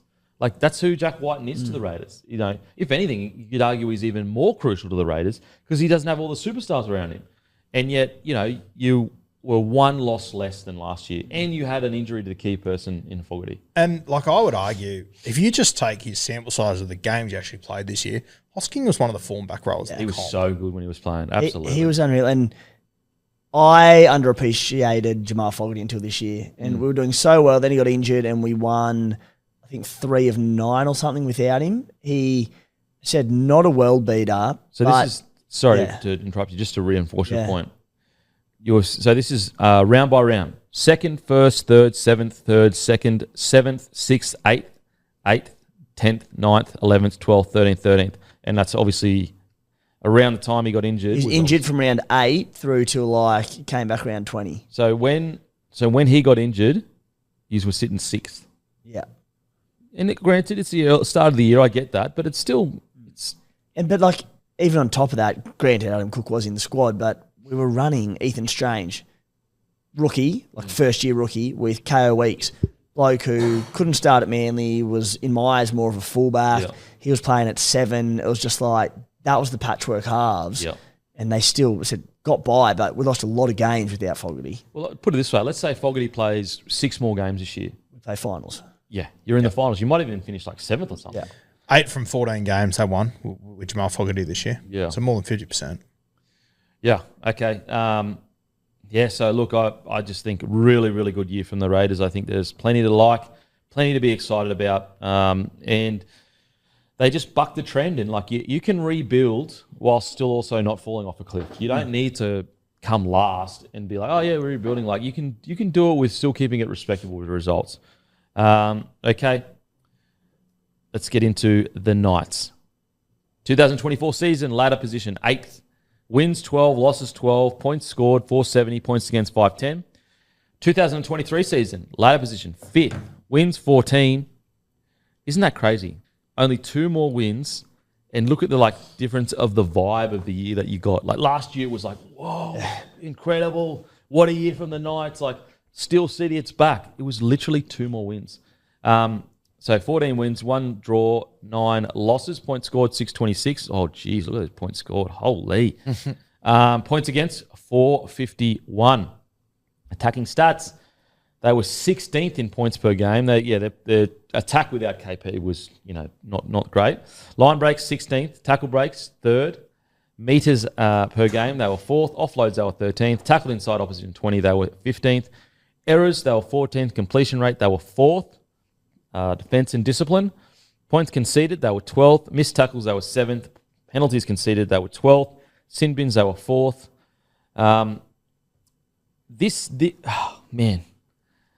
The Knights are a really tough one because I feel like they made decisions this season from a coaching staff that just continued to hurt them all the way through till the end.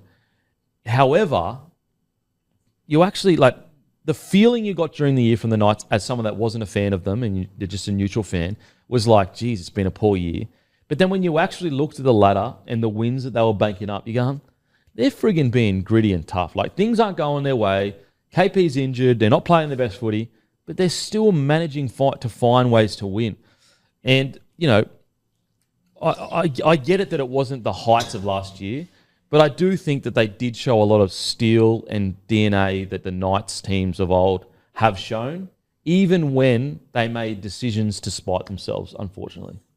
Yeah, and as you said, mate, you have a look at those points scored. There's a big gap there, and you know, as you said, they weren't as good when KP wasn't there. KP played 4 less games this year than what he did last year. For me, it had more to do with chopping and changing the halves every single week. Mm-hmm. When they went on that 10 in a row, they played finals footy. They had Hastings, they had Gamble, who were the halves, and I mean, like they added the guy from the grand final last year, Jack Cogger, and he can play football. Like, he's borderline grand final fucking hero 6 months before that. I think they, as you said, coaching decisions, I think they shot themselves in the foot constantly throughout this season. I would love to get a stat of how much they chopped and changed compared to others. So, like, who had the most halves pairing for the year? It'd be interesting to see. It'd have to be them. Surely. Yeah, they changed 3 or 4 times before it even hit the halfway mark of the season. Continue to do it in the back half as well. Like, even to add another layer to it, KP gets injured, Armstrong comes in at fullback and absolutely fucking kills it, and then it's like he doesn't exist 3 weeks later. He gets sold to the Roosters, but then he goes to the Super League. And you're just like, what the hell is going on there? Very, very strange. Very strange.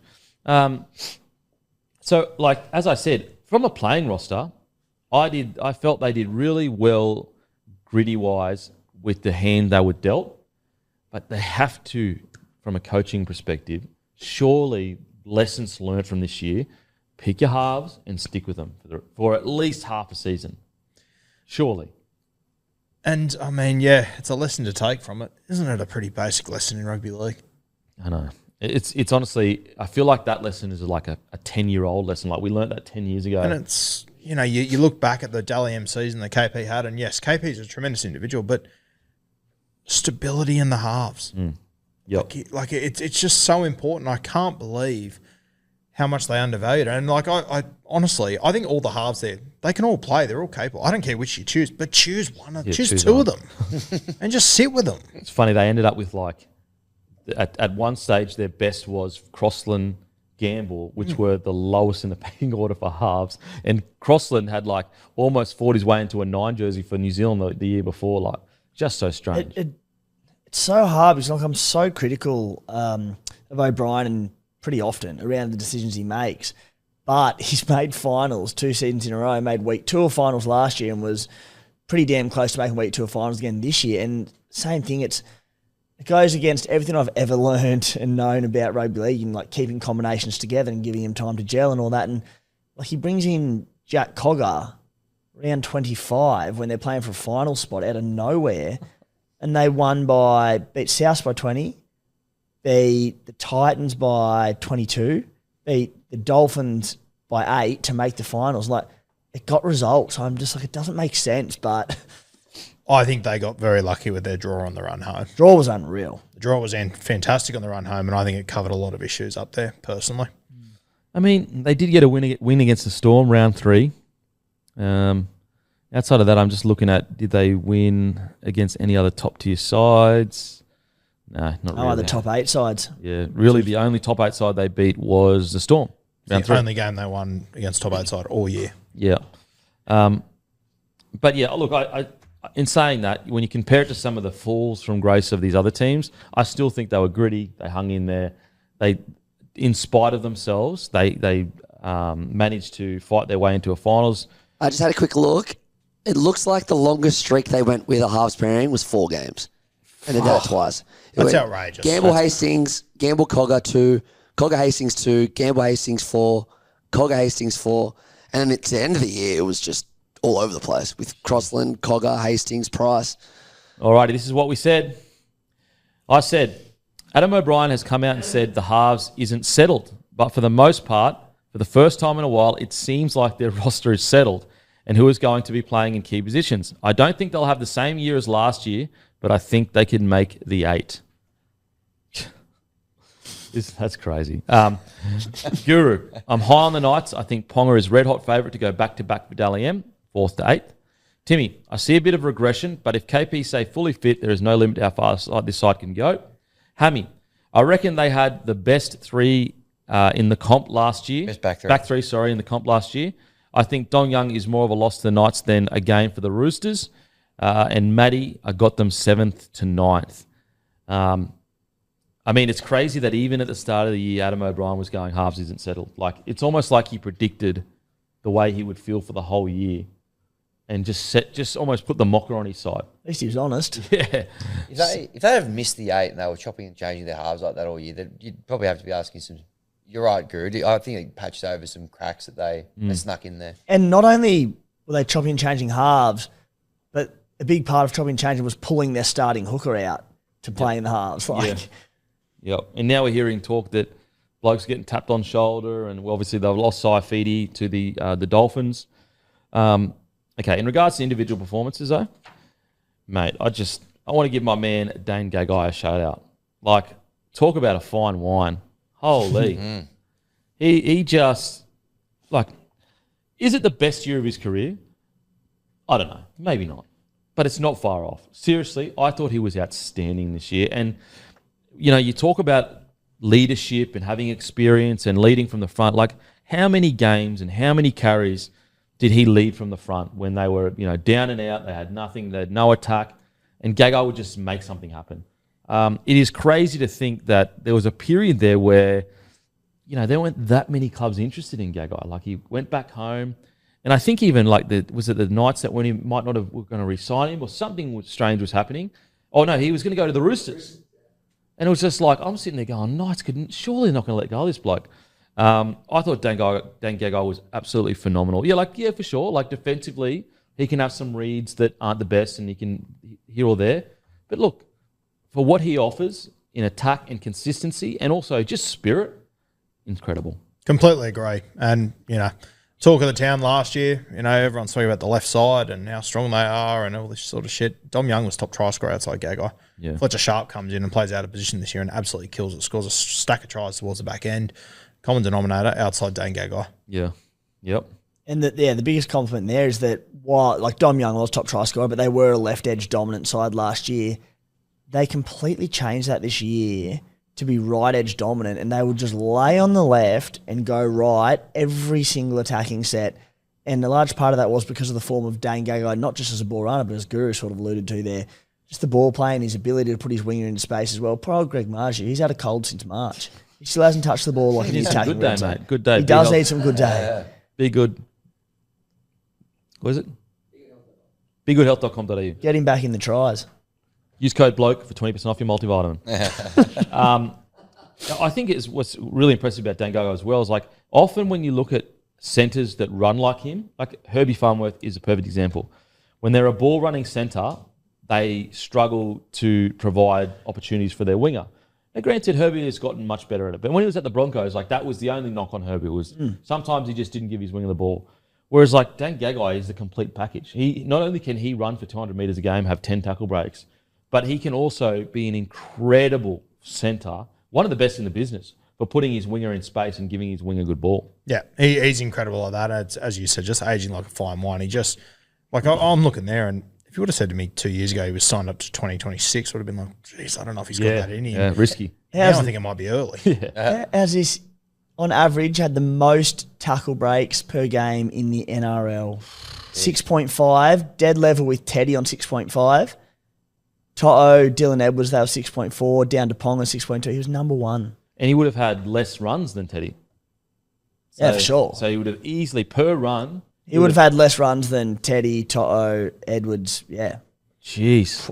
Just on my quote from the start of the season, this is like, this just shows how much of a fucking freak KP is. I had him as my Dally M favourite to go back to back. He played 16 games this year. He had 40 Dally M points. Turbo played 20 games, so 4 more games, and he beat him by 6 Dally M points. Wow. What did he end up KP's coming, an KP? absolute 7th. Played 16 games. Yeah, wow. Like, and you think about the halves he had to deal with, chopping and changing the entire time. He's just a freak. I know it will never happen, but KP at with top tier 6, 7, and 9. I wouldn't say it'll never happen, but Oh, yeah. don't want to Hey, start don't get that them again. upset, mate. You've had your issues with the Knights fans. Don't get them upset. But imagine him out the back of Munster, Hughes, and Grant, or Cleary. That's why Blue Eye and Galvin. Okay, some other boys that went really well. Not too negative. I'll just speak about it quickly. I did think Leo Thompson probably didn't kick on the way I thought he would this year. I thought that this would be the year where we'd really see him take that next step as a front rower.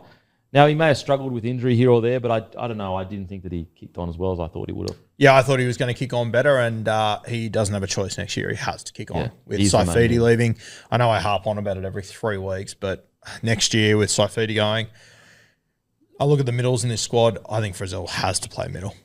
Yeah. Lucas Especially and with KPP Kai on the edges. Yeah. Pearce. You don't have enough forwards to be sitting Kai Pearce-Paul on the bench. I don't think you have the front rowers that you can go, we'll just sit him on the bench because our front rowers are mad. It's like, no, you And Dylan Lucas is too good not to have in the starting 13. Yeah, and even on like Leo Thompson, he averages 49 minutes per game this year. He's a big boy. He's an explosive boy. I don't think you need him playing 49 minutes per game. That's a big ask for any middle forward. I think if you do play Frizzell in the middle, you can get some decent time out of him. Play Leo Thompson 40 minutes. Again, we keep referring back to the best of the best, but like a Leota, he doesn't play massive minutes. He's in the best front row partnership in the competition. That's, again, some days he may have been forced to play a bit more, but I just think drop that from 49 to 40, and he could be a completely different player. Yeah. Because there's often a few of those effort areas under fatigue that catch out Leo Thompson. Yeah. Big minutes. Yeah. And also, Tyson Frizzell, if you were to create a modern-day front rower, it would be Tyson Frizzell. Like, it really would be explosive, good laterally, good motor, not too big. Yeah, I don't mind it. I really don't mind Frizzell moving in the middle. It's just, I guess, can his body handle it, I guess? The really... Speaking of bodily handling it, Bradman Best, he's going to return to next season as a Kangaroo centre. I'm so excited to see him next year. And if his body can just give us one season, just hold together the entire time. You saw what he did in Origin and stuff. I think it'll be such a needle mover for the Knights. I wonder whether they've got to lose a bit of muscle mass on him. Maybe. Because he's got, was it like Built like a 5 fridge. or 6 hamstrings this year? That hammy's the constant problem, yeah. Yeah, so I wonder whether they just take some weight off him to hopefully improve that. I got to say, the handling of that. I know he was complaining of hamstring tightness on the other leg, and it was the opposite leg to what he's complaining about that went after Origin. But I will never, for the life of me, understand how a bloke can come up after Origin and say my hammy's feeling a bit tight, and he's had hamstring injury issues, and you go, no, you should play. Even if the player is begging to play, surely you step in and say, mate, no. Given history and everything, yep. Surely more happened there than meets the eye. I refuse to believe that people in positions of power at the Knights would just go, yeah, sweet, you can play. Like, they're intelligent. They're not idiots. Yeah, and with all due respect to the Knights, as we've said a few times, there's been numerous decisions that I can't make sense of, and I lean towards there was more to that. There has to be more to it. There has to be. Positive is, though, so Peter O'Sullivan's there now. Yep. You've got Peter Parr as well. You couldn't get much better than that. You combo. literally couldn't get much better than that. One of the best recruiters of all time in rugby league, and Peter Parr has taken multiple sides to premierships as well and been in the game forever. Hopefully, because the biggest issue for the Knights for a long time now has just been juggling their roster, making silly decisions, putting people in certain spots, letting people go, blah, blah, blah. Now, some other guys that really played well and did... Look, I know a lot of people expected Kai Pearce-Paul to be like Sonny Bill Williams out the box. I am happy that he was quite conservative this year and just learnt his trade in the NRL. Really good motor, really solid defensively. Yeah, for sure. More opportunities could have been presented if he had been more risky. Yeah, I've got to remember as well, Adam O'Brien, notoriously risk-averse coach. Every time they bomb it, no one's going up for it. He plays a very conservative style of footy. I think Kai Pearce-Paul, he had a good first season in the NRL, in my opinion. I think he had a good first season. I expected more out of him, but I think it had more to do with the coaching, personally. I mean, even when you just eyeball Kai Pearce-Paul when you're watching him, take out everything I said about him in the preseason, just when you watch him, you can see how damaging he can be. Wasn't looking for the offload. I think that every time he did make a mistake, I think there's a lot of guys in this team who've got a lot of talent they were held back because they were scared of losing their spot. Because Yeah. that's what you saw week in, week out at Newcastle. Yeah, everyone hyped him up to be Sonny Bill Williams. Sonny Bill's playing on the other edge. Dylan Lucas. Dylan Lucas was so good this year. He was good last year too. He's a Yeah. bloody good player. And just like in the back row, brilliant, runs a terrific line. He's a really good defender, got a big motor on him. But the way he deputised at centre, all the times, in particular when Bradman Best was out, he didn't miss a beat. And that was a bit of a problem, would have been, I should say, a problem area for them. If Dylan Lucas couldn't go there, they had a few blokes that came in and gave a bit of a crack and didn't really hold up. Dylan Lucas is one of the most underrated players in the competition, or became this season, I should say, one of the most underrated players in the competition. That versatility he's got, I think he has a really, really big future. Yeah, so he had 21 appearances. Most of them were in back row. Averaged 132 metres, 9 line breaks, a line break assist, averaged 50.5 fantasy points. Sorry, boys. Sort your shit, Kenny. And his tackle efficiency was 92.1%. Bloody good year. Awesome. And back rowers don't usually run for that many metres as well, so 132 is pretty good. There was calls for him during the year to come into the side, Will Price, and I sort of didn't think he was quite up to it. I actually thought Will Price in the games he played was really good, and I think for a first season in Australia, I think he'll take a lot from it, and I'd like to see them find a spot for him next year. I just think that when he did come in, sometimes he'd almost play Super League footy where it was just like, I'm just going to anything. I'm trying it, like just crazy. Whereas I think attacking-wise, he's got enough ability to play NRL for sure. I guess defensively, that's what I want to see more of. I don't know whether he will or he won't. I'll tell you what, defensively, he was heaps better than I thought he'd be. Heaps better than I expected. And you know what? I don't disagree with you. Played a bit of Super League. I'm going to try everything. Good to see someone trying something at Newcastle. Oh, he's going to be a gun. It's just, he's so raw. Yeah. He's not like even like Australian rugby league raw where you come through and you've come through these great systems and similar styles of footy. But as you said, to come from the Super League where he was quite dominant, played some unreal footy, it's just, he knows no different to that. Yeah. Like, he's going to be very good, but it'll take time. But geez, he's just got an eye for creativity, like his ability to create space and points. So very exciting. Hopefully, you know, I understand Adam O'Brien when Joey Johns was like, we've got Will Price in reserve grade. I understand frustration from Adam O'Brien because he's like, Joey, you're just putting extra pressure on me by saying that. But coming out and saying, like, have you been watching him in reserve grade? Like, having a crack at Will Price, like, how's that conducive to making Will Price the best player he can be? Like, it's not. Just leave it. Just go, oh, yeah, no, all good. Like, we'll keep watching. Like, just be more diplomatic about it. Because as if Will Price is going to be confident when he hears his coach say that. So, yeah. One they did find this year and benefited from playing outside Dane Gagai was Fletcher Sharp. Thought he was a great find, really quick. Scored a truckload of tries towards the end of the season there as well. But I think they found one there. Found him, and I think the other one is Tom Cart, who I think he must be on a development contract, is he, Matty? On this list, I'd say. Dave Bird at centre, struggled in that game. He ain't a centre. It was another selection that I couldn't make sense of. He's full-time next year. He's what? Yeah, good. He's a very, very talented kid. I think he's got a big future up there at Newcastle. And just quickly, Greg Marshew, I thought towards the end of the year he come good. Nowhere near as many defensive issues as in the past. Like he's still not the best defender in the competition, but I think he's improved his game quite a lot defensively. I think that foot injury he picked up during the year hampered him for a lot. Yeah. And also the lack of try, as I touched on it before, it wasn't Greg Marshew. It was the game plan and the coaching to all go right. If he was on the right wing, he scores 25 tries. Yeah. I'd love to get his stats in his last few games because I feel like his last few games... he ran for so many metres in the last few weeks. He really turned it up. Just get it up here quickly. I was out there at that Dolphins game. He was just electric. They couldn't handle him. And so the good thing is good signs is towards the back end of the year, he was bloody good. So last few games... So he had, against the Titans, he had 104 post-contact meters with only 2 tackle breaks, which is fucking insane. Against the Dolphins, he had 94 post-contact and 7 tackle breaks. Against the Cowboys, he had 14 tackle breaks and 70 post-contact meters. So the back end of his season from round 22, even from round 20, he went against the Broncos, 163, against the Panthers, 192, Tigers, 232, Sharks, 206, Rabbitohs, 177, Titans, 245, Dolphins 229, and then the Cowboys 218. I mean, yeah, you have a look at that round 22 game against the Panthers. The Penrith Panthers, 10 tackle breaks, 94 post-contact meters. That's unreal. It's unreal. So definitely found form towards the end of the year.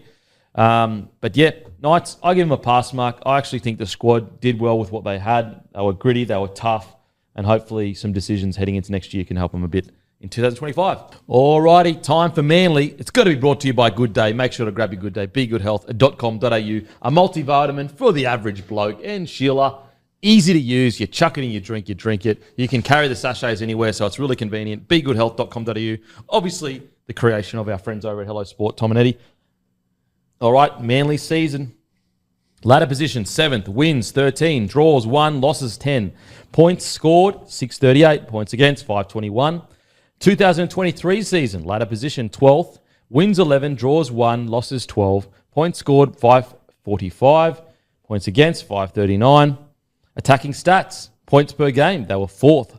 Line breaks, they were 5th. Tackle breaks, 14th. Meters, 8th. Offload, 16th. Tackled inside opposition 20 was 14th. Wow, isn't that interesting? 14th. And they had the 4th best attack. Just shows you they could score from anywhere. I mean, they did like to spread the ball quite a lot and attack from anywhere. Errors, they were 7th. Completion rate, they were 15th. I guess matches up with how willing they were to spin the ball. Defense and discipline stats, points conceded, 22.4, which is 11th. Missed tackles, 5th. Penalties conceded, and that's 5th worst. Penalty conceded, they were 8th. Sin bins, they were 6th. Sorry, they were 11th with 6. Alrighty, Manly season overall. Look, was it a resounding, out-of-the-box, incredible success? No, I don't think so.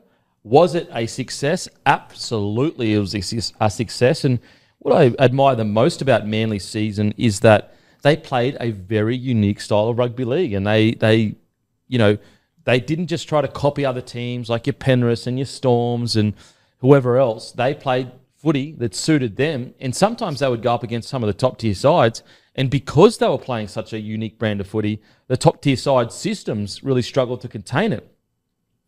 I really liked what I saw from Manly this year. I think that the misgivings we had heading into the year obviously was around Tommy, but also around that forward pack. I think in the end, it probably was their undoing, was their forward pack was just a little bit inconsistent, struggled to go with the best ones. However, the fact that they made the 8 with Tommy Trbojevic being injured this year, they unearthed an absolute star in Lehigh Opawati. Every signing that they brought across to the club, I mean, you could argue Tommy Talau, career best form. Luke Brooks, maybe not career best form, but bloody good form. So all the boys they brought across, they went really well. I think it's absolutely a pass mark for Manly, and you got to give it to Seibold. It's a bounce back year for him. It's been a tough few years, but he went well this year. Yeah, I agree, mate. Definitely a pass mark. I'm not sure how close Manly are to winning a comp, but we've already been through 10 odd sides, and a lot of them are in a lot of trouble, and you can't. A lot of them you struggle to see a way out.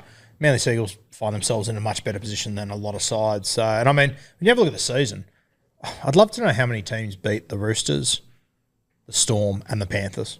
Because the Manly Seagulls did. Yeah, one hell of a knock, and I was obviously over there in Vegas to watch their first game, and I remember walking away from that going, fuck, this team's going to compete this year.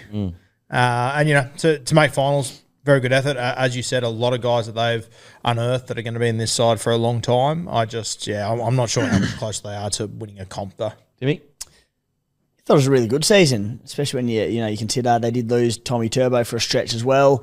And I think most importantly, Tommy Turbo was underdone going into the finals. And that was clear for all to see. And I'm not necessarily suggesting they could have beaten the Roosters in that semi-final, but if he was fully fit, I just think that the whole complexion of, that game changes, even round 27 against the Sharks, when they were sort of all can't remember if they were in range of the top 4 or not. But look, I think all in all, it was a great year. As you mentioned, they unearthed some good young talent. They got the best out of a few recruits who hadn't done a lot at other clubs. Nathan Brown, Tommy Talau had terrific seasons, 2 of the better recruits of the year. Brown, probably the signing of the bang for buck. Thereabouts, yeah. I think going into next year, they can have promise and expectation that there's no reason why they can't shift into the top 4. Yeah, I thought they were thereabouts. I thought at the start of the year as well, this is about where they'd be. But, Tommy Turbo obviously was injured for patches. came back towards the end of the season and sort of helped him. But that gave him the opportunity, as you mentioned, Kempy, to unearth a couple of new guys. Lehigh Hopewadi came in. I thought a couple of guys stood up as well. You always need a couple of them coming through the squad. Ethan Bullymore was one I thought had a great year, but pretty solid hit out. Like, this is about... without Croker as well for most of the year. That's another big loss. Big one. Yep. Yeah. I think this is a good year. Tick for them. They got some good guys in. They kind of got a bit of a feel for each other and a good springboard for next year. Yeah. All right, let's go to what we said at the start of the year. I had them from 9th to 12th. I said they're past the point of injuries to Tommy being an excuse. They need to develop players around key players to fill in a gap and make a push for the 8. Even with Tommy fit, I don't have him in the top 4. If he's fit, I can see them making the 8. And so I had him 9th to 12th. Obviously, that's under the assumption he didn't play most of the year. They obviously did make the 8. The good thing as well is I do think that they, as I said, have unearthed guys like Lehigh. Now, are they on Tommy's level? No, they're not on Tommy's level, but Lehigh at fullback was bloody good. Guru, he said, the seasons of Paseka and Sipley will determine a lot. I worry about their front row rotation against the good teams. Well, I think Paseka had the best year of his career, easy. Yeah, for sure. He was great. And I think probably one thing I underappreciated was Nathan Brown, how important he'd be to this side. Yeah, for sure. All righty, Timmy. If Tommy is fit, I have him 5 to 8 and pushing him for the 4, which is about right. When he was fit, they probably would have. Well, at one stage when he was fit, they were pushing for the 4. Hammy, Luke Brooks is going to be great for them. I don't have him in top 4, but they're definitely in my 8. Out it. Matty said comfortably out of the 8. Wow. Yes. Concise again, Matty. I think that, let's focus on some positives. We've already spoken a bit about Lehigh Hopewadi, but it really is, I hope that going forward, even in the middle of the year when they had Hopewadi there and then they moved Tommy to centre and then they put Cooler there, I think they need to lock in whoever it is. I personally think you go Lehigh. Whenever Tommy is out, Lehigh goes fullback. However, if it's Cooler, please just put him in there whenever Tommy isn't there. They need to make sure that they don't have such a drop-off when Tom Trbojevic isn't there. But yeah, for me, the really exciting thing is their outside backs. Stacked might be a strong word, but absolutely they've got depth in outside backs. Yeah, for sure. And I agree with you on the fullback. I'm going to be a pain in the ass. I'd still have Ruben Garrick as my fullback after him.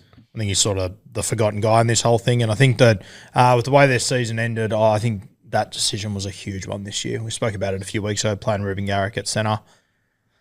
I just don't like it. I don't know why they refuse to think outside of him being a centre at the moment. Might have been contractually, maybe that was part of the deal of him re-signing with the club that he wanted to be in the centres. Fair, maybe. I hope so. Yeah, I don't see him as a fullback. I think Lehigh Hopewadi is a much more suited to the fullback. However, I do see him as a bloody good winger, And, the tough thing at centre is, me anyway, my opinion, I thought he had a good couple games. It would just be every third or fourth game, just defensively, it would just completely fall apart for him. And on the wing, I didn't ever really see that for Garrick. So I personally would be heading into next year training Garrick on the wing. And you look at, they probably struggle a little bit for yardage through Lehigh Hopewadi, through Jason Saab, Tommy Taliau, whoever it might be. The sad reality is that even the way you listen to you talk, Kempy, it's when Tommy's not there. It's not even if Tommy's not there. It's just, it is what it is these days. He's going to miss chunks of games because he gets injured every single year in, year out. When Tommy's there, he's so good that he sort of gets them on the front foot. But Ruben on the wing, he's really good out of yardage and will give him those metres. And let's say it is Lehigh Hopewadi or Kohler, either of those two, if they're playing at fullback when Tommy's out, they're really light on. So I like Garrick on the wing for that reason. You get his yardage whether Tommy's there or not. I'd be going... It's a luxury of riches of who to go. I'd probably lean towards Lehigh as well, but... I like Lehigh at the back. I just think he's just got that magic, that ability to create something from nothing. Relatively good ball playing too. I'm not like he was bloody...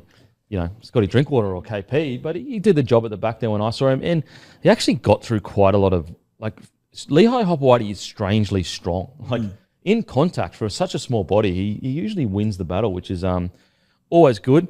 But in regard to some other boys, Brad Parker obviously retiring. I was very surprised that they just refused to consider him for centre at any time in the whole year, especially when there was a few injuries. Tried to move him to the back row. See, he didn't enjoy it so much so that he retired. So I guess in regards to the edge back row, it's probably going to be the Ben Travojevic, Ola Kawatu, especially with forgetting his name, he's going to the Cowboys now. Lawton. Yep, Carl Lawton. Lawton will be going there. Is anyone else that you can looking on the edges there? Probably going to be Ben Travojevic long term. Yeah, you'd assume Which so. he started the year really well. Like I really thought the start of his year was great. Went a bit quiet, had a couple injuries here or there. Towards the end of the year, I felt like he picked it up a bit, Ben Travojevic. I think with Ben Travojevic, it's just going to be a matter of, reps really, just getting first grade games, getting used to that position. Because didn't he come through the grades as a centre? Yeah, he sort of played both. Yeah, but, okay. Yeah. Okay. You can tell there's a heap of talent there. I think on Brad Parker too, man. I think he played New South Wales Cup on the edge, but I think he was pretty banged around all season himself. Yeah, okay, fair enough. So it's going to be interesting to see what they do in their forward rotation, though. So Paseka, easily the best year of his career. I thought he was outstanding. Signing till 2029, I think that, as long as you're getting him for a good value, that's good because he's probably going to get beyond unders by the time 29 rolls around. My big worry is the pairing with Paseka. And I felt at times during this season, especially against the good sides, the forward pack was too big and it would just sometimes get left. Like as soon as a team got a quick play the ball, they just had no way of wrangling back that momentum. And as I said earlier, I do believe there is still room for your big boppers, one or two max. Whereas when you look at this forward pack, Paseka, big bopper, Lodge is a big bopper, Sipley is big, Allier is a big guy. I just think that might be carrying a bit too much size in the forward pack at times. Yeah, I agree. And it's just hard with the way that their salary cap structure, though, because they can't really go out and buy too many guys. But I think you mentioned it before, Ham, That's guy like Ethan Bullimore. That's what I don't get. I don't think he hasn't been re-signed yet. Bullimore suits the modern front rower perfectly. Yep. And so I'd love to hear from Manly fans, like if maybe if they watch it closer, do they see things that I'm not seeing with Bullimore? Because for me, he looks like a goer, looks super mobile and pretty fit. And it's not like Bullimore's a guy that's going to ask you for $700K. No. I was always surprised that even their inability to use him that much. I feel like any time he did play, he'd make a line break or do something. Very reliable. Yeah, so really strange. And then also, I know Lawton has had his injuries concerns or whatever, but he's another guy that suits that modern day front rower, explosive, stocky forward. Yeah, Horn's he can cover a perfect. heap of positions. He's a very handy guy to have in your squad. So it is. Yeah, it is a bit strange. Okay. In regards to the Croker situation, now he ended up only playing what do you reckon, 10 games in the end? Yeah, could have been less. Yeah. And I do think that in Manly's defence, they did bloody well for rolling with most of the season without a key spine member. Yeah, for sure. Put it this way, throughout the year, very rarely did you hear, we're missing Croker or, our number 9, our starting number 9 isn't a part of it. We barely brought it up ourselves because they covered it so well. 16 games. He missed the whole middle third of the season. Yeah, would have missed about 10 season games because obviously he played 2 finals games. 2 finals games, Yep. yeah. Yeah, and you know what? I didn't think the guys that replaced him, I didn't think any of them jumped out of the ground, to be honest. Yeah, with you. They just did their job. They just did a job. Yep. But I think what hurt them there is that it's, he's normally an 80-minute guy, so it was another forward they lost off their bench. Yep. And because you got a guy like Carl Lawton in your squad, you can probably just carry him on the bench and use him as a forward in coverage when you need to. Another guy that I thought, and he had this season was derailed a few times by injury. I've been really impressed with Jason Saab over the last 2 years. I Absolutely. think he used to just be fast guy on the wing and just rely on that. But now, he's getting through a lot more work. He's averaging about 25 more run meters per game than what he was, 2 years ago or whatever. I think he's a classic example of, I look at Olakawatu and I go, you know what, he could just rely on being the biggest guy and hardest to tackle, but he gets through a stack of work. And I look at Saab, he could rely on being the fastest guy.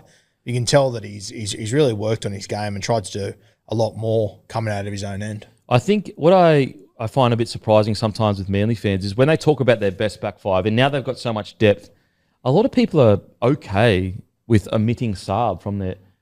I think, guys, are we watching the same game? The amount of tries that Saab has either set up or scored that literally no one in the comp could have scored is honestly you can't count. He does it all the time. I get it that his last couple of games he had, mistakes against the West Tigers. I get all that.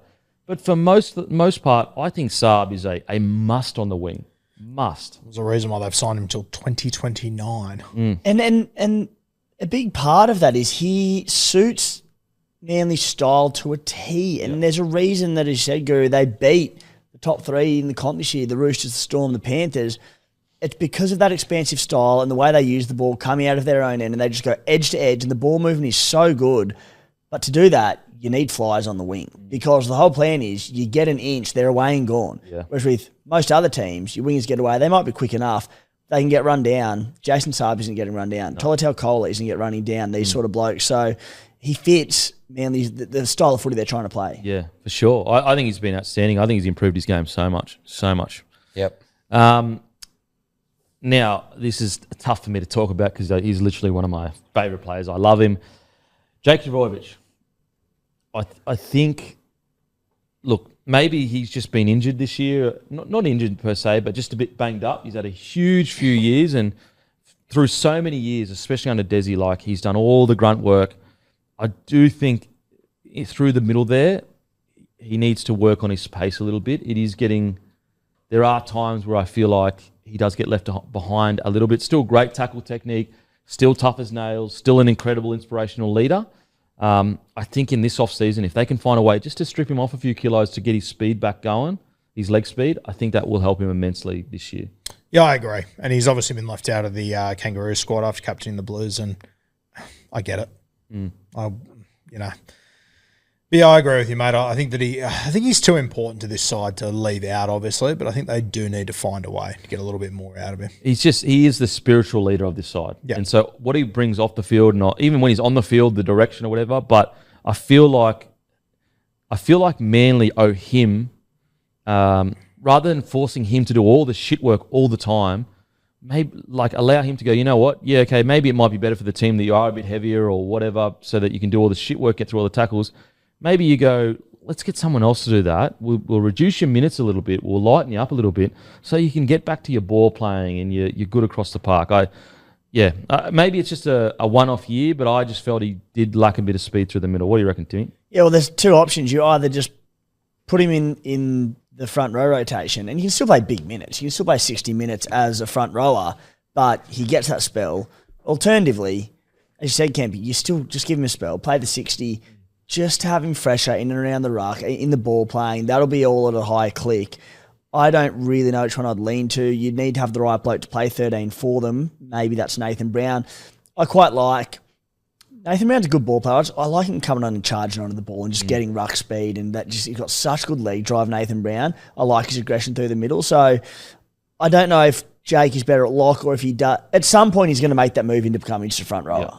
I don't know when that time is, but it could be sooner rather than later. Yeah. With Nathan Brown, I mean, maybe I'm being a bit dramatic here, but they might not even make the 8 without his impact this year. That's how much impact I believe he's had.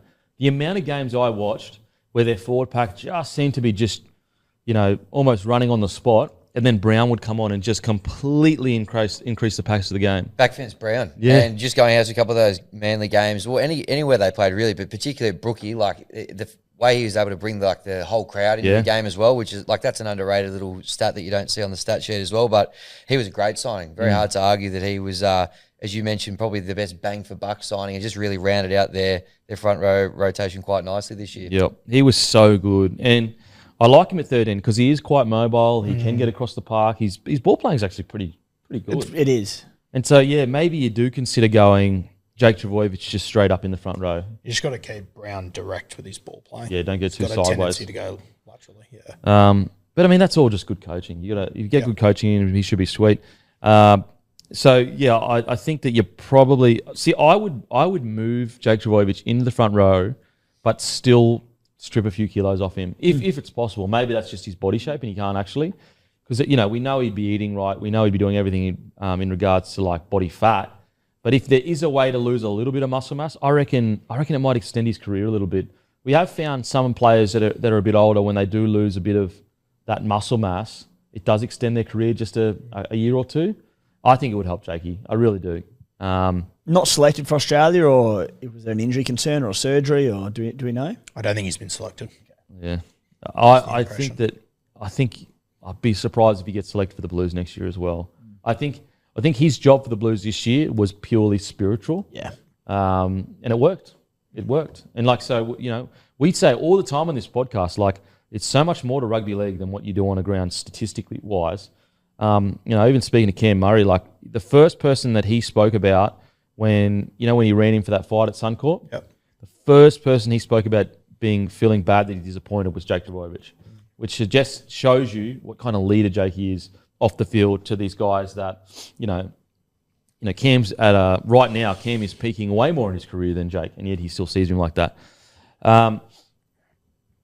So that's the Manly Seagulls. I think Just quickly before we move on, because we did touch on it, and it's going to be the same story in the preseason and of next year. It's just the impact of Tom Trbojevic.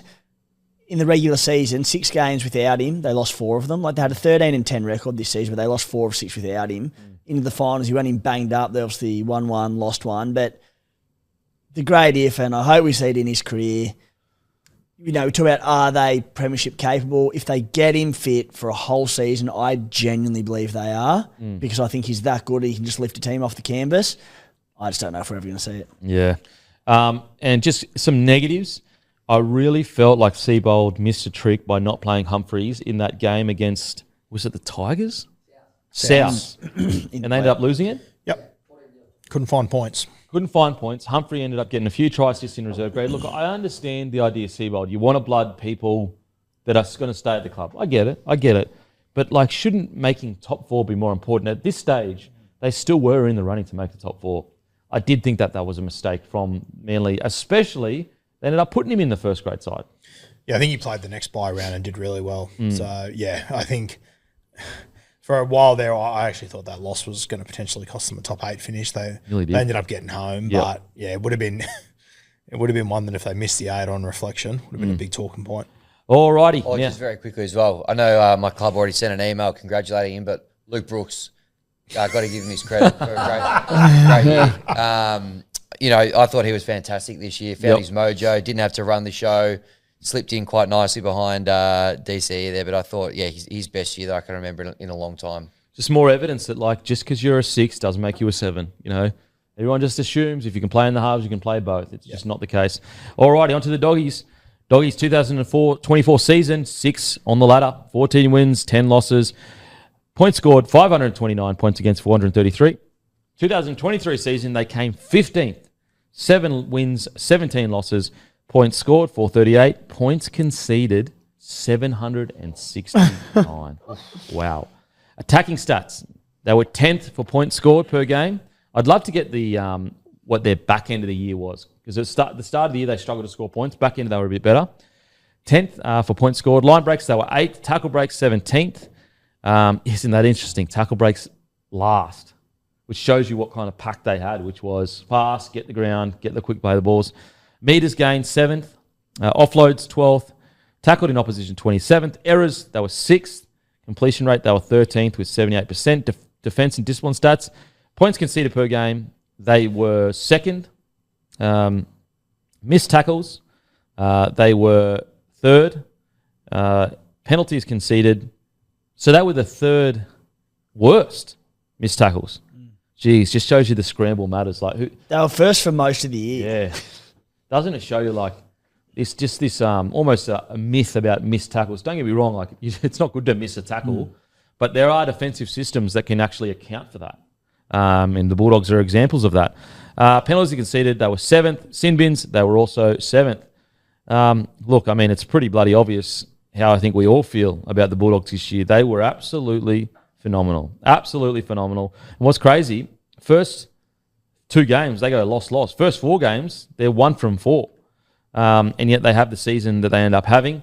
What an incredible performance. And it's I got an opportunity to speak to Serraldo last week on Morning Glory with Matty Johns, and just asked him about, was there ever a moment where you thought about compromising your system because it wasn't working last year? And he just said, short answer is no. And he just said, look, any system can work. it's not actually the system that matters, it's the buy-in from the playing group that matters. And I think that's what we saw this year. We saw blokes willing to buy into the system, and it's incredible to see how quickly things can change in less than 12 months. In less than 12 months, the only difference wasn't the system, it was the decision for all blokes to buy into it. That losses and gains category, like just the amount of changes they had in this squad, that's incredible they pulled it together.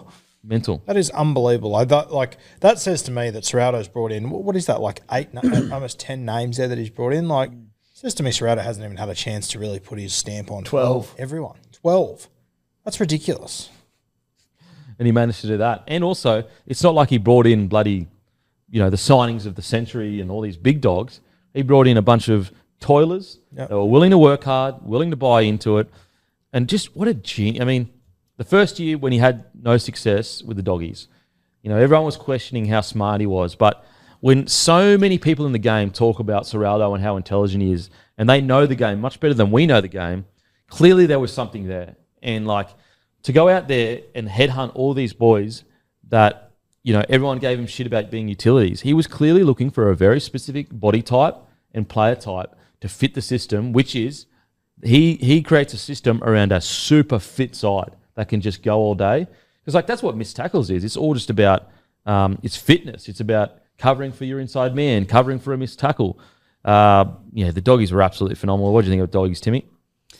Yeah, brilliant. It's the 12 names that he brought in. And as you said, I think Stephen Crichton, looking at it, was the only regular starter at their old club, all played a big role. Sherry, obviously back from the band, Tracy, Salmon, Curran, Kurt Mann, all these folks who came in and either started or played big minutes off the bench, whatever it might have been. So that's masterful recruitment. And I think, as Matty said before, but we sort of weighed up the doggies versus the Tigers and how they were in somewhat similar situations this time last year. And to see where the doggies have come on, and it was almost like results aside, but what are they building culture-wise? And there was just so much belief out of this squad, and you didn't hear a bad word out of the club this year of the Bulldogs. And that's why I just think they're so well set for the future now off the back of what they've done in the last 1 to 2 years, even with the results last year. The blokes they've got at the club, both roster, on the coaching staff, up to Gus Gould, it was such an exciting year for them, despite probably ending a little prematurely. Yeah. They went so well that although they've only had one good year, and they actually finished, 6th, I reckon there's a lot of managers that you either go to Penrith, Storm. I think a lot of managers would almost have Bulldogs third right now. Or if you're going to send your player there, if you had a young guy, where they're going, a young guy going to a big club with a good system, a good coach, with a big future.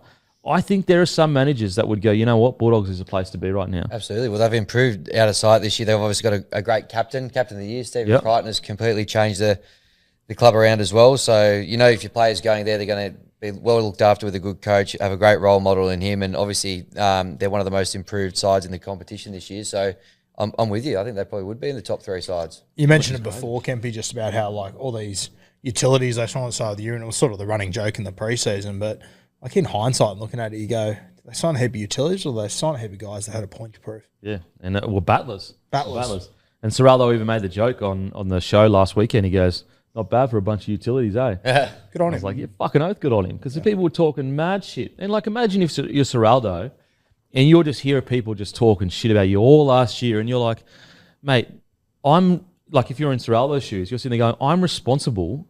I created the Penrith Panthers defensive system. And the Warriors that went really well last year, I created that too. And yous have done nothing in the game. Putting shit on me. And yet he stayed quiet and he let his actions do the talking. And look where they're at. Okay, this is what we said. Oh God, oh no. I said bottom 4. I said they've gone the youth route when it comes to signing instead of big money signings. The rebuild plan is there. It's a clear plan. So I think I recall saying what I like about the Bulldogs is there is a really clear plan. However, I said that, stay patient, Doggies fans. They'll still be in the bottom 4. Clearly got that wrong. So wrong. And I'm stoked that I got it so wrong. Guru, bottom 4. They are much better at culling a lot of the guys they did. Basically, I think what Guru's trying to say there, or what was supposed to be said, was they're better off culling the players they did from last year's squad to get a new squad in. And Sure. Well, it says, and bringing these new guys in, but it's just written weirdly. All of the signings are at minimum handy footballers. I think it's a good thing to sign these guys playing for their career, which is pretty much what you just said. Sign a bunch of blokes with a point to prove. I don't know about you, Kemby. I think the quotes picked out there are very nice. 'Cause I was not overly high on Kemby. But anyway. Okay, there is not a player, this is Timmy, there is not a player left from the Bulldogs 2021 team. They are in their rebuild. The Tigers are doing that as we speak. I think the Doggies are closer to a top 4 than the Tigers are. I'm confident the Bulldogs have the right people in place. Like Gould and Serraldo, the Tigers, I still have no idea. Hammy? I got the wrong quotes there for Hammy and me, but it was basically, bottom 4, I bottom think 2. basically what I said was they'll probably finish 6th. Stephen Crichton will be captain of the year. And Bronson Cherry will have a great comeback as well. I did remember you saying Yeah, that. so I was actually pretty spot on. Yeah, nailed it. It's great to look back on these quotes. Yeah, so look, again, we're all wrong. We're even being optimistic about the direction they were heading, we were wrong. I mean, we've got to speak about him. Stephen Crichton. I remember at the start of the year, look, I could sit here and pretend like I was so sure that Critter would be a great captain.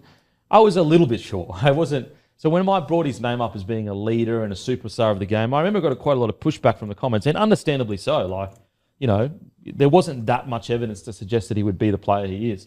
And as I said, I'm not going to pretend I was like so sure. There was a part of me going, oh, fuck, am I wrong about this one? But I remember talking about how I do believe he's a leader, and I do believe there is a lot to Crichton that people don't realise, and that when you do see interviews in with the media, especially when I was at the Panthers, that's a different bloke than what is actually in the locker room. But I tell you what, even me, who was like number 1 Critter fan, there is no way I could see this guy becoming as inspirational leader as he did this year. And the crazy thing is, he's still 23 or 24 years old. Yeah, it's incredible what he's done, and I think Serraldo just deserves so much praise for this. Like, obviously, it's a big call, him coming into the club, making him the captain at a young age, but you got to remember, 12 months before that, he made the exact same decision, and it didn't turn out well, Burton and Reid-Marnie. Yeah. Now he has to understand that he made a mistake, and then to try and fix that mistake, he makes the same decision again. Goes Like, young took again. a lot of balls. Yeah. A lot of balls to do, not to mention you have these 2 young guys who were made the captains, the face of the club 12 months ago. They're still in the team. It's not like they've left. Yeah. They're still going to be in there. And the way he just balanced it all out and made it work, I think it was incredible. I said it a few times. Like, at the end of round 2, I sat there and went, fuck, Canterbury's got worse. Yeah, well, This is going to be a nightmare. just to prove your point, this is the rank they went throughout the year each round. 14th, 17th, 12th, 14th, 14th, 14th, 12th, 9th, 11th, 13th, 11th. Then they went, and this is when Joey Sex God Sexton came in the side. 10th, 7th, 5th, 5th, 5th, 6th, 7th, 6th, 5th, all the way till the end until 6th. Tell you what the turning point was in this season. Round 6 lost to the Storm, 16 points to 14. I feel like that was the day they sort of went, fuck, Bit of we've confidence. got a footy team here. Yeah. You know what? I reckon, I agree with you, and I think it reinforced the point when they lost 16-10 to the Panthers at Panthers home ground, and they kept Panthers to 16 points. I reckon the Bulldogs went away from that and went, fuck. Like, not only are we better than last year, we actually could make the top 4. So I remember speaking to, was it Curran? Who was I speaking to the Doggies recently that was here? Anyways, it was someone from the Bulldogs, and they were like, no, we were disappointed we didn't make the top 4. Like, that's the level that they had. I remember Stephen Crichton was named captain on February 22, a week before the competition started. And I remember sitting here talking about it, and even the club, they had no idea who they were going to put as captain. And they're going, do we bring over a bloke in his first year? He's still pretty young with plenty of, obviously, grand final experience, and Stephen Crichton. When they did, they were like, there was no hesitation. They go, no, because he came into the club, and they're like, no, this is the man. Oh, I tell you what happened. That's right. I had Karaz on the podcast, releasing soon, guys. So Critter wasn't due back till way later in the preseason, and he voluntarily went on army camp. And when he went on the army camp, he basically nailed it. All the boys were like, fuck, like this guy is a leader. And he did it in such a way where he didn't want to come across as arrogant, but he was like going on an army camp voluntarily is like mental stuff. But he did it because that's what he wanted to prove to the boys. And it was Kiraz that was saying that we were actually disappointed. We felt we should have made the top 4. And from what I've heard, they came back from that army camp and they I think they got everyone to write on a bit of paper, their top 3 captains. And from what I've gathered, Critter didn't miss a bit of paper. Yeah. I'm not sure if he finished 3rd in any of them too. He was pretty much everyone. Overwhelming. Well, yeah. Kiraz said all the boys knew, when he was announced captain, we're like, yeah, of course. Yeah. So that just shows you the leadership that he naturally has. There's been a good captain, then there's been Dally M captain of the year. Yeah. Incredible. In a year with first year. guys like Harry Grant, Yeah. Your first year doing it. Jeez. Incredible. At centre. Yeah. Okay, in regards to specific performances, look, I mean, take your pick. For me, that really stands out is it's the sex god Sexton, but it's also Bronson Sherry.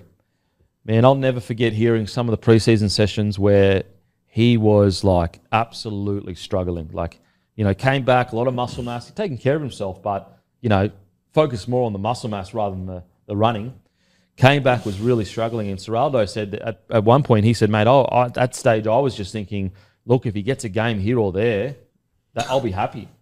And then Ciraldo said, "Mate, by midway through the year, he was just absolutely flying." But for me, what a journey! And that, as I said, I say it quite a lot, but when someone gets pinged for drug cheating and all that kind of stuff, as a former athlete, it is really hard for me to swallow and forgive that stuff because it's almost like the biggest no-no that you can do, in my opinion. However, he served his time, and so he deserves to be forgiven because he served his time. So you can't keep punishing him. What a story, and what a mental toughness. Because I imagine people still call shit out to him. People still send him messages about it. And then he came out and did what he did this year. I thought it was incredible from Sherry. Yeah, so impressive. And I remember seeing him in that first trial at Belmore. I know it was just a trial, but you straight away sat up and went, oh, okay. Yeah. No, he's going to have an impact this season. The other one for me, mate, I mentioned before, the utilities came in the club. I thought Connor Tracy was so integral. Have a look. He moves to fullback in round 7. I think they lost, a handful of games after that. He was incredible, along with Kurt Mann. So, I think the biggest thing was Kurt Mann. You realise how good he was when he was taken out of the side at the end via injury. Yep. He left a massive hole in that side. So round 7, then they went on to lose 6 games after that. And 3 of them came in the last 3 weeks. Yep. I mean, midway through the year, you're looking at 3 games pretty much. So, Connor Tracy. That game he had against the Broncos, I reckon that was one of the best individual performances of the year. He was so good against the Broncos. Who stood out for you, Timmy? Jacob Kiraz, who went from a high work rate, solid centre wing, to one of the most reliable in the competition, probably the highest work rate, certainly centre when he played there, but even as a winger, he'd give Brian Toto a run for his money in terms of just runs per game, that sort of stuff. And he evolved into a genuine rep football player. Got picked for Australia. Yeah. And Incredible. Couldn't be more deserving. Yeah. And have you ever been so confident of an Australian debutant coming in and just doing a job and running for 200 plus metres, and I'm so excited for him. And they've just got – he's another one that speak about Stephen Crichton and the impact he's had on the club and having leaders around there. But apparently Jacob Kiraz is very similar, so well respected, does it all through his actions. Yeah. So I'm stoked for him. As you said, Kempy, take your pick, but there's probably a couple that stood out. I thought, you got to find a couple of players through the year, and Sam Hughes was one I thought kind of came out of the box. I thought he was a pretty good find for the Dogs this season. Josh Curran obviously was a great signing as well. I thought he had a brilliant year. They used him in a few different ways, but he. Can we stop on Josh Curran for a bit? Yeah. Mate, him in the front rows. Have you met Curran? Yeah, he's not big. He is not big at all. Him in the front row, it's almost absurd, some of the guys he would have been tackling. Yeah. And at times, there were 2 or 3 week periods where he was in the top 5 front rowers in the comp. Incredible. Yeah, didn't stop. I thought he was outstanding this season. Just to emphasise how good he was. Remember at the start of the season, they're a front rower short, front rower short. Max King's going to have a big season. Round 18, Max King gets injured. He comes back in round 25. They lost 1 game in that period. Jeez. I'm telling you right now, for the rugby league community, if you've actually met Curran, he'd be 6'1" maybe, and physically, just looks like a normal dude pretty much, and yet he's playing in the front row, running for 150 to 200 meters a game. Just amazing. Seriously, incredible. Like the ticker, and also the amount of times where you could tell he was absolutely busted up and he would just keep going, keep going.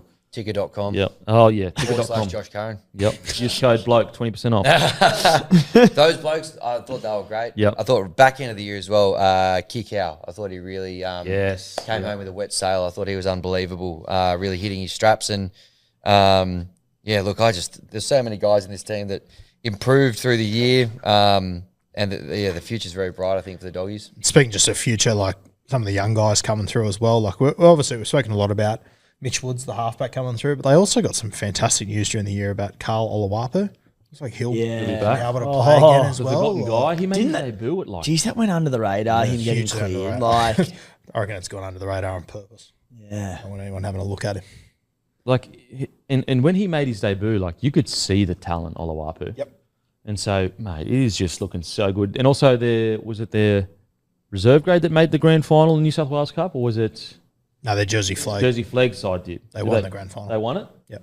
So there you And go. their halfback is one of the better players this year. I want to give a massive shout out to Reid Marnie. What a turnaround. Last year had a pretty poor year by his standards, and I think there were a lot of people that, basically wrote Reid Marnie off and almost imagined that he was a product of the Eels, saying, he was just in a good spot and that's why he was so good. Geez, didn't he turn it around? And look, to be fair, I still think that he could find a little bit of balance with the niggle. At the same time, if that is what Serraldo wants and is what's going to get them victories, I don't give a shit. I agree. I think there is some balance to be found there, but, mate, I was heavily at the end of last season thinking, Christ, letting Jeremy Marshall-King go and buying Reid Marnie's going to age terribly. But he had a really good bounce back this year, Reid. Yep. And my boy, Jacob Preston, last game, on the edge, 43 tackles, 0 misses in a finals game. Just repeat, in a finals game against Manly Seagulls, some of the best attacking team in the competition, on the edge, Preston had 43 tackles and 0 misses. That is bloody outstanding. That's honest. That's like having 2 tries on the edge. He's got rep footy written all over him, doesn't he? Absolutely, yep. Wouldn't be surprised if he's not in the extended squad this year. I think 2 of their signings heading into next year, Stili Tupanua. I'm hyper confident he does very well at Canterbury. Yep. I think he'll do well. And the other one is Tom Mamane, who's he was at South Sydney. I think he was at the Tigers for a little bit. Been over there at Lee, and I haven't watched him play for Lee over the last few years, but I know that over there they love him. Yeah. Okay. So Tilly just, barring injuries, played as a middle. I think so. Yeah, Their edges are too good. Yeah, and they're both 80-minute men. So Yeah. And I think that he suits the middle perfectly. Yep. Just a couple of errors he needs to sort out in his game. But funnily enough, and like I'm not suggesting that the Bulldogs have a better system than the Roosters. However, he has been at the Roosters for a while and it just hasn't really clicked for him. I just wonder if this might suit him better. Like I just wonder whether Serraldo as a coach, no matter how good a coach is, certain players suit certain coaches. Like there are like legends out there that just wouldn't suit Wayne Bennett. And it has nothing to do whether they're a good player or Wayne Bennett's a bad coach or whatever. It's purely some players just respond better to different coaching styles. And I wonder with Serraldo being a younger coach and whatever, he may be able to get the best out of Satilli. I always think a cracking example is that James Maloney was in the Melbourne system and just slipped out the back. Cody Walker. Yeah. Incredible year from the Doggies. And geez, like if they have, like, I don't see them being complacent. I don't think Serraldo would ever allow that. And I actually asked him about that. I said, we've seen a lot of clubs, go really well one year and then the next year they struggle. He said, no, we're aware of that. He just said that he feels the difference with his squad is it's just the beginning. Like they're not a squad that's, peaking or age, all that kind of stuff. And I just feel like after what the Doggies have been through for the better part of a decade, they've gone for culture signings to make sure it doesn't happen again and to make sure they don't see those dark days. And it's like, look, even if they were to regress and just miss the 8 or something next year, it wouldn't be as a result of things going wrong or falling off a cliff or complacency or any of that. It'd be tight. There'd be tight losses. Like, they're building well. Yeah. Fuck, I'm just looking at his stats in this finals game. Reid Marnie, 62 tackles, only 4 misses. And then Sex God Sexton, Joey Sexton, 19 tackles, 0 misses in the halves. And you look at that last game, like at the end of the day, all it came down to was the experience of Ches. And Tommy. Yeah. going fifth tackle, we're just going to wing it. And it was one of their best defensive sets all game. And just for that second, that finals inexperience, they switch off, bang, bang, bang, try. Oh, shit, we lost. It was one of the rare games this year. I think there was a very good argument the better team. Yeah, for sure. Doesn't happen that often, but I think even Manly probably would admit that they weren't the best team on the day. They just have superstars that stepped up and knew what to do. Okay, anyway, that's the Doggies. Alrighty, now into the Cowboys. Ladder position, 5th. Wins 15, losses 9, points scored 657. Points again, 568.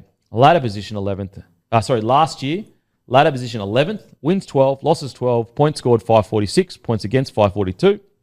This year, 27 points per game, which got them 3rd. Line breaks, they were 3rd. Tackle breaks, 11th. Meters gained, they were 2nd. Wow. Offloads, 15th. Tackled in opposition, 25th. Errors, they were 4th. Completion rate, they were 12th. Defense and discipline. Points conceded, they were 10th. Missed tackles, they were 10th. Penalties conceded, they were 13th. Sin bins, they were 7th with 7. Look, definitely a pass mark this year. It's the Cowboys are such a tough team to kind of judge because if you judge them compared to last year, it's absolutely a pass mark. If you judge them compared to some of their best games when you watch them and you go, they could beat anyone, it's a pass mark.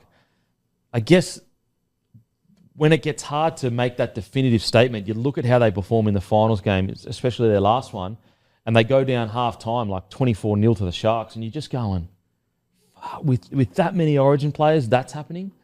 So if you're looking at just that, you could look at it as a little bit of a disappointing year. However, I do like the direction Peyton is headed with Dearden and Cotter as the main men. I give it a pass mark. I give the Cowboys a pass mark this year. Yeah, I think you have to give it a pass mark as, ugly as it was at times. It's definitely a pass mark. There's such a hard side to talk about because you look through the side and, there isn't a universe where you call finishing 5th a bad season, but they were just so up and down and so inconsistent throughout the season. You didn't really know what you were going to get week to week and, God, they're going to be interesting next year. I feel like I've learned nothing about the Cowboys. It is strange, isn't it? Like you take out Val, you take out Kyle Felt. I know he missed a lot of the year, but even losing a guy like Jake Granville is going to be very key. Finay Fuiaki is going to be a big loss. I know he wasn't there at the end of the year, but like Chad throughout the year was an important figure. Like all these guys that are going to have a big impact. But I don't know. I feel like it's going to be a pretty similar season for the Cows. I'm a little bit worried. Like, I think there's some people that are just fully convinced Clifford is just going to be the man for the gig. And although he was relatively good in the back end of the year, it's like, I don't think it's a sure thing. Like, there is a chance Cowboys head into next year where their 7 isn't their 7 by round 12. Well, the reality is he's been in and out of the top grade his whole career. It's like I said, he had good moments and they had a few wins, but it's not convincing. So if he were to go down, what would it become? Tommy Chester or someone, or like I don't who? Not Laybut. Who's the fullback? They've got Thomas Duffy. Tom Duffy, Chester, and the kid that came off the bench, Purdue. Yeah. So it'd be Purdue at maybe 6, and then Dearden at 7. Anyway, that's next year. Yeah, but just like to that point, like it wasn't that long ago, Jake Clifford signed to the Newcastle Knights. We got to round 3, and people were telling me he was going to win a fucking Dally M medal that year, and then he was leading the Dally M. He was leading the Dally M's, but then teams worked him out a little bit, and I just think he came in late this season. I just wonder the further we get into 2025 and the more tape teams have on him and whatnot, I don't think it's going to be the slam dunk people are acting like it is. Yep. Okay, let's see what we said at the start of the year. I had them 6th to 9th, and I said they absolutely should be pushing for a premiership in 2024. It is concerning how far they fell last year. Guru had them 4th to 8th. It's top shelf squad, not too many holes in it. Should be a top 8 side, but I'm far from confident. Timmy had them 8th from 11th. I think they can push for top 4 the majority of their 17 picks itself. Hammy had 9th to 12th. I've got them 5th to 8th, but knocking on the door of the top 4. I don't mind them for biggest improvers. And Matty had 7 to 8. I've got them as my biggest improvers this year. I think they were the most underwhelming team last year, and I was high on them. In regards to individual performances, you can't go past Dearden. Being selected in the Australian squad, even in Game 3 for Queensland, after a bit of a tough gig, Game 2 for Queensland, I thought he was outstanding in Game 3, even in the loss.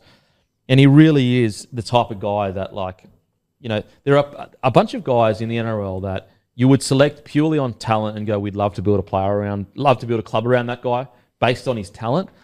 Very rarely do you find both that are like 10 out of 10. You've got Dearden with his talent, but also just his personality as well. He is a perfect bloke to build a club around. And same with Cotter. But I thought Tommy Dearden had an absolutely phenomenal year this year. Yeah, he was fantastic. And a lot of their stars had big seasons this year. Dearden was a standout. And you look at, I guess it sort of personifies who they are, but I look at Drinky, Val Holmes, these guys, incredible attacking seasons, just defensively. Just was the worry. I want to get in first. Sammy McIntyre. I don't know where they would have been this year without him. Mate, I know you guys think that they probably need another forward. I reckon, as in you need another explosive kind of offloading forward. Mate, I reckon he can be the man next year. I really think 2025, he can be that forward where we're going, fuck, like he's a gun. I hope so, because I'm already doing it this year. Yep, Timmy, who stood out for you, mate? Yeah, just on Tommy Dearden, he's like, I feel like there's not an aspect of his game that's a 9 out of 10, like some of the best 5'8" in the game or halves, but his entire game is an 8 out of 10. Like, he's a rock solid defender, lot of attacking weapons. He's got a great kicking game, and then the area of his game that is effort. And he's a 10 out of 10. He's a 10 out of 10 for effort. Yeah. And as you said, Kemp, you can just, like, when's he locked into there? Because 2029. Yeah, you can build a club him around him, as you said, for a long, long time. And you'd hope to lock him in for the rest of his career because he's a bloke who you'd be so confident he's never going to let you down and you're always going to get every bit of value out of him that you can. Yep. He had an outstanding year. Yeah, and he just, when so much part of their game is their defence does lack, like he's the opposite. Like he will, I mean, how ironic that tackle of the year was done by a Cowboy when their defence is all about, you know, they struggle with their defence. He just, to his effort points as well, like he's obviously had a lot of try saves or big important tackles through the year, but even if they're losing by 20 points, 30 points, he will always be kind of chasing towards the end or making that kick a little bit harder, all that sort of stuff. He's, you can't question his effort for sure. Yeah. Now, some real positives for the Cowboys is Duffy, Purdue, Laybut, the glimpses, Chester, the glimpses we saw these guys, like these are bloody good. They are good footy players. And so, like, you know, I'd make the argument that I'm trying to think of young outside backs that have this much potential to cover as many positions as these Cowboys players do.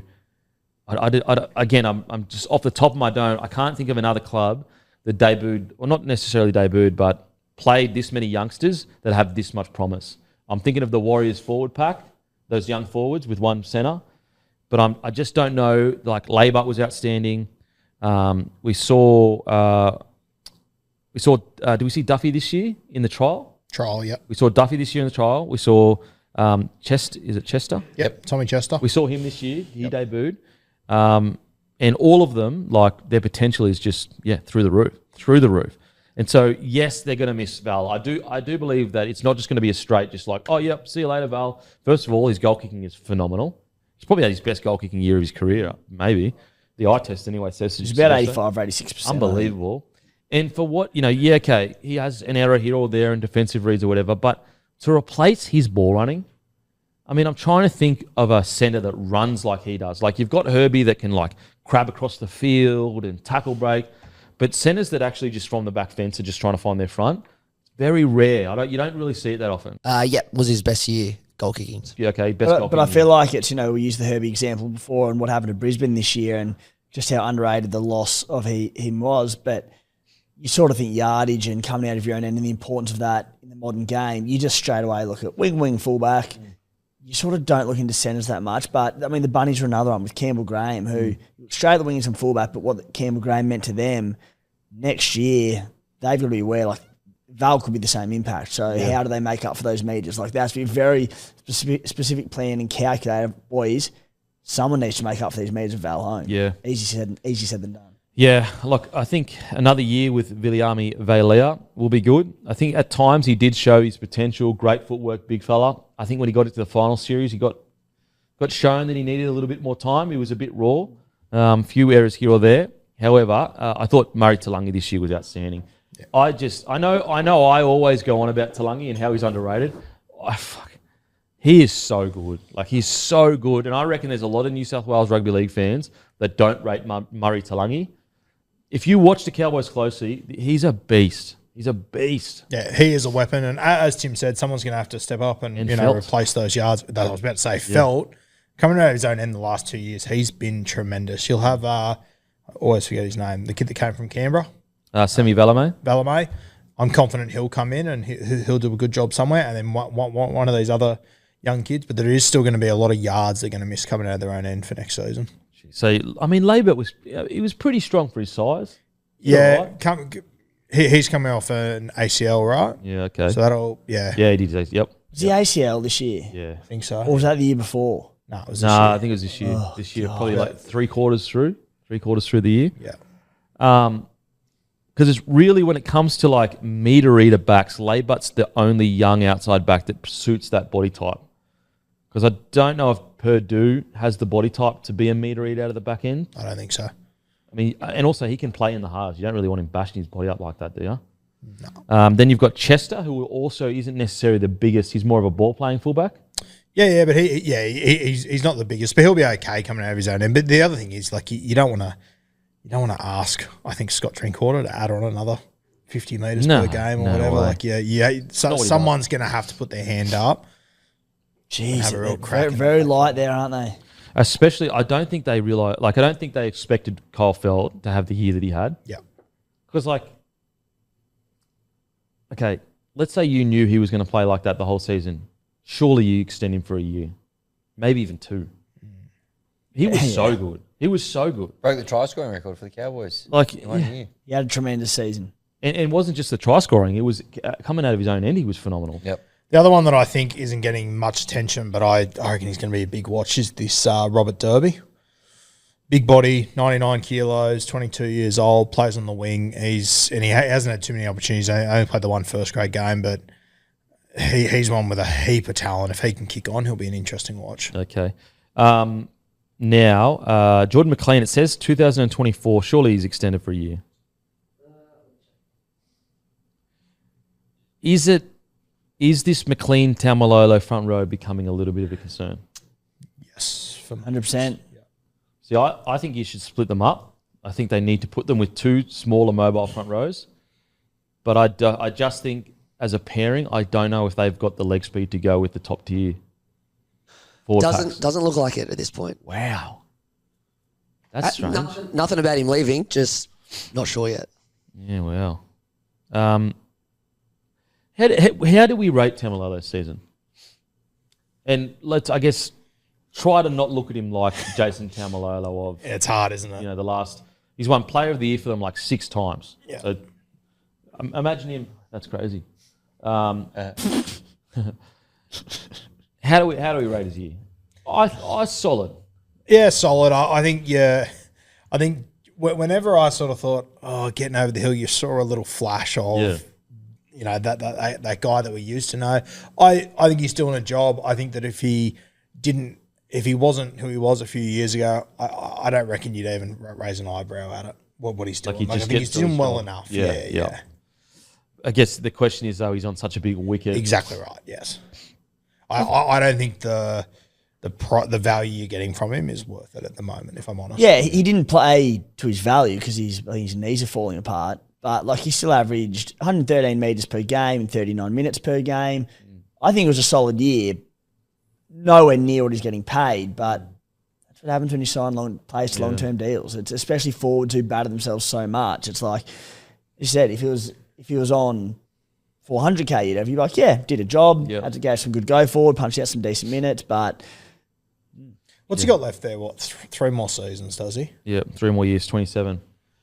Like, I know it's easy in, like, recency bias to go, 10-year deal, but he did win Player of the Year 6 years in a row or something like that. Oh, for sure. Yeah. You know, like, and if... I wonder, like, you know, people that are sitting and saying, it's not worth it. It's like, I guess the alternative was he leaves the club 8 years ago. You know? So, like, it's a hard one. And I mean, like, I wouldn't, like, probably not this, well, I mean, I wouldn't be against it this year, but if you let him go somewhere else and you chipped in part of his contract, like, you could still free up 500k. Yeah. I I wonder if another club would be willing to pay $500K. I reckon. Fuck, if I'm the Bulldogs, I reckon that'd be a great signing for them. $500K, you get 30 minutes, just big bopper in the middle, just go skits. Experienced guy. I think he would have to have a very good day out when he did his medical. Because I just don't know if his knees had passed the test for I don't think anyone would pay $500 a year for him unless he got down there and just proved he was fit, his knees were okay, he's good to go. Because I think he's declining pretty quickly, and that's me saying that I thought he had a pretty decent year. 500's a lot of money. Yeah, it's a tough one, real tough one. Would you just go? I think we spoke about it a few weeks ago when we chatted about the Cowboys, but you talk about like having two real big boppers there in McLean and Taumalolo, and certainly veterans of the game, but just Cotter into the prop role, play him as an out-and-out prop. He's not a ball-playing lock, which is fine. You don't have to have it, we know, but I still think there's a very good place in today's game for it, especially with the style of footy the Cowboys play. Like, not to Manly's degree, but they play side to side and expansively pretty well, especially with Drinky there. I just think again, you have to find the player, but more of a ball-playing lock, just get Cotter as a more mobile body through the middle. What do we reckon? And then what, just pair him with Taumalolo and then maybe pair McIntyre with McLean? Yeah, something like that. Yeah. Again, you need to find the 13, but... Might be a little bit left field. I wouldn't mind Carl Lawton there. Well, he's signed. He's signed. Yeah. Carl, because he actually was a half early in his career, wasn't he? Yeah, mate, he's got very, very good hands, Carl Lawton. Yeah. A very good footy IQ. I just think he's been underutilised for a long time. Yeah. Could be the 2025 Nathan Brown. Maybe. Could I mean, be. he does suit that smaller, explosive body that they probably need through the middle. Because like when you add Lawton, Cotter, Robson, McIntyre, like that's a pretty fast mobile pack. Yep. Okay. I thought Hillam Lukey towards the end of the year, I thought he started to string some games together. I thought he was pretty good. The Nanai situation is ever frustrating, and then you always get reminded he's 22 years old, so you go, you know what, like give him some time. But it's just because the ceiling is so high, it's almost like you wish that you didn't see that ceiling in Origin, because you could go, he's a young fella that's got heaps of potential. I think just on like the middle forwards, we're talking about the forward pack in general, just remember like Cohen Hess will be back this year as well. Yeah. Like if they can get him back to, not to his absolute best, but 70, 80%, he's a handy player to have in your squad too. Yep. Was the ACL? I can't remember what it was. I'd have to assume it was ACL I guess the event, whatever it was 12 months ago at least. I'm interested to see Harrison Edwards. He signed till this is 2025. His last year with a club option in the club's favour. I'm interested to see how he goes. He was at the Doggies, correct? Yeah, I like him. He's workhorse, good. Gets through a lot of work. And he hasn't really been given that much of an opportunity. I'd love to know how he was going in Q Cup.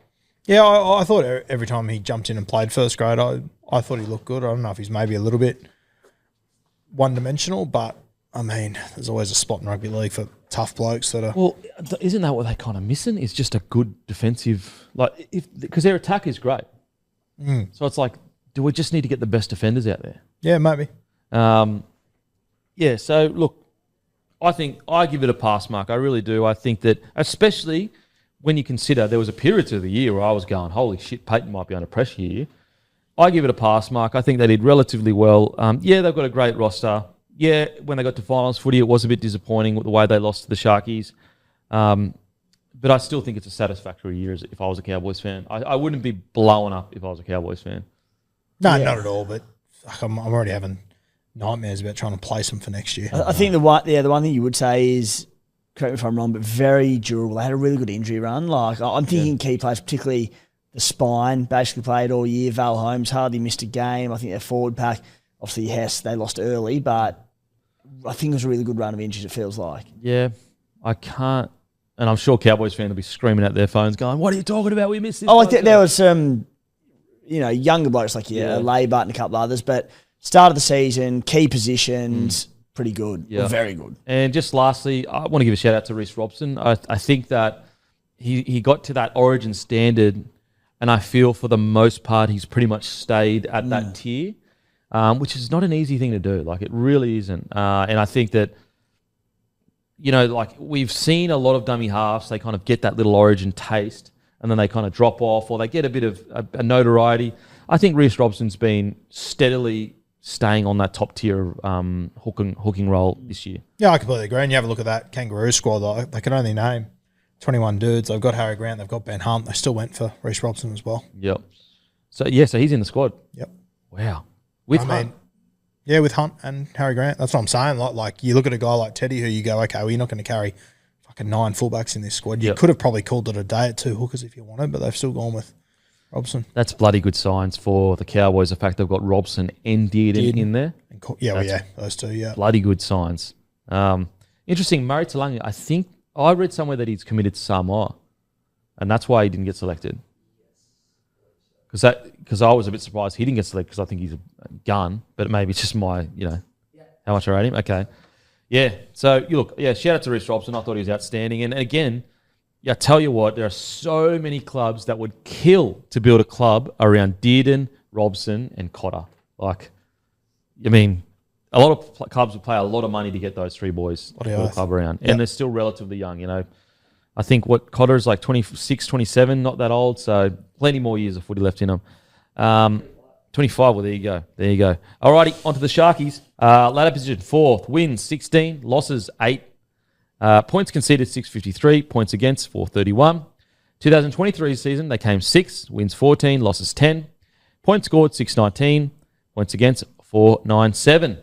Attacking stats, they were 5th for points 4, 7th for line breaks, 4th for tackle breaks, 5th for metres, 9th for offloads, 6th for tackled inside opposition 20, 9th for errors, 11th for completion rate. Defence and discipline stats, they were 14th for points conceded. They were 11th for missed tackles. They were 2nd for penalties conceded, so that's really disciplined, yeah? Undisciplined, okay. But points per game, 14th, that's good, yeah. So they were the 3rd or 4th best side. No send-offs, 11th for sin bins. Look, I know that I'm probably a bit higher on the Sharkies than everyone else, but I think that they just continue to build really, really nicely with this current roster that Craig Fitzgibbons has. I think that it shows you how far this roster has come, that even when Nico came back from injury and was a bit low on confidence, he got knocked around in Origin, he'd been through quite a lot. The media were after him, and there was a lot of negativity. Even with him not at his best, they still managed to make it to a prelim this year. I think that shows you how far this squad has come, because a couple of years ago, it's either Nico or nothing. Now, all of a sudden, they've got enough experience and players to actually push into a prelim. Yeah, completely agree. And you have a look through their regular season. They only spent 3 weeks outside the top 4. That's an incredible effort in this competition. Yeah. But the big thing for me, mate, and we said it all year, got a finals win. Yep, huge. Good performance in finals. Got it done. I know that we differed on the panel here. I thought they showed quite a bit against Penrith in that game, despite not, getting close to winning. But I just think that one win against the Cowboys, and honestly, I don't give a fuck who it's against, what situation. Just had to get the monkey off the back. Yep. And look at the Cowboys roster. It's not a nothing roster. What about you, Timmy? Yeah, outstanding season from the Sharkies. Just Fitzy has put together such a balanced roster.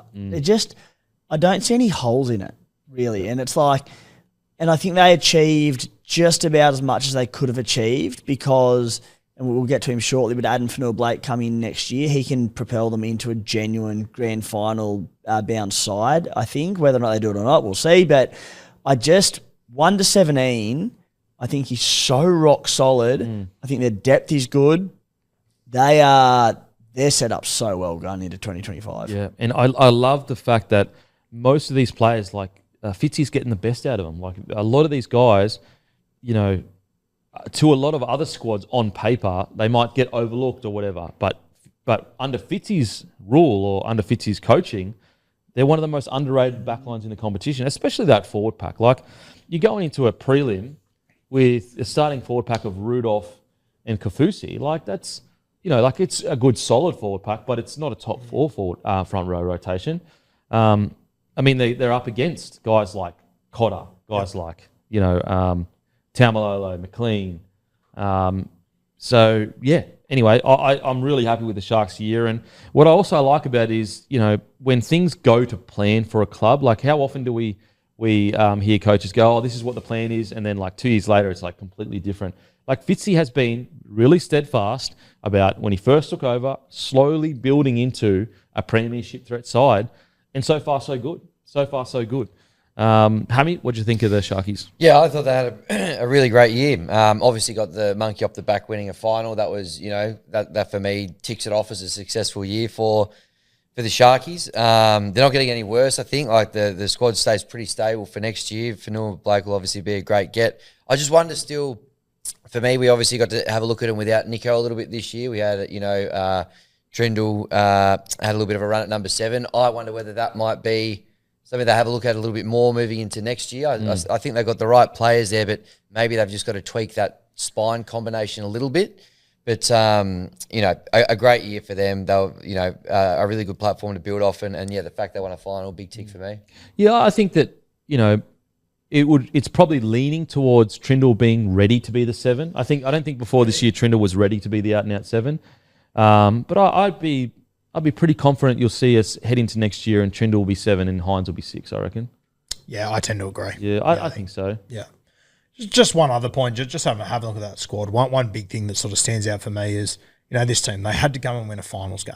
Time and time, every single year we get reminded how important experience is come finals time. Wade Graham retired, Dale Finucane retired midway through the year. They're two most experienced players. And Moylan left as well. Moylan, another experienced guy, and Fitzy, I know it's only winning one finals game, and Penrith do that 3 times a year, Melbourne do it 3 times a year, but to get the monkey off the back when they lose all that experience, I like full credit to Craig Fitzgibbon. Absolutely. Really good knock. And like the thing that I love about this side, you said it before, there's not too many holes in the side. For me, the hole is that they don't have an alpha front row forward. Like, as you said, they got these good guys. Realistically, if you're going to list the top 20 front row forwards in the comp, I don't think Cronulla has one in there. And they've gone out and addressed that. And Fanua Blake comes in, it's massive. Yeah, it's huge. And also with the Sharks, like, look at all these teams we're talking about that have fallen. They've been in the 8, out of the 8, into the 8, out of the 8. Fitzy's been consistently in top. The lowest he's finished since taking over is 6th. And I'd love to see over the last 3 years how many weeks they've spent outside the top 4. Yeah, or even just the top 6. Like, it wouldn't be many. And so, mate, they deserve a massive wrap. All right, this is what we said. Hopefully Finucane can stay fit this year to shore up that middle because none of their front rowers have played over 100 games, but they're coming into their own now. I think they have the most underrated backline in the comp. Trindle has a 6 jersey now. Hines is in his 3rd year. I'm cautiously optimistic about the Sharks this year. I've got them 5th to 9th. The Guru said 4th to 8th. I just want to see them win a finals game. If they don't do it this year, you're getting into the yips category. Timmy, what's the ceiling on this side? I'm confident they'll be consistent and play good footy, but how far can they really go? Hammy said, I'm not as big on the Sharks as you guys. Sports bet punters are off them too. Best back team to miss the 8. I've got them missing 2. Okay, what does sports bet bloody know, mate? Wait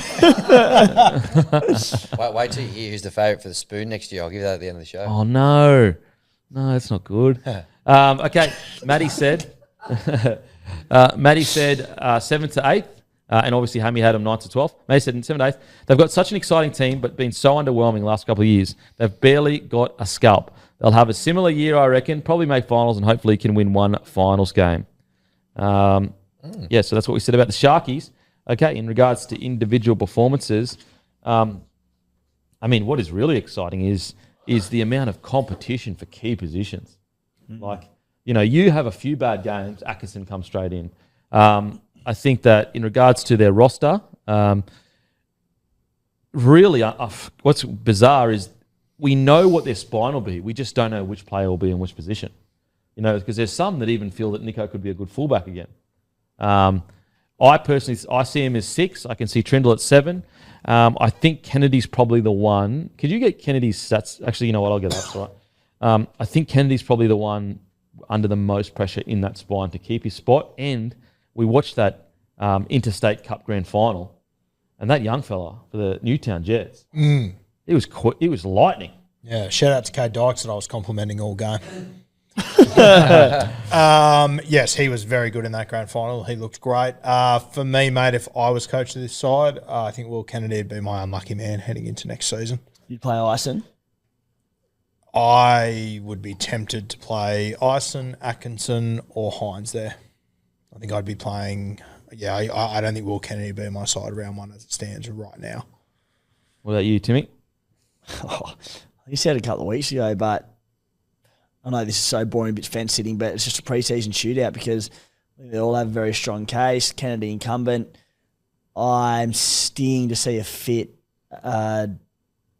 bloody Cade Dykes, who's had a horrid run of injuries in recent years. We've seen a few glimpses of him. He's been terrific every time we have. Ison, he's put his name up in recent weeks, and I don't have an answer for you. I mean, as it stands right now, I'd probably stick with Will Kennedy. You know, we sit there and we have question marks over him, but we've just said how consistent they've been for a long, long time now. They made a prelim this year. I don't think you need to change too much, especially when you add Adam Fanua-Blake into it. So, look, I'll say Will Kennedy.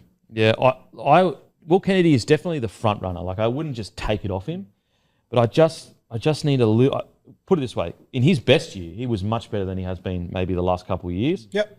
And so I just want to see him back at that level again. Just getting his stats up for the year so that we can have a good look at like A couple of boys playing for a jersey and a trip to Vegas. Yeah, playing on the line. Look, I reckon he's probably if I was Fitz, he'd probably be the unlucky one as well. I'm probably in the camp of like, I reckon Nico could still make a fist of it back there, although I reckon Kempy, you probably talked me around to him playing at 6 next year when we were discussing it a couple of weeks ago. Atkinson's the other one. Like, I feel like they've been a better side with him in it this year. We didn't get a look at him at fullback, but I think that was your kind of trade-off for having Nico at 6. Maybe you could have a crack at Atkinson back there and he could still add a bit of value. But, I reckon Kennedy's probably the unlucky one. I think if you're playing Hines at 5'8" or fullback, I think it looks pretty similar for me, the way that you'd play him. So 26 appearances this year, 5 tries, 8 try assists, 4 line breaks, and he averaged 127 metres per game. And yeah, I know stats aren't everything, but I just think if you're a top 4 side as a fullback, you either got to be running for about 200 metres a game, and then your try assists are a bit down. But unfortunately, I'm just going to go to his better year, which was, I think it was 2 years ago. And I see your argument there, just around the yardage though. There probably wouldn't be another team in the competition, potentially not even the Penrith Panthers, who between the centres and wingers would have better yardage. Like, they're phenomenal. Fair. 2, 3, 4, 5. Yeah, so last year he had 13 line breaks. The year before he had, how many games did he play in that year before? So he didn't play many games, so don't count the year before. So last year he had 13 line breaks. The year before that he was injured quite a bit. The year before that he had 14 try assists and 15 line breaks. This year he only had 4 line breaks and 8 try assists.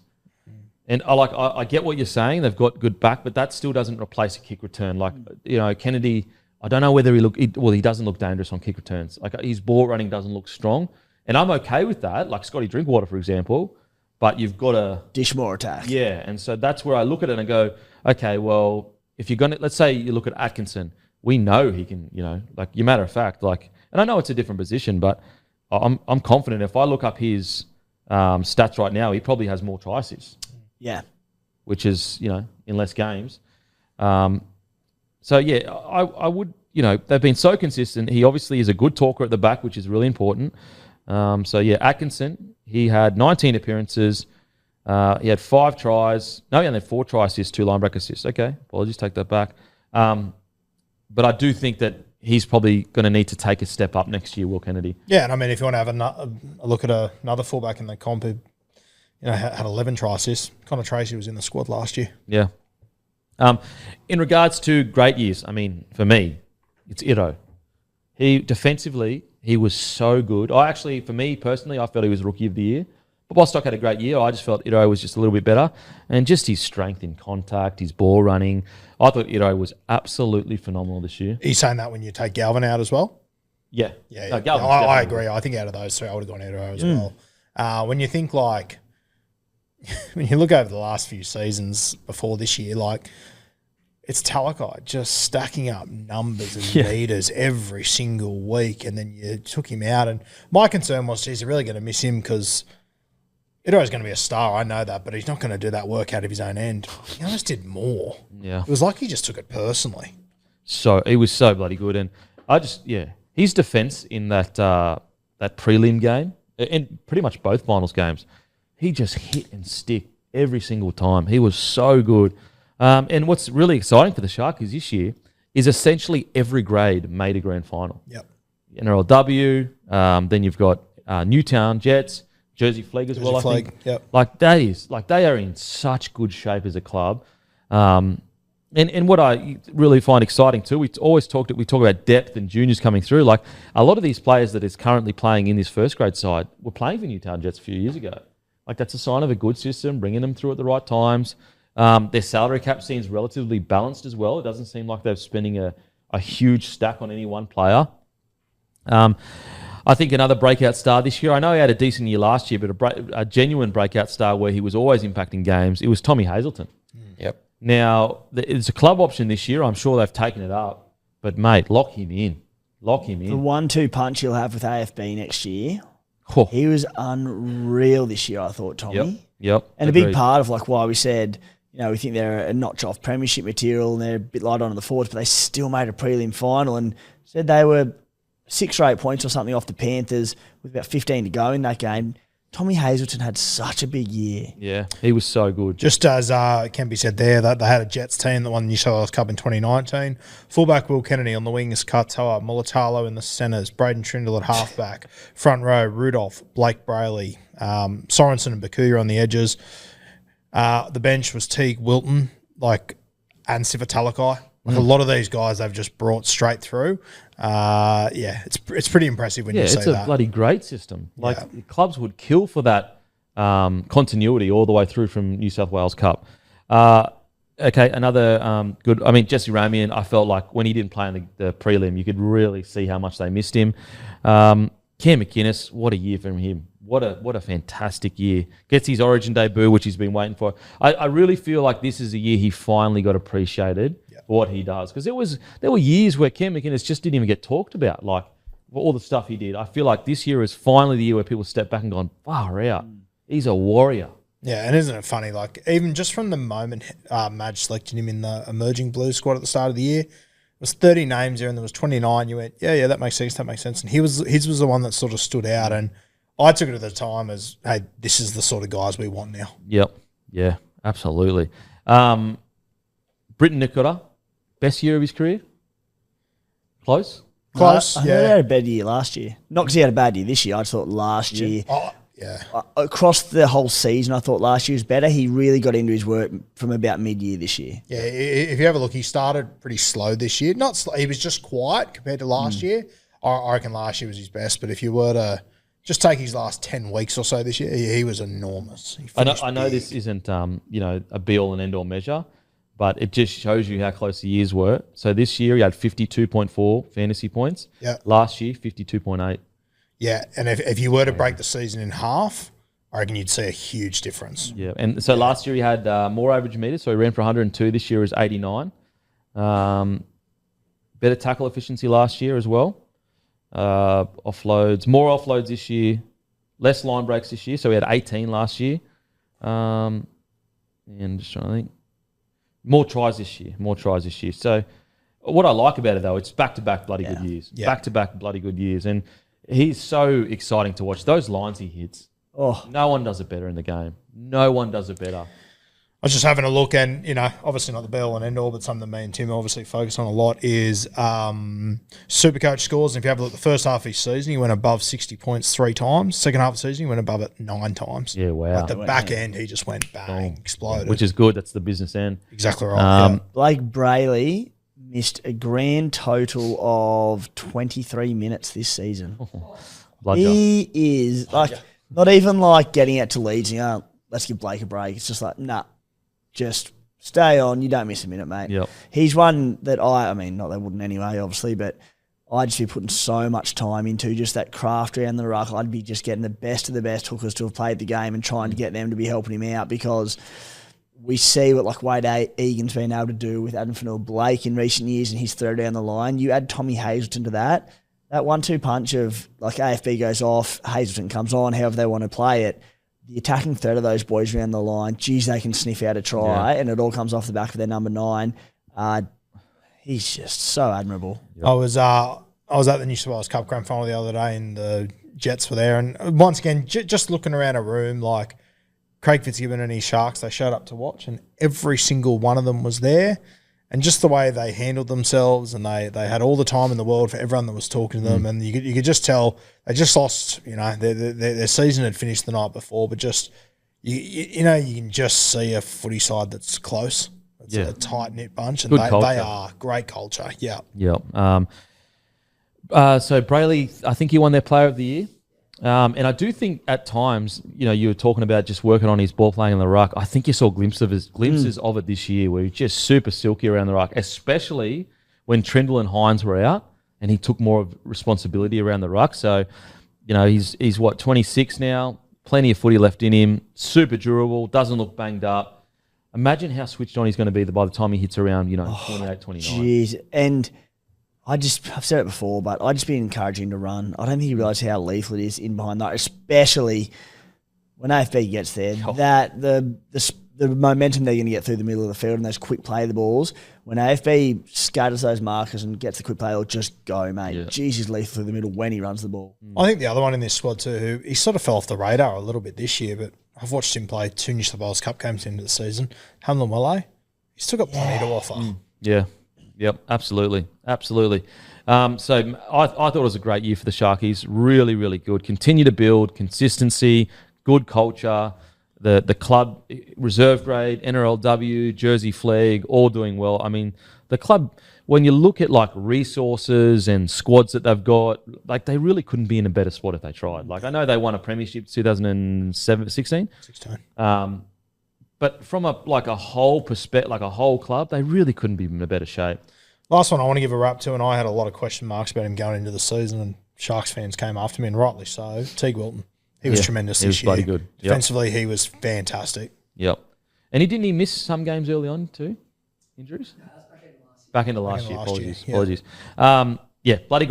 Bloody great year from the Sharkies. Alrighty, Roosters, and obviously brought to you by Grumpy Coffee. Head over to grumpycoffee.com.au, grab beautiful blend of coffee. We go direct to farmer to make sure the farmers get what they work for. So PNG beans, we've got Colombian beans, Brazil, you name it, grumpycoffee.com.au. Order it, and it's free shipping currently. Eventually free shipping will end. Free shipping to anywhere in Australia. Alrighty, the Roosters, they finished third. 16 wins, 8 losses. Points scored, 738. Points against, 463. Wow, 738 scored. 2023 season, they had 7th. They won 13 games, losses 11.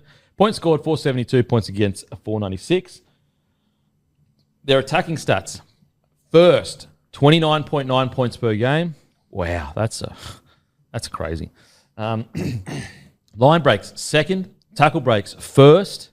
Meters gained, 11th. Offloads, they were second. Tackled inside opposition 20, they were 16th. Wow. That's bizarre. They probably scored already, I guess. Yeah. Yep. Wow. Errors per game, they were 12th. 80% completion rate. They were 7th. Defense and discipline. Points conceded, they were 13th. Missed tackles, they were 12th. Penalty conceded, they were 1st. So the most penalised team in the comp. Sin bins, 10, which was 3rd. Who was 1st? Oh, Tigers. Apologies. Send off, 1st with 2. Okay, wrapping up the year.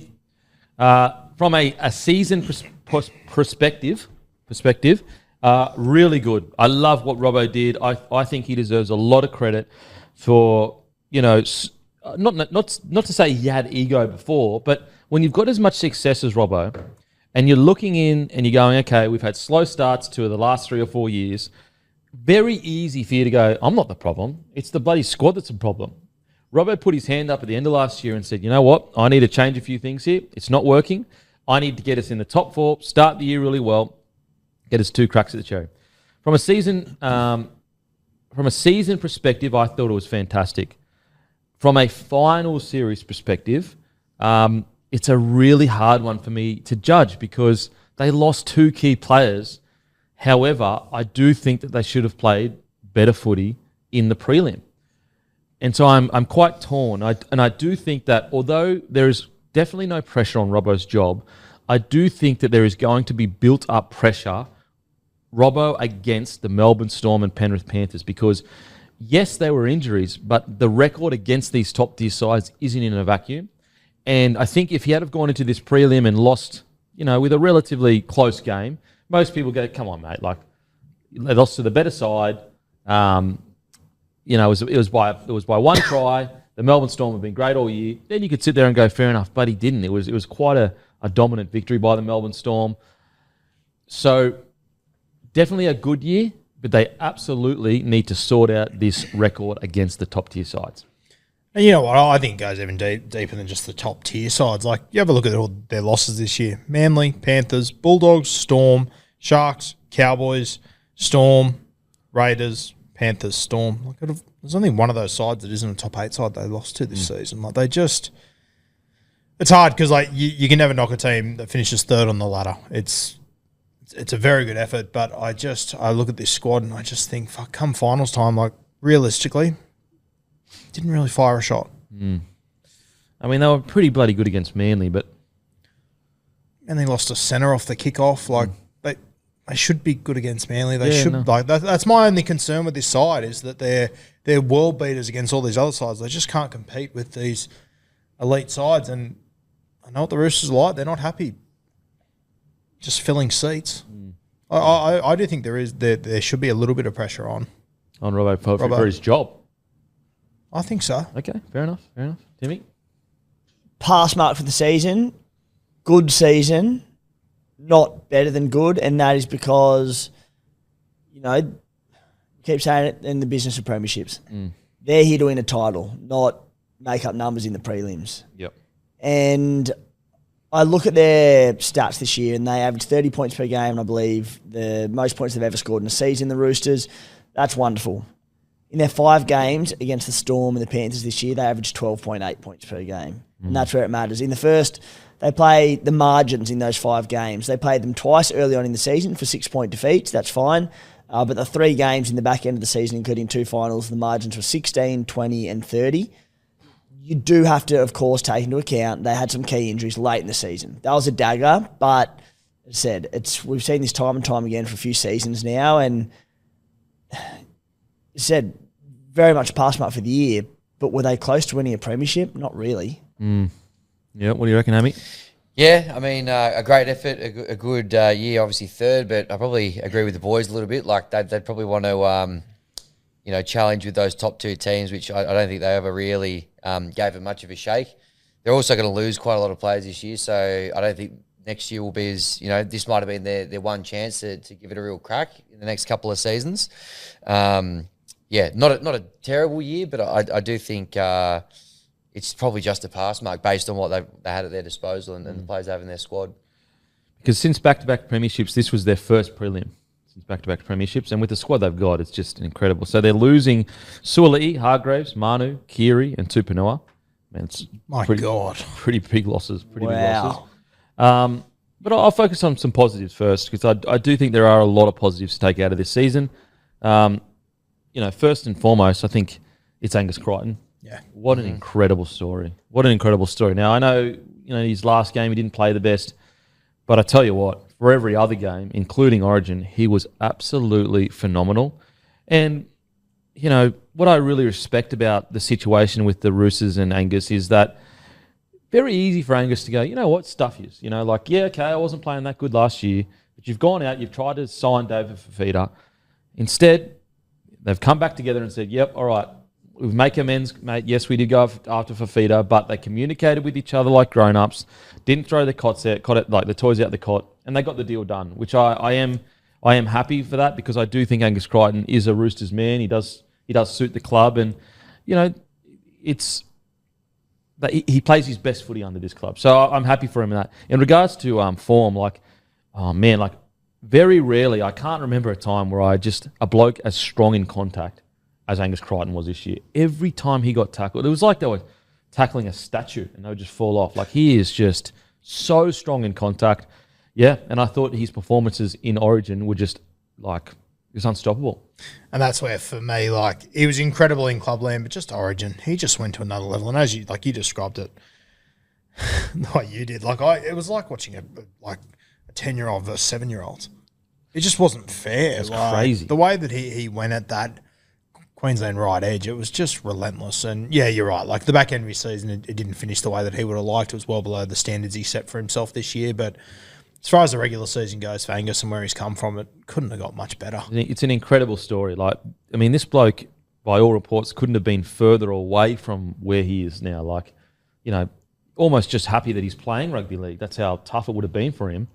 And then just to come come back, sort it all out, get back on the field, and just kill it. An incredible story. I mean, he won the Wally Lewis medal, didn't he? Yep. Yeah, it's probably the storyline of the season for me, just about. And it's remarkable because we thought we'd lost him to the game for a period there, and then we never. He was nearly going to Union. Yeah, it's one thing to almost lose him to the game, and obviously to be going through a tough period, but to come back better than prior, like that is remarkable. Yeah, it truly is. It truly is, and it's a testament to his mental toughness because. Yeah, a lot of people, I don't think they would have been able to bounce back in the way that he did. And it didn't even, it wasn't a gimme that it was going to be like this year. He wasn't even in the team in Las Vegas. Didn't even head over. So, unreal season. Incredible stuff. Another guy I just want to give a massive shout out is Connor Watson. What a journey for this bloke. So, he's at the Roosters, goes to the Knights, leaves the Knights because, he wants to be the best version of himself. He wants to play finals footy. He wants to do all that kind of stuff. And then he has an absolute horror run with injuries. And not only was he cursed for a lot of his career by the fact that he was so versatile, then all of a sudden the game turns into, well, actually, that's almost the most valuable player in your team nearly. Obviously, your seven's the most valuable. But, I mean, the utility compared to 10 years ago, a utility these days, it genuinely could be more important than maybe 4 or 5 other positions. That's how important it is. So much so that his inclusion in the Origin team, every New South Wales Welshman I spoke to, breathed a sigh of relief. They're like, oh, thank God Connor Watson's in the side. Sorts our whole bench out. But not only that, just the performances he put in this year at multiple positions. And again, another great story of redemption. And I know we are critical of Robbo's coaching performances against the top tier sides, but you have to give credit, Robbo being the coach for Crichton and Watson's resurgence as players. It's incredible. Connor Watson, obviously in Vegas, missed the side, came back to Australia, played in New South Wales Cup the first 2 weeks. His first game in New South Wales Cup since 2017. Yeah. Went back there, and just one stat for you. In 2 weeks, he made 96 tackles. Jeez. An incredible effort. And that shows you his attitude too. He's not going back and sooking. Yeah. And I'll tell you what, one very unique situation, whenever I'm looking for stats for New South Wales Cup, you go to the New South Wales Rugby League website, you go to players, and there's 2 options. There's the New South Wales Blues, and New South Wales Reserve Grade. Connor Watson's got a profile in both of the same season. Very crazy. unique. That's incredible. And what a great journey. And, I know he's a hot pirate, but he's also a good bloke. He genuinely is one of the best blokes you can He's a legend of a bloke. Yeah. He's a legend of a bloke. But yeah, so incredible year. And as I said, I think we've got to give Robbo credit there because that's bringing the best out of players. And, giving Connor Watson his debut for New South Wales, and the way he played, it was it him that scooped up the offload for Crichton then to give it to Luai? Something he was part Yeah, of it was him. It was him. Yep. Incredible stuff. Just to give you an example, as you said, a really good bloke. When I was in Vegas, it was a big red carpet. All the players are given the option. You can take this side exit, you can go down the red carpet. He'd found out 48 hours earlier he wasn't in the team. It dragged him halfway across the world for him not to play. Went straight down the red carpet, and he spent more time on that red carpet than anyone with every single fan. That's so good. And again, you find out you're not playing, you get me back to my hotel room. Geez, this sucks. This sucks. The pride, having to swallow your pride. You left the Knights to play finals footy, and then all these injuries happened. And then last year, the Knights were incredible. And then all of a sudden, you find yourself not even in first grade. You're sitting there going, shit, have I made the wrong decision? Even worse, last year when he got injured, they had to make a decision midway through the year. What do we do with his rehab? Do we try and get him back this year? The Roosters made a decision that because they weren't going too well, they didn't think they'd make finals. They told him, just put it on ice. We'll work on it in the off-season, just have some time. Of course, they made finals because they went on that incredible run and Connor wasn't able to feature in it. Yeah, wow. Great stuff there. We've got to talk about him, Tedesco. Yeah. What a season. What a champion. I cannot express the amount of comments that I saw last year of Teddy was washed. And yeah, he had a couple of quiet years. I'm not going to pretend like he didn't. So I'm not going to sit here and think that the comments came from nowhere. You weren't a stupid rugby league fan to go, you know what, maybe Tedesco is at the back end of his career. I don't think that was an unreasonable. I think it was unreasonable to say he was washed, but I don't think it was unreasonable to go, okay, we might be seeing him beginning to plateau and then just towards the end of his career, back of his career, Teddy goes away and says, I'm one of the greatest fullbacks of all time. He's won the most ever Dally M fullbacks positions, I'm pretty sure, and has, one of the best years of his entire career. Gets dropped from the New South Wales side, doesn't let it affect him negatively, doesn't sook, has every right to, maybe say some passive-aggressive things in interviews or whatever. Didn't do none of that. Absolute champion of a player. And, it really is one of those years where, let's say he came out this year and played really poorly. Sometimes the last couple of years can really negatively taint a player's reputation.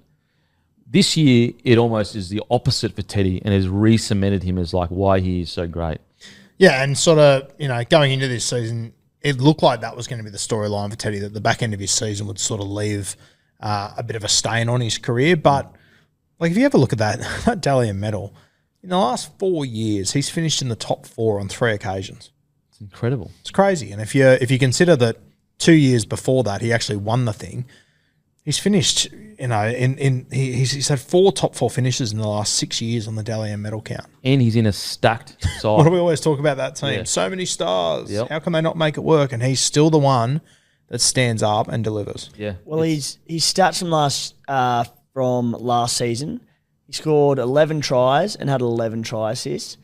This season, he had 17 tries and 24 try assists. Wow. Our question mark last year was his ball playing had just seemingly fallen off the face of the earth. And, where's it gone? Can he get it back?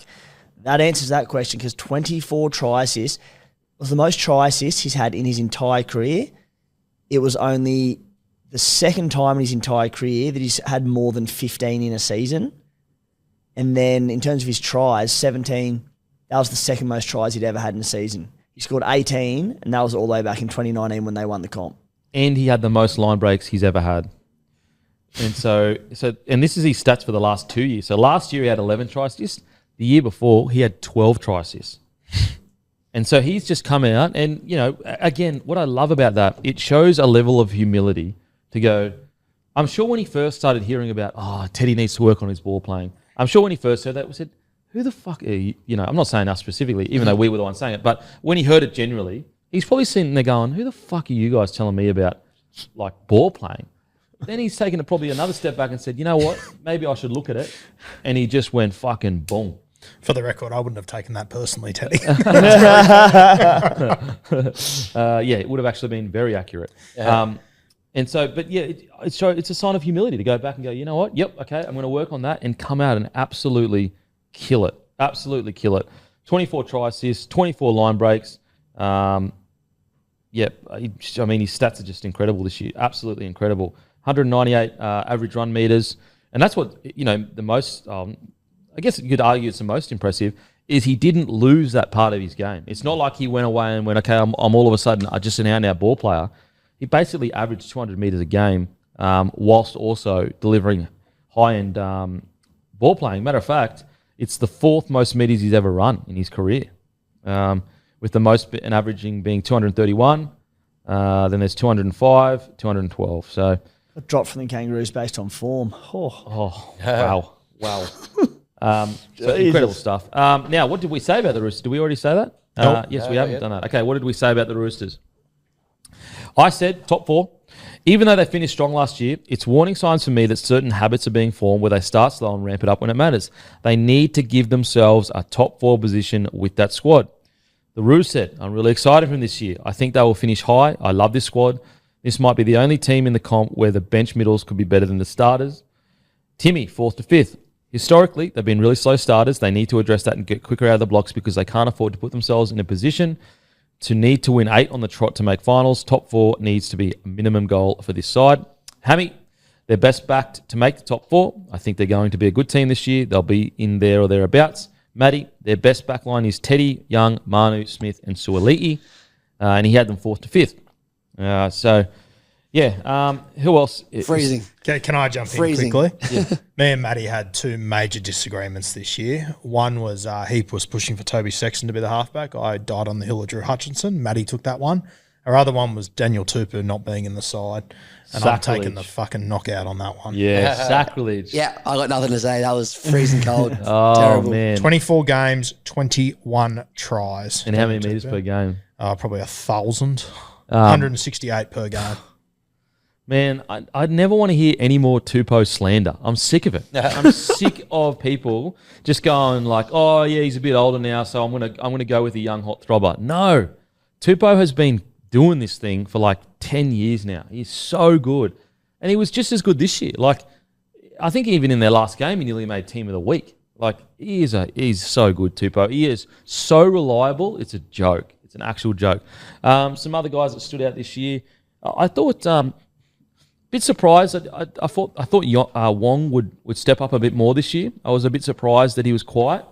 I thought he'd been immortal by now. I thought White was an interesting one. He had some really good games and then some more quiet games. It's going to be interesting how they really do fill that hole of Whittier Hargreaves, because he is their spiritual leader. Now, I know Lindsay Collins is, origin forward, and he does so much of the tough stuff. He is such a pleasure to watch. But there's something to be said about that spiritual leader that Hargreaves is, and it's a very hard thing to replicate and measure. And there's only a handful of guys in the league that have that about them.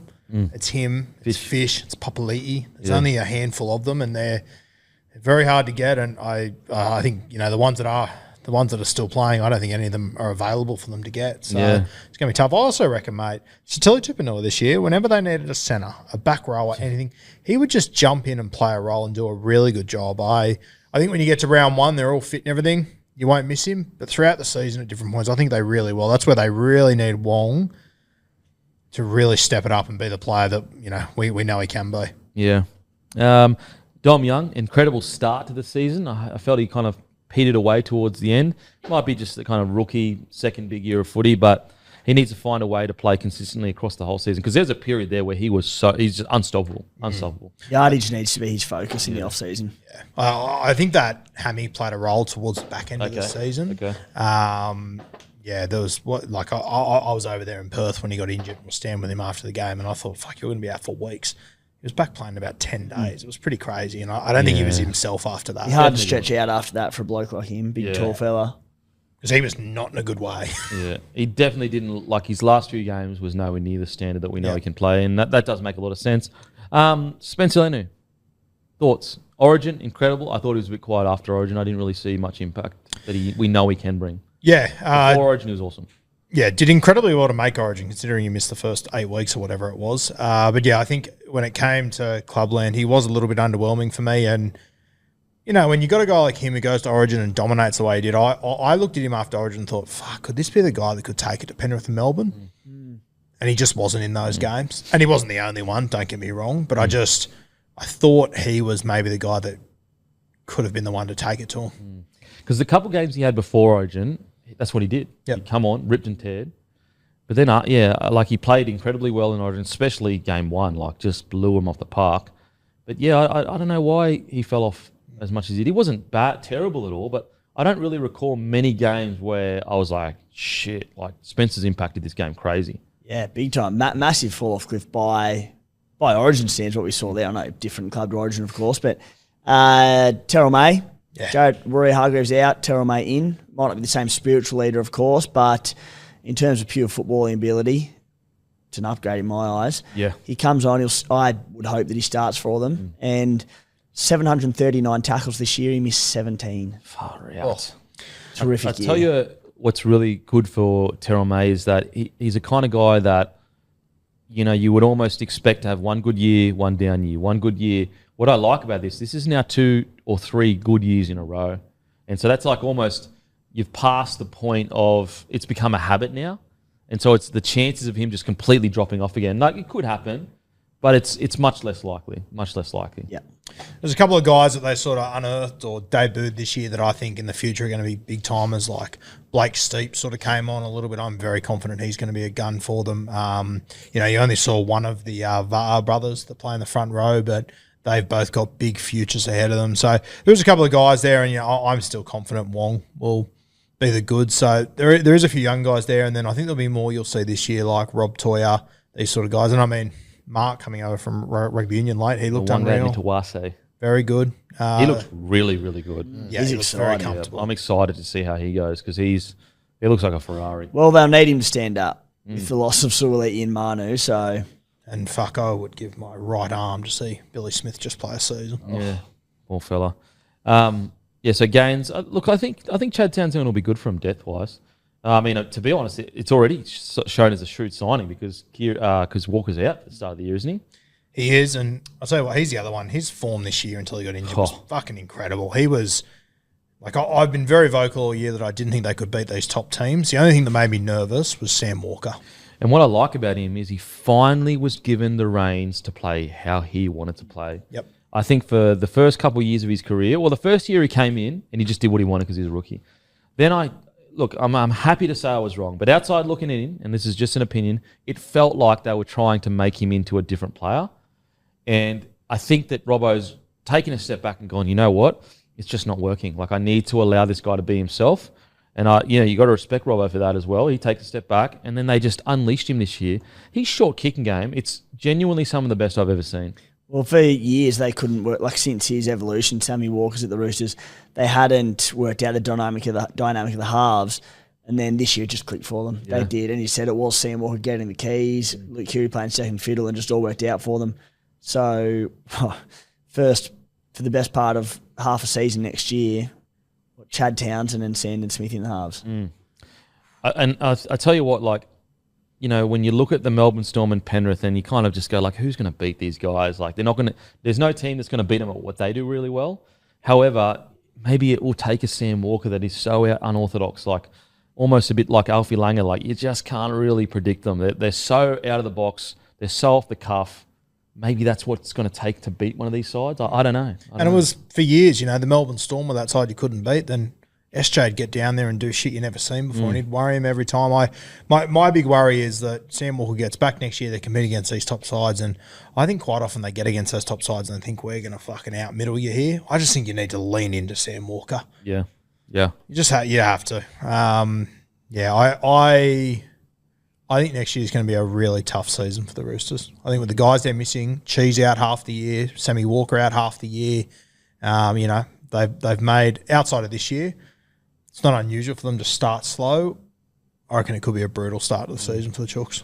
And just quickly before we move on, two guys I want to shout out. I thought Victor Radley really did his job this year, like just put his head down, bum up, and it doesn't get spoken about enough.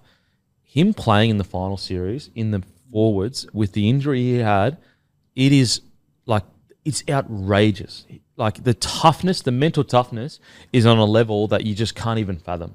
It is incredibly, deserves rap. And just quickly, my main man, Junior Ponga, he's got to be the best depth outside back in the competition. Yep. Every time he comes in, he is 7.5, 8 out of 10, does his job. Having him until 2027 is Shows such good roster management. Yeah. It's insane. He'll be a starter next year. He will be, yeah. Yeah, good on him. Good, and he's earned it. Like Yeah, he has done it definitely. the hard way. Like he is so, every time he comes in, he is so bloody good. So I want to give him a quick shout out. Speaking of next year, when you look at those losses, the amount of money they've freed up, surely they're making a splash in this off-season at some point, if not a couple of splashes. Yeah. I wouldn't be surprised. I would not be surprised. Hammy, anything just quick on the Roosters before we move on? I think they're all pretty well covered off. I'm with Roo. I think there's a few key losses next year that might make things a little bit difficult for them, and missing a couple of key guys through the first half of the year. But a pretty good year, but just weren't quite able to mix it with those top two teams. Well, they lose, I said Suoliti, JBH, Manu, Kiri, Tupanu, all that money. Halves are down. A little Lockie Galvin. He's committed, mate. He's committed for another 2 years. I think more Mitchell Moses, to be honest. Oh, my God. I think that I would be. Well, I know that there's all dramas with managers or whatever, but that's probably. I reckon that's. Might be more of a KO Weeks, Ethan Strange sort of situation, I reckon. Adam Reynolds might want to come back to Sydney. I'm hearing Tarpanet. Tarpanet. Oh, Tarpanet please. playing the halves. That's what I'm hearing. Why worries, Trey Mooney will step up. Okay, onto the Storm. Ladder position. First, wins 19, losses 5. Points scored 692. Points against 449. 2023 season, third, wins 16, losses 8. Points scored 627. And points against 459. Look how consistent that is. Jeez. Okay, now attacking stats. First, 29 points per game. I thought Roosters were first. So, yeah, Storm was second. because Roosters were 29.9. Yep. Line breaks, they were first with 6.7. Tackle breaks, they were fifth with 36. Meters, 6. Offload, 6. Tackle inside opposition 20, they were 8th. Errors, they were 13th. Completion rate, they were 6th with 80%. Defense and discipline stats, points conceded, 16th, so 18.2 per game, which is second best in the comp. Missed tackles, they were 17th, so they had the least missed tackles of anyone in the comp. Yeah. And penalties conceded 5.1 per game, which is 10th. And sin bins, they were 7th, and no send-offs. I mean, what an incredible year for the Storm. What I loved about this year is, I spoke about it quite a lot through the season, but just that really slow but steady build into the form that they found at the end of the season. They obviously made a grand final, but again, I just want to reiterate, this side is really inexperienced. We often just assume, because it's a Melbourne Storm side, it's got a bunch of Immortals and Origin players in it, when in reality, the forward pack is super inexperienced. Even the backs, like Warbrook, second or third year of first grade. Coates is 24, 25. We're not looking at a side that's all aging out. We're looking at a relatively... Matter of fact, I think that in the final series, they were the second most inexperienced. They were relatively inexperienced, that is. Really bloody good year for the Storm. First year with Harry Grant as captain. I think that they are going to be an absolute juggernaut to beat next year. I love them as an early premiership call for next season. I really think they'll take a lot out of that grand final loss. I think they'll get a lot of experience from it. There was a photo that I saw on social media yesterday of the Melbourne Storm just in the sheds after, and just how fucking beside themselves they were, and Craig Bellamy in particular. And I just thought, fuck, I reckon they're going to have this all over their training and whatnot throughout next season. So I reckon they're going to be very hard to beat next year. And they're like the Penrith Panthers. We'll talk about them soon, but this is a Melbourne Storm side that will be there in September. And I think the big thing is, which is what the Panthers do so well, potentially better than any team I've ever seen, a taper for the right end of the season. I think that'll be a big focus for Craig Bellamy heading into next season. Second most inexperienced team in the finals. That's incredible. Doesn't get spoken about at all. Second most inexperienced side in the finals. Yes, second best attack, second best defence. Incredible year. You throw on top of that, in particular the inexperience of the forward pack, but Cameron Munster playing at about 80% with his groin since about round 4. Ryan Pappenhausen coming back from a couple of pretty horrific injuries in recent years. Those two 100% fresh and firing going into round 1 next season, with the burn of what happened in the grand final from this year and coming so close. They'll just be absolutely primed, and it was a brilliant season. Didn't culminate in a grand final title, but it took the best team of the NRL era to stop them short. Brilliant year. Brilliant year. What do you reckon, Hammy? They were great. I thought they were clearly the best team all year, right up until probably grand final day. Yeah. I think they're well set up for next year. I think they got the best spine in the competition, so that'll put them in good stead. All that happened was they came up against a team that has been to so many grand finals, knows how to prepare for that day, was able to play the game on their terms, and probably a few of those guys had one of their most off days. Really, they weren't allowed to play the Storm footy that they'd pulled out for most of the rest of the season. Great year, and I think I'm with you, Kempy. I think this is just the start. They're going to be one of the teams to beat for the next couple of years. Alrighty, what did we say at the start of the year? I said top 4. The signing of Sean Bloor gets me excited for the Storm. I think he rounds out their forward pack. Guru said first or second. He said they need someone to stand up in the forward pack. I'd love for it to be Howarth. Timmy, second to fifth. The Storm spine gives me butterflies. Oh, okay. Poetic. I think they come in stronger this year. They just got by last year, but Craig Bellamy deals in premierships. This spine is way too good to not be pushing for a premiership. They'll be burning from their underwhelming few years. I think they're in for a big season. Hammy said $9 to win the comp. They are $2.65 to make top 4, which is great value, I think. You're welcome. And Matty said I've got them in the top 3. Gives me butterflies as hectic. Butterfly Williams. I'm a poet, boys, but just an absolute wordsmith. And you know what? That would have been pretty late into a 6-hour podcast like Came Earth Magic like that. Delusional. Oh, that's great. In regard to, look, I think that Bloor was outstanding on that edge. I think Katoa once again went to a whole nother level. And And I just think, like, in his first year as captain, Harry Grant, I really just don't think it's appreciated enough that it was his first year as captain. Like, no one's really talking about the fact that he had the famous number 9 jersey, all the pressure in the world at one of the most successful sporting organisations in the country.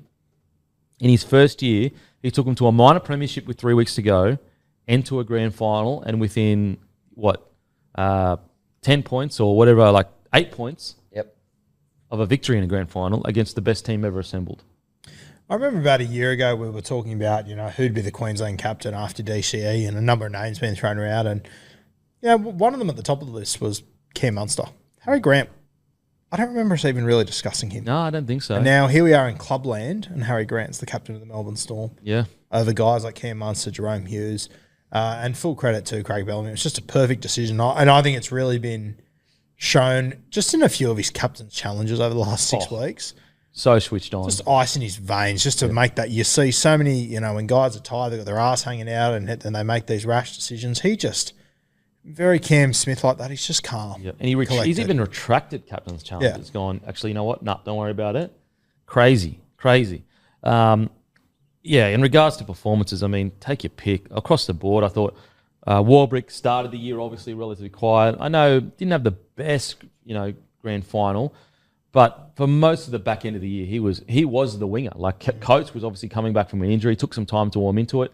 Coates was really good in the grand final, but I think like a guy like Warbrick, even in just this year alone, improved from like a 6 out of 10 player to like an 8.5 out of 10 player. That's how good he was. And there's improvement across so many different areas of the roster. Like we said, Warbrick, literally from the start of the year, had those defensive issues, and they just got so much better.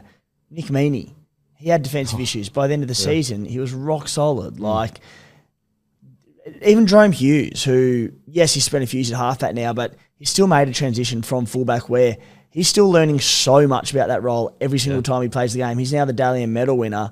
Harry Grant at hooker, he's a super talent, but he is learning so much at hooker with every game he plays.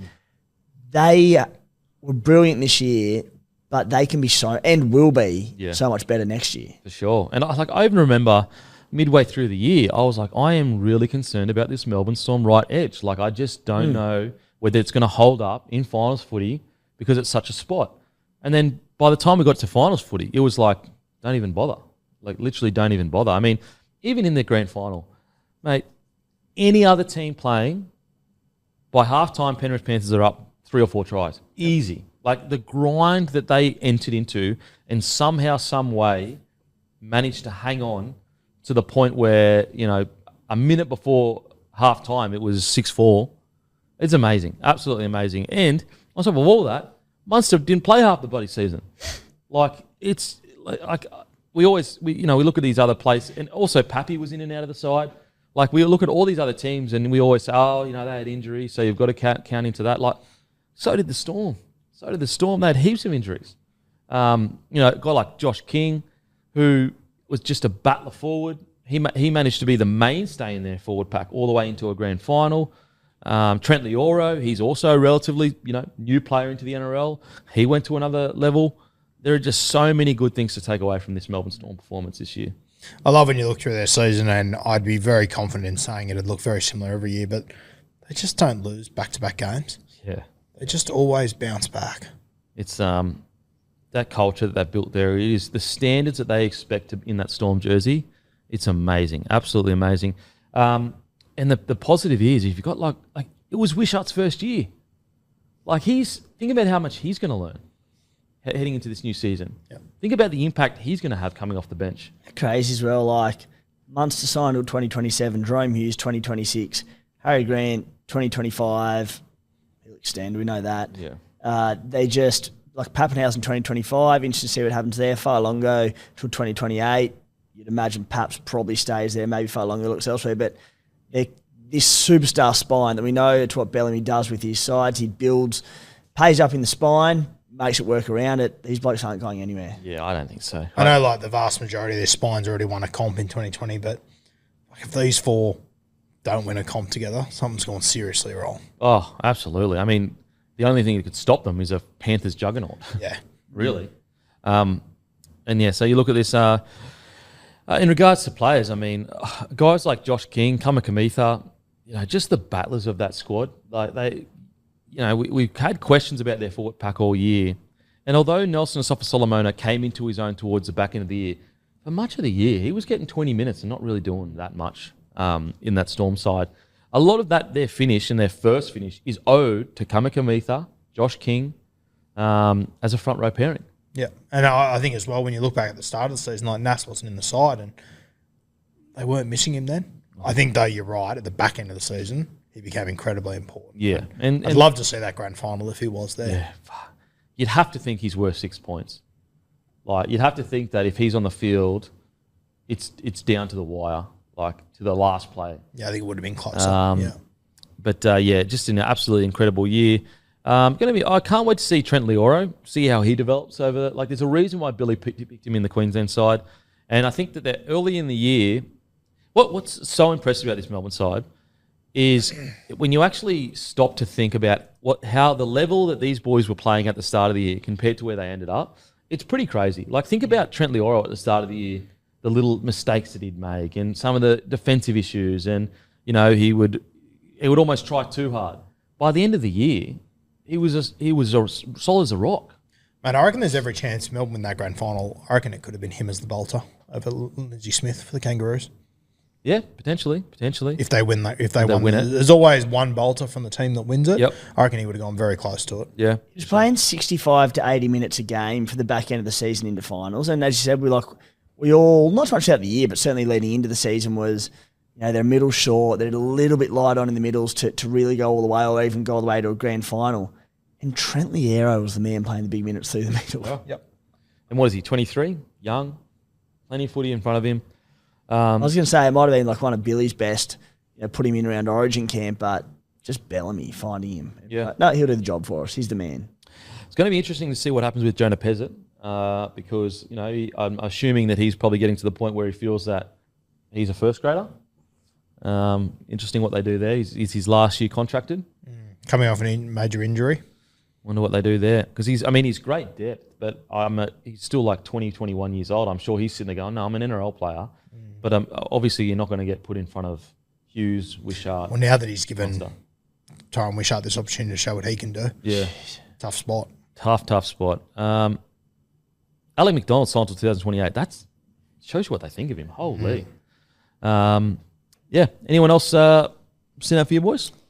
Ellie Katoa, who we touched on a little bit, but unbelievable. Took it to a new level this year. Probably the best back row in the comp. Fair to say. I mean, he's in the. I would have had Angus Crichton. Oh yeah, those two. And then Katoa. Yep.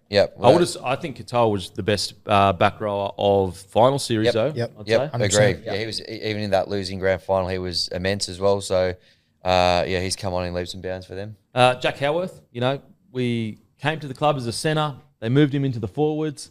Then they were a bit light on centres. He goes in there just to fill an injury role, doesn't leave it.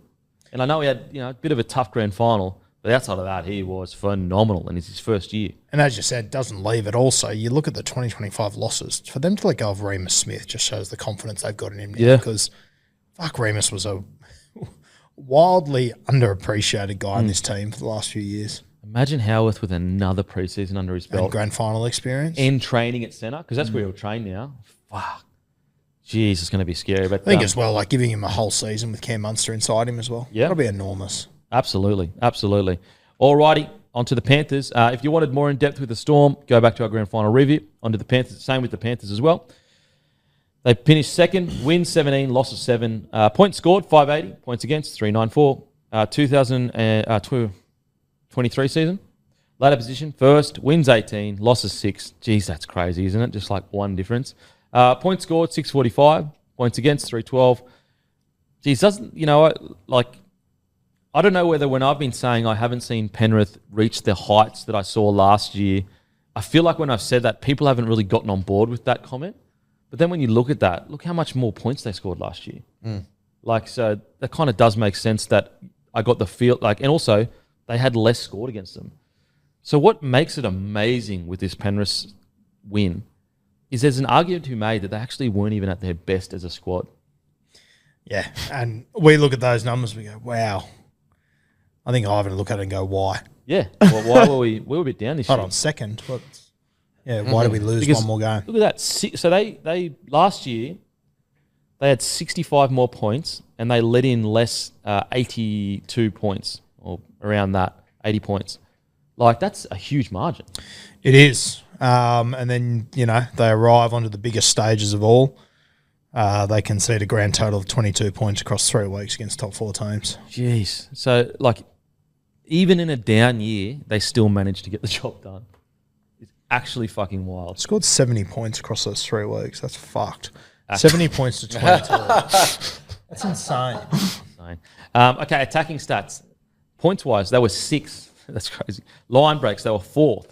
Tackle breaks, they were 2nd. Meters made, they were 1st. I mean, doesn't that sum? Their whole system is made on just winning the contact in the ruck. Offloads, they were 5th. Tackled inside opposition 20, they were 2nd.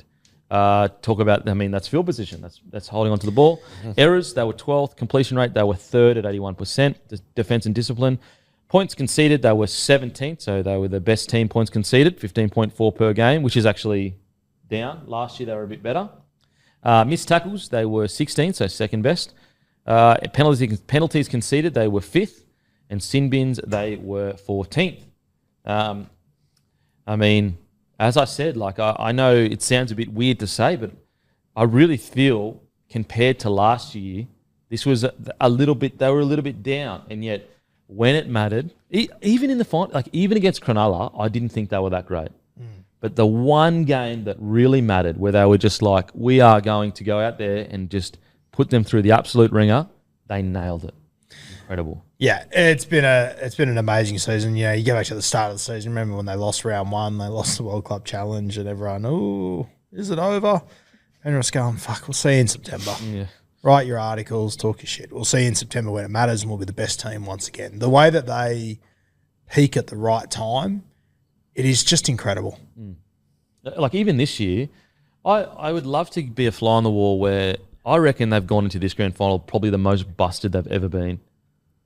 I get the feeling... And that's what we knew. Yeah, I get the feeling that they were the most busted they've ever been. They've gone into finals busted before, but as I said, they did just look a little bit of a step slower than years prior, and yet their mental toughness to go when it mattered, we'll get it done. So what I'd love to see, you have a look at, they were 1st for metres per game. I would love to see a stat on how many of those metres are within 3 metres either side of the post. With the way that they play, I reckon they would win just that block there by an absolute mile. Yeah, absolutely. Timmy, what do you reckon, mate? Yeah, they just meandered along all season by their standards. And there was a couple of losses that you were like, a little bit underwhelming. We said it all year and we're just like, they're just waiting for finals. They get to round 26 and they go win, and then won 3 finals in a row, all very convincingly. They were just...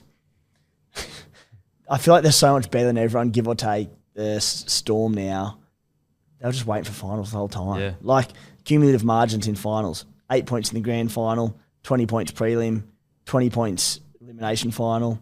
They just... Even in the final against the Roosters, they came out, bashed them, and then just chilled for half the game, and then just put another points towards the end of the game. All right, this is what we said at the start of the season. I said, I think they can fill the Spencer Leniu gap. I think Crichton will be a bigger loss than people are giving credit for. Surprised if they're not in the grand final. Guru said, I think Crichton will be one of the biggest losses they've had in a long time, but I think they can overcome it. Timmy said, top 2 for me. Hammy said, they're the favourites for the 4-peat. I've got them right up there. Matty said, minor premiers. Well, got it wrong, mate. Got it wrong. Disappointing. Very disappointing, that. Matter of fact, I want you to call Ivan and apologise personally. That disgrace. Oh, it's got his both. Oh, is it gone on us? Oh, it's got me as well. Oh, no, you're all right. All good. All good. What is your battery going? Dickhead, Tim. No, he took mine to that screen, then he made me hit restart, so I had to scroll through the whole thing again. Oh, okay. Which is quite the document. That's what I did. I thought you couldn't go back. I'm sure people are enjoying this at home. Oh, yeah, sorry. Listen, if you've listened this long, yeah, die hard. Congratulations to you. Okay, so this season, I think there's obvious stories that we can talk about, but for me, it was really the back line, because heading into the final series, I was like, this backline is leaking points like I've never seen it before. And, a guy like Tangor definitely had his quietest year as a Panther. And even on the other side with Alamotti, you're sitting there going, and Taruva as well. Like Taruva gets dropped, Alamotti gets brought in and out of side. They lose Taylor and May. And so you're looking across the entire back line. And outside To'o and Edwards, you're sitting there going, like, I think this may be the final chink in the armour for Panthers. Then when somehow, some way, a couple of weeks before the season's ending, Tangor hits form, Alamotti gets brought back in, and they completely shore up the edges, especially Tangor. Like, talk about a redemption arc in that final series. And all of a sudden, they're back to their best as a defensive side. And I really think like they could have made the wrong decisions there in the back line. They really could have made the wrong decisions. And also, Taruva was out of the side for a while, like a genuinely long streak. And they found a way to sort it out. And that's the thing, like you go, in recent years, trying to find a weak spot of the Panthers that didn't really exist. And then this year, as you said, Kempy, the two centre spots in particular, you go, no, they're both having, whether it was Tunga, who played just about the entire season, or whether it was Alamotti or McLean or whoever, were defensive lapses. And they're not things that you can just click your fingers and they get their read right and it all comes good. Well, yep. The end of the season it was, basically. But when you're going to the finals, you're going, you can't just really fix that overnight. Yeah. And that was the only question mark going into the finals. Got into finals, and it wasn't an issue. They literally defy every rule that has been set. Like, think about how many players they've lost in key. They lost Crichton, Spencer Lenu, Cogger, Salmon, who was Mr. Fix-It. Like, he's another guy where you go, he's been a crucial part of the squad during the season.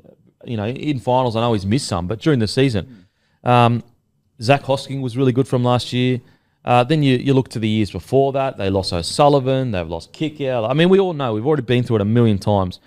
And yet they just continue to turn up and kill it. Just on the two centres we spoke about, defensively there was issues throughout the year and whatnot. You have a look at the entire final series, 3 games against top 4 teams for Penrith. These two combined to miss a grand total of 10 tackles across 3 games. They also combined to have 20 tackle breaks between them. So, double the amount of tackles they're missing. Yeah. September hits and they go, okay, we'll play. Yeah. It's insane. It's insane. I say it every single year. Their strength and conditioning program is the greatest I've ever seen in my life. How they manage to get these boys back on the field when they need shoulder reconstructions, when they are just hanging by a thread, how they manage to make it, I think it's the 5th year in a row where they had the least amount of injuries. I don't understand. Their human bodies are no different to all the other squads. What are they doing differently that everyone else is not doing? Because they're doing something different. I'll tell you what, I think the absolute best example of it is, and the fact that Brian Toto was able to do this week in, week out, his body should be absolutely cooked. And I hope it doesn't catch up to him eventually, but there's just no signs of it. Yeah. Wouldn't it be interesting if they're sitting there, the Panthers, and obviously you'd keep it under wraps because you'd want to have it to yourself, but what if they're sitting there just going, they know they're onto something that no one else has, whether they've discovered it or, where they've just There has to be some part of their program's different. They go, 5 years in a row? And if they know what it is. Yeah. But surely if they know what it is, they've let so many assistant coaches go. Yeah, true. Players. Yeah. Look how many players have left. Look how many players have left to go to other clubs. Yeah, they for have sure. to get out. Unless Ivan's just sitting on it himself, The only thing I can think of is that their standards for rehab and prehab, so prehab is basically like strengthening your muscles so they don't actually go, must be they must spend so many extra hours making sure that their bodies, so it's not just about when you get on the field and because you do your training and you do your extras, they must spend an extra hour or so a day, more probably, just taking care of all the little details. And you know what, Kempy, your habits off the field are the indicators of your performance on the field, and we spoke about earlier in this podcast, but they're just the most disciplined team I've ever seen. Yeah. Probably the same off the field, as you said, towards their rehab, towards all these sorts of things. I mean, you look at guys like the way Fisher Harris and Leota throw their bodies around, how the hell, how many games have they missed over the last 3 years, Fisher Harris and Leota? Not many. It wouldn't be many. Not many. Their strength and conditioning is just unbelievable. And again, you know what's crazy is we're so desensitized to it. Cleary just played a final series with a shoulder that needs a reconstruction. He just played a grand final with it. It's all anyone spoke about the entire week, and now it's done. Everyone's just forgotten about Yeah, it. everyone, the greatest player in the game right now just played a final series and he needs a shoulder reconstruction. It is insane. So we always focus on, the skill set that he has, the flair and all that. What about his mental toughness? James Fisher-Harris, since 2018, games played 25, 24, 23, 24, 23, 23, 23. That's not to mention the World Cups he has to go through. It's just... And in those seasons, he'd have been rested in numerous games. He's essentially not been injured. Far out. In the middle like that, with how aggressive he plays, it's unheard of. It is ridiculous. I imagine Leota won't be that much different. Him since 2018, 20, 24, 23, 24, 18, 26, 26. 18, what a 18. bludger. Have a crack. Cat. But then he backs it up with back-to-back 26s. Oh. Does that mean he played every game this year, Leota? Yeah. Does that mean he missed one? Means he missed one game this year, Leota. And he probably got rested. One game. Probably Yeah, got that rested. one before the finals where they rested a few. Far out. Hats off to him. From the story of the year for me for the Panthers, though, was Jerome Luai. Yeah. That was the through line for me. It was the redemption arc. It was him realising that he can be the main man because they don't make the top four without him. It's his last year at the club. And, I know from the winning covers everything. So whenever you're winning, you never hear any dramas. But I don't think him leaving the Tigers happened as cleanly as we are led to believe. I think there was a lot of hurt there. And again, you've got to credit Luai and the club's professionalism to move past it and win a premiership. Just like Critter the year before, just like the boys the year before. That's a professional outfit from both sides. Yeah, for sure. Mate, you must be so excited. Very excited. Very excited. Great opportunity for him to do it all again next year over at the Tigers. Great signing. I think you're right, Kempy. It was he would have been a little bit disappointed last year. He went off injured, all that sort of thing. But he's matured so much this year. Must have been on the podium for best players in the Origin series as well. I thought he was outstanding. So we've definitely got a good one there and a fitting send off for him this year as well. And the big one there is just Nathan Cleary played 10 games in the regular season. Luai now has. During those 10 games, he became the dominant number 7 for the majority of them, particularly in the back end of the season. He was dominant. He, obviously, we know, did it for Samoa at a World Cup, took him to a final. He had the Origin series this year without Nathan Cleary. So it's anyone that says he needs Cleary, he doesn't. Yeah, for sure. Jeez, that can We get what you mean, mate. Late into the potty, that messed with my head. And I just want to give Mitch Kenny a bit of love. Often in this superstar side, and we talk about the forwards, we talk about the outside backs, we don't talk about the bloke that touches the ball the most. And it's Mitch Kenny. He's the one that's making the decisions to give Cleary the ball, to give Luai the ball. And I get it. It's a much easier job than other jobs, but it's still a job that needs to be done well. And also, when we talk about line speed, he is usually the one leading the spot line speed in the middle. And he's done it for, I reckon even Mitch Kenny, when Appy left, was sitting there going, okay, I'll fill in, but I'm probably just going to be a bench forward for the rest of my career. Not the rest of my career, but for a while.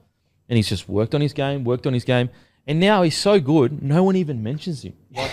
He's so good at what he does. It's almost like a good ref. The better they are, the less you kind of see him. Yep. He's so good that you never sit there and go, fuck, Cleary just got a bad ball or he took the wrong side.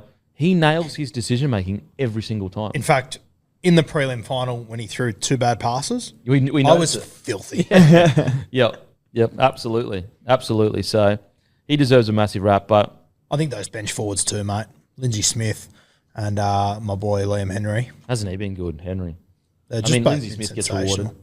Yeah. I think, was it in my quote that I said I can't wait to see how Lindsay Smith goes next year? No, I didn't say that. Stop making shit up, mate. Come on.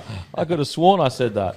But yeah, I'm glad that Lindsay Smith got the opportunity and is being rewarded for incredible season. Australian squad, that's crazy. Yeah, we obviously mentioned him a lot the other day, but just the story of Paul Alamotti, from where he's come from to where he's finished, it's just unbelievable. Yeah, incredible. And the good thing is they've got some bloody good young fellas coming through too. They're not too bad, not too shabby. Because is it Jesse McLean just got selected in the New Zealand squad? think it's Casey, isn't it? Casey? Casey. Casey did, so that's going to be great for him. Casey's like literally a child too. Like it's unbelievable. He went from SG Ball to essentially first grade. It's insane.